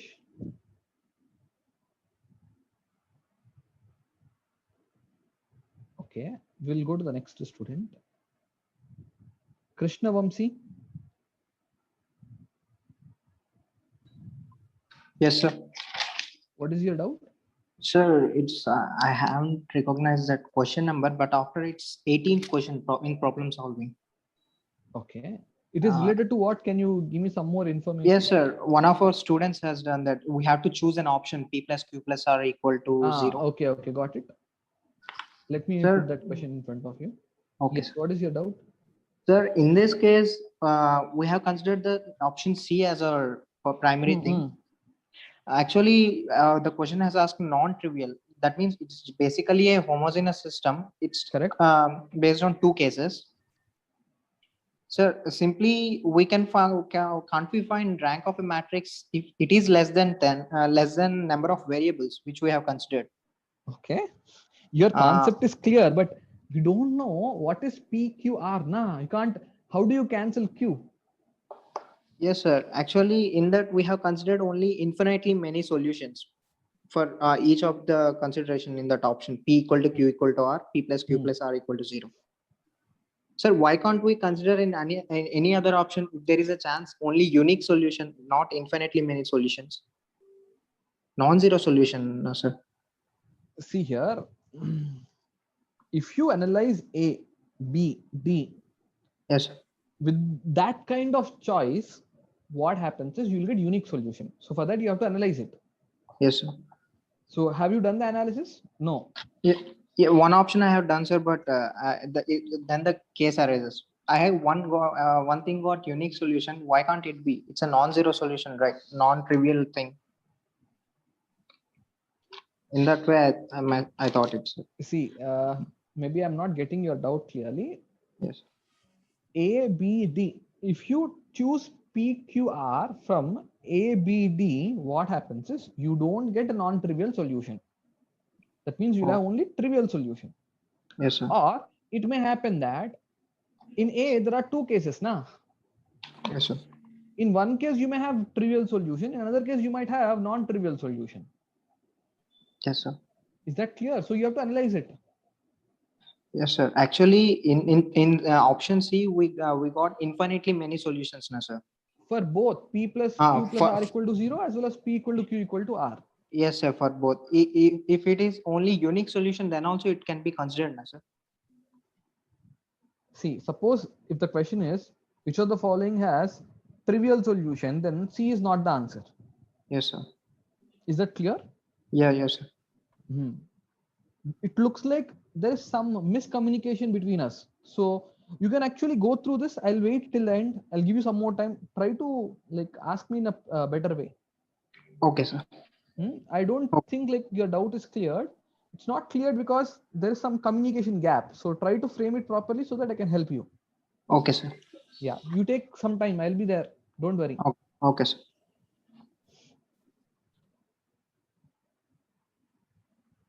Sumit Bishnoi.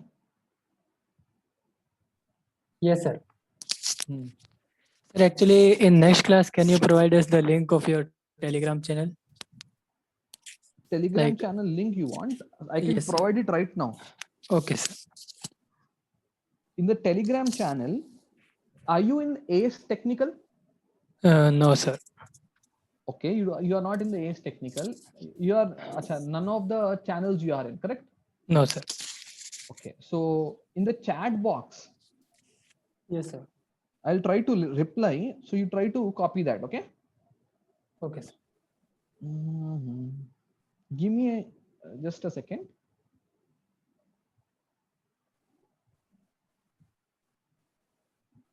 I'm just stopping the share. Don't worry. Okay, sir. No. I'm copying those links and I'm giving it to you. Please, guys, use this Telegram channels. We are 24/7 helping the students. If you post any doubt, the other students will also help. The faculty is also there to help you. Utilize that.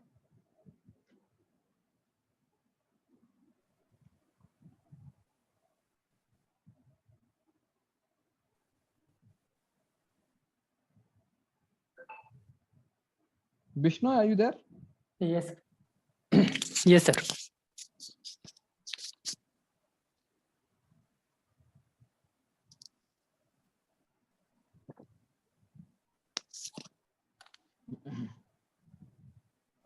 I'll just type in one of the students.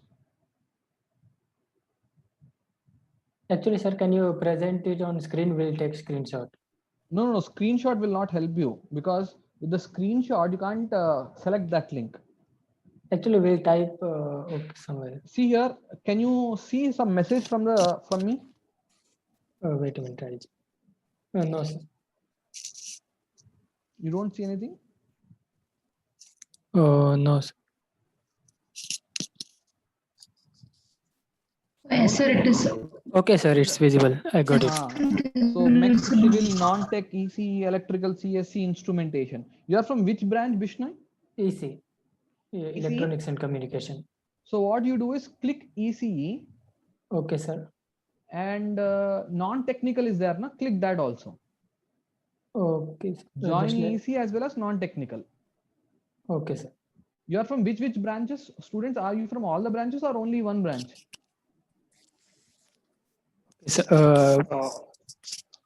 Okay, I'll ask other students. Bishnu, you are from ECE, na? Yes, sir. Okay. Akshat, Ashish, Philip. Yes, sir. Thank you, sir. And my doubt is from 42F, sir.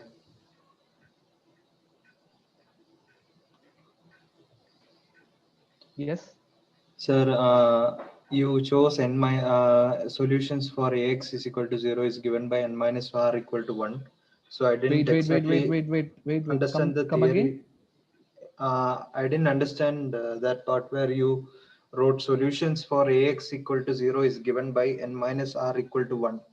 So how did you take that assumption? I didn't understand the theory that entails this statement. Okay. I got your doubt. See here.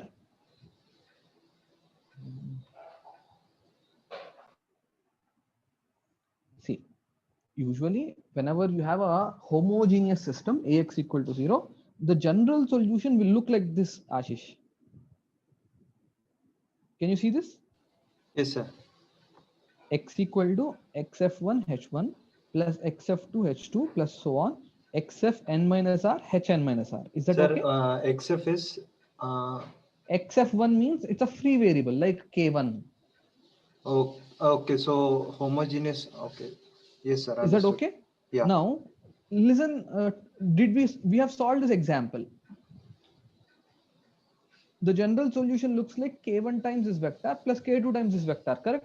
Yes, sir. Will different choices of k1, k2 give you infinitely many solutions? Yes, sir. In other words, all those solutions are simply the linear combination of these two vectors, na? Yes, sir. So because of that, these two vectors are linear. I mean, we refer these two vectors to be linearly independent. Okay, okay, sir. In general, you will have n minus r linearly independent solutions. Okay, fine, sir. Then you also mentioned you will take that class in detail. Okay, yes, okay. you need to wait for some, where n stands for number of variables, r stands for rank. Sir, and one more doubt, trivial and non-trivial solution. Can you please explain that theory which you mentioned today, because I didn't somehow understand. Trivial solution means all these variables equal to 0. Sir, all these variables x1, x2 mean see here, I'll try to explain in a detailed way. Is this homogeneous system here? yes, it is, sir. Read the first equation. A11 x1 plus A12 x2 up to A1n xn equal to 0. In the place of x1, x2, so on xn, if you put 0, will LHS be equal to RHS? Yes, sir. In the second equation? A2, yes, sir. In the mth equation? Yes, sir. That means this system readily has one solution. What is that solution? 0, 0, x1, x2. All the variables set to 0, correct? Yes, sir. I want to know, apart from this, does the system have any other solution? Okay. I want to know, apart from this, other solution possible or not. If other solution is possible, that is called as non-trivial. Okay, okay, sir. And that is possible when rank of A is less than n. Fine, sir. I understood. So if rank of A, is there anything called rank of A greater than n? It's impossible. Yeah. Oh, yeah. Sorry. I understand. Why it is impossible, we will again study in tomorrow's class. A number of variables. I kind of understand, sir. Yeah. Sir, here, and one more thing, Ashish, non-trivial solution is also called non-zero solution. Non-zero solution. Okay, sir. Or, yeah, non-zero solution. Yes. Next doubt. Sir, one more. Sir, you shared a Telegram link. I didn't get it. What are you supposed to do is first create a Telegram account for yourself, just like WhatsApp. Yeah, I have it, sir. Click that link. Okay. Sir, I didn't get that link. You did not get that link? Okay. Sir, is it in the Q&A? Yes, Q&A. Q&A, all I see are my doubts.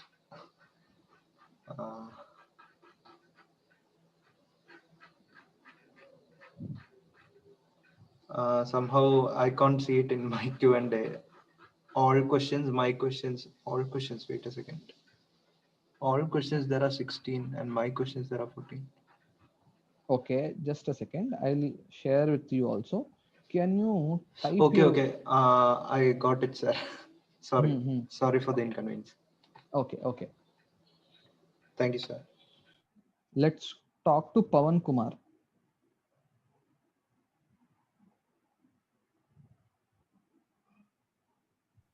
Come on, yaar, quickly. Tell me what is your doubt. Sir, page number 42. Page number 42. Okay. Sir, as we know, n minus r equal to 1, sir. Okay. We know R equal to 2 means number of non-zero rows equal to 2. Then Okay. k square minus 1 equal to 0 we can put, sir. Can we put k square minus 1 equal to 0 and solve k equal to 1 comma minus 1?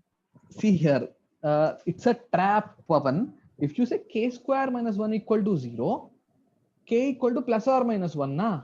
Yes, sir. If you put k equal to 1, the second row will also become 0. Yes, sir. In shortcut, You want shortcut? for doing in shortcut, we can put it's a trap. But it's a trap. That's what I'm saying. Okay. Okay. Okay, sir. Yeah.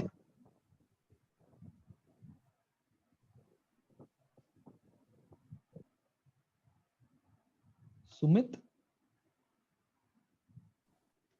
Yes, sir. your doubt? Actually, my hand is not raised, sir. Okay. Okay, you cleared my doubt. I was asking about Telegram channel. Okay. Yukta?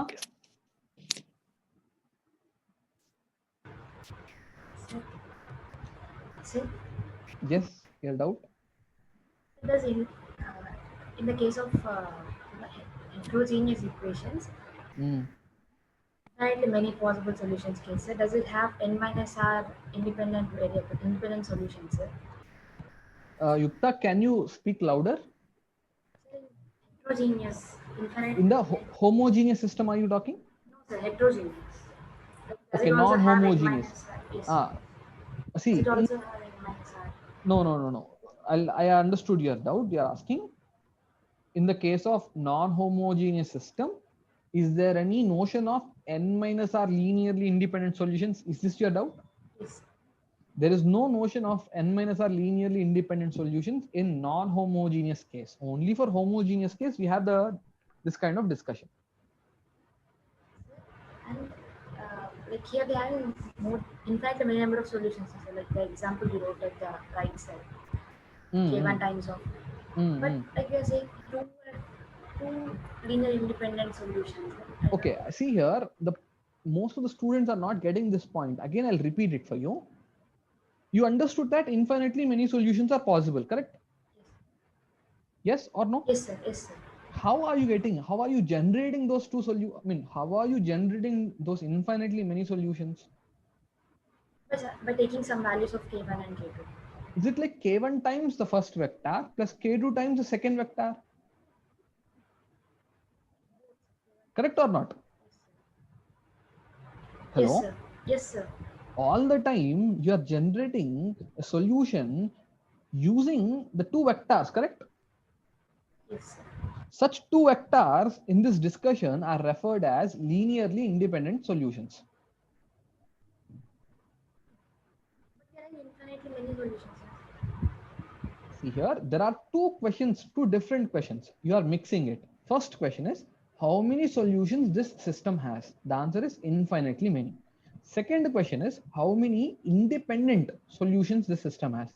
The answer is n minus r. They are not the same questions. Hello? Okay, sir. Hello, Yukta? Yes, sir. Got it. Okay, listen to me carefully. There are two questions from this. First question is, how many solutions the system has? Infinitely many, because there are 3 variables. Okay, now look at the general solution. All those infinitely many solutions have been generated using which vectors? 2 vectors, na? Then you have to say vectors as n minus r vectors are linear. Huh?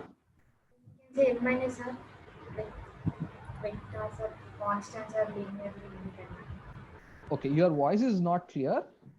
Using n minus r linearly independent vectors, we are able to generate those infinitely many solutions. Hello? Hello? Yes, sir, it's clear, sir. Is it clear? Yes, sir. And one more thing, we will have a few more discussions on this. Don't worry about this linearly independent. You are from which branch, by the way? EC. Okay, we will have a detailed discussion on this. Okay, don't worry. Let me go to the next student. Rakshit.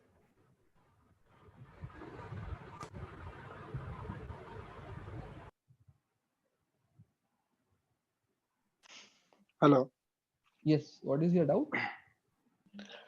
Sir, in a homogeneous system of linear equations.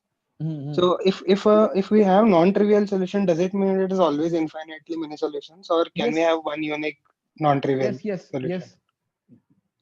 Non-trivial solution means infinitely many only. Infinite. And if it is trivial solution, does it have All to be zeros zero, only. or it can be all zero? No, all zeros only. All right, sir. Got it. Yeah. Thank you. Any other doubt? No, sir. That's all. Which branch? Mechanical. Mechanical. Okay. Jaya Sudhan? Yes, sir. Can you hear me? Your voice is a little low, yeah. Speak loudly. My doubt is in total additions in matrix multiplication formula, sir. Your voice is very low. Please speak loudly. I can't hear you. Sir, am I audible now? No, your voice is not audible at all.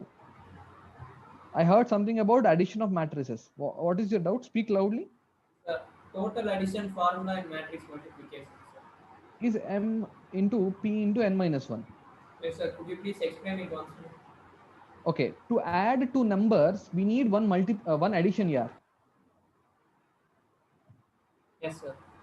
To add three numbers, let's say I want to add 2, 3, and 5. 2, 3, and 5. So first I'll add 2 and 3. 2 plus 3 is 5. And then 5 plus 5 is 10. To add three numbers, I need only two additions. Yes, sir. To add n numbers, I need n minus 1 additions.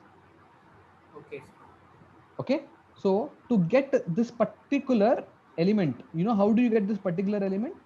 This into this plus this into this plus so on, this into this. Nah? Yes, sir.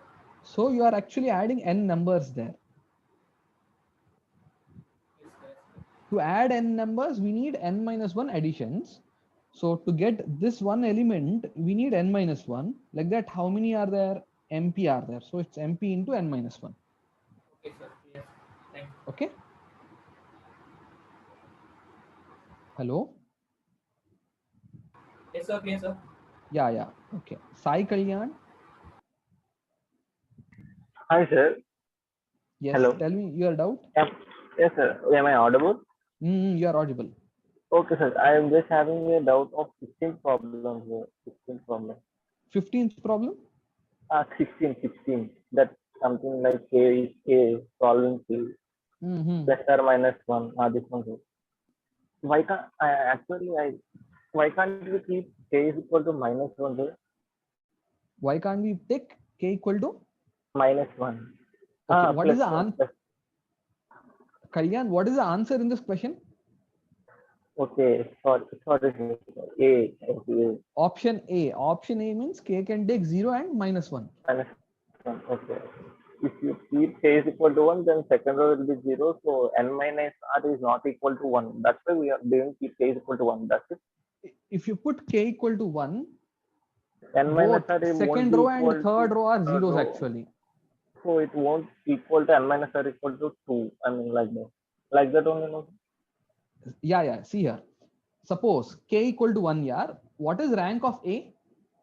Right. If K equal to 1 means rank of A is 2. 1, 1, 1. 1, correct? How many Yes, variables sir. are there? 3 variables. How many variables are there? 3 are there. How many free variables are there? 3 variables like 2.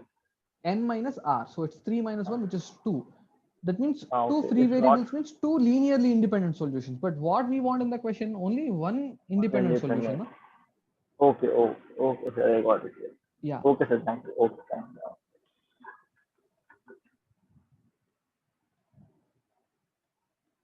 Vaibhav Patil? Yes, sir. Yes, Vaibhav, what is your doubt? Sir, in non-trivial solution, the solution are always infinitely many solutions, no? Yes, Vaibhav. Whenever you get non-trivial, it will give you infinitely many. Okay, sir. Thank you, sir.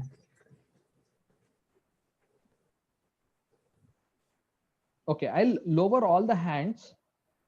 If you still have any doubts, you can again raise your hands.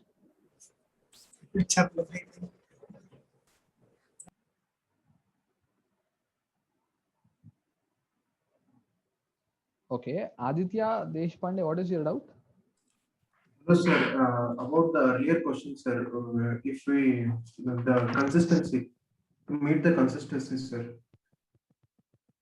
Okay, it's about the 4 points of consistency or what? Yes, sir. The fourth one, sir, in which when we have non-basic elements, columns. This one? Yes, sir. If we have non-basic, sir, when we have non-basic columns, sir, or free elements. No. Whenever B becomes non-basic column in AB, such a system would be consistent. Sir, in example 3, sir. In example 3, when we substitute k, the values when k equal to 1 and k2 x4 equal to 1 and x3 equal to 1, sir. See, are you talking about this example? Yes, sir. Firstly, in the question, this is in the question, sir. Go to the question or the same question. Are you talking about this question or problems? Yes, this one only, sir. This one only, first of all. Yes, This has sir. no solution. Yes, sir.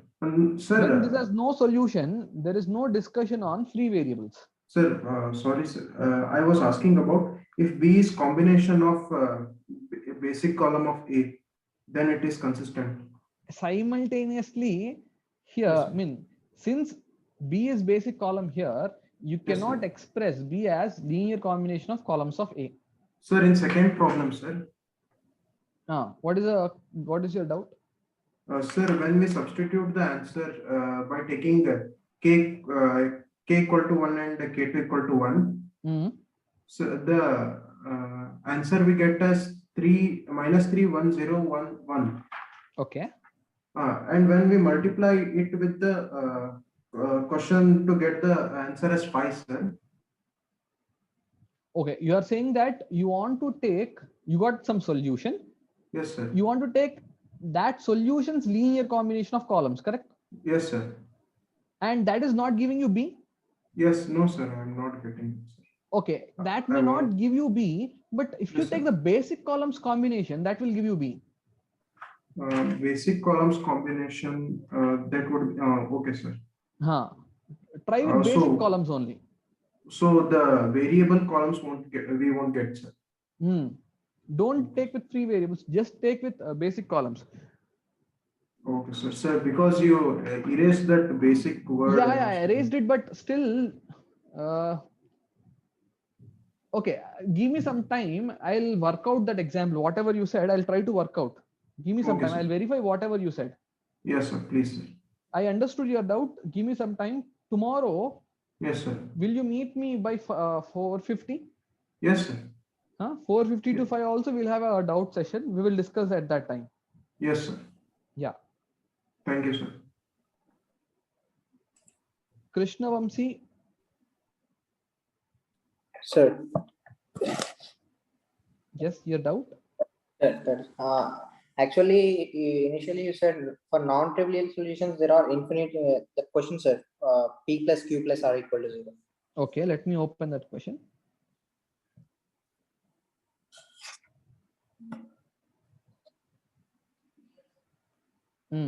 What is your doubt? Sir, in these two conditions, we got infinitely many solutions, no, sir. Correct. But in actually homogeneous systems are also consistent, right? Homogeneous systems are always consistent. Yes. Yes. And consistent means one or more than one solutions, no, sir. Yes. So my doubt is, if for these conditions, instead of infinitely many solutions, can we get a unique solution? Then it can be non-trivial or not. See, your doubt is very, very stupid actually. Okay. Non-trivial solution means he's clearly saying that he needs infinitely many solutions. Yes, sir. Is that clear? Yes, sir. When he says infinitely many solutions, you want to verify the case where, I mean, I don't get what you are saying. Infinitely many solutions. Can you repeat your doubt? Sir, we got infinitely many solutions, no, sir, in this case. For this. Instead of that, if we get only unique solutions for these conditions. Unique solution means what? It's readily available now. X equal to y equal to z equal to 0. Yes, sir. X equal to y equal to z equal to 0 is a unique solution. Is he asking you to look at that? No, he's not asking you to look at that. He's asking for non-trivial solution. Yes, sir. Is that point clear? Oh, okay, sir. Okay, got it. You are saying I'll just check for x equal to y equal to z equal to 0, but how is that related to the present question? The present question is about non-trivial solution. Yes, sir. Is that okay? Oh, okay, sir. I got it. Huh. Thank you. Okay. So nice interacting with you all. What we will do is we will meet in tomorrow's session. Okay. So I'm ending this session right now.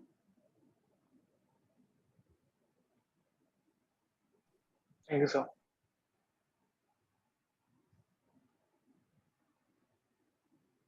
The notes will be uploaded very soon. Okay. So don't worry about that. Notes will be uploaded very soon.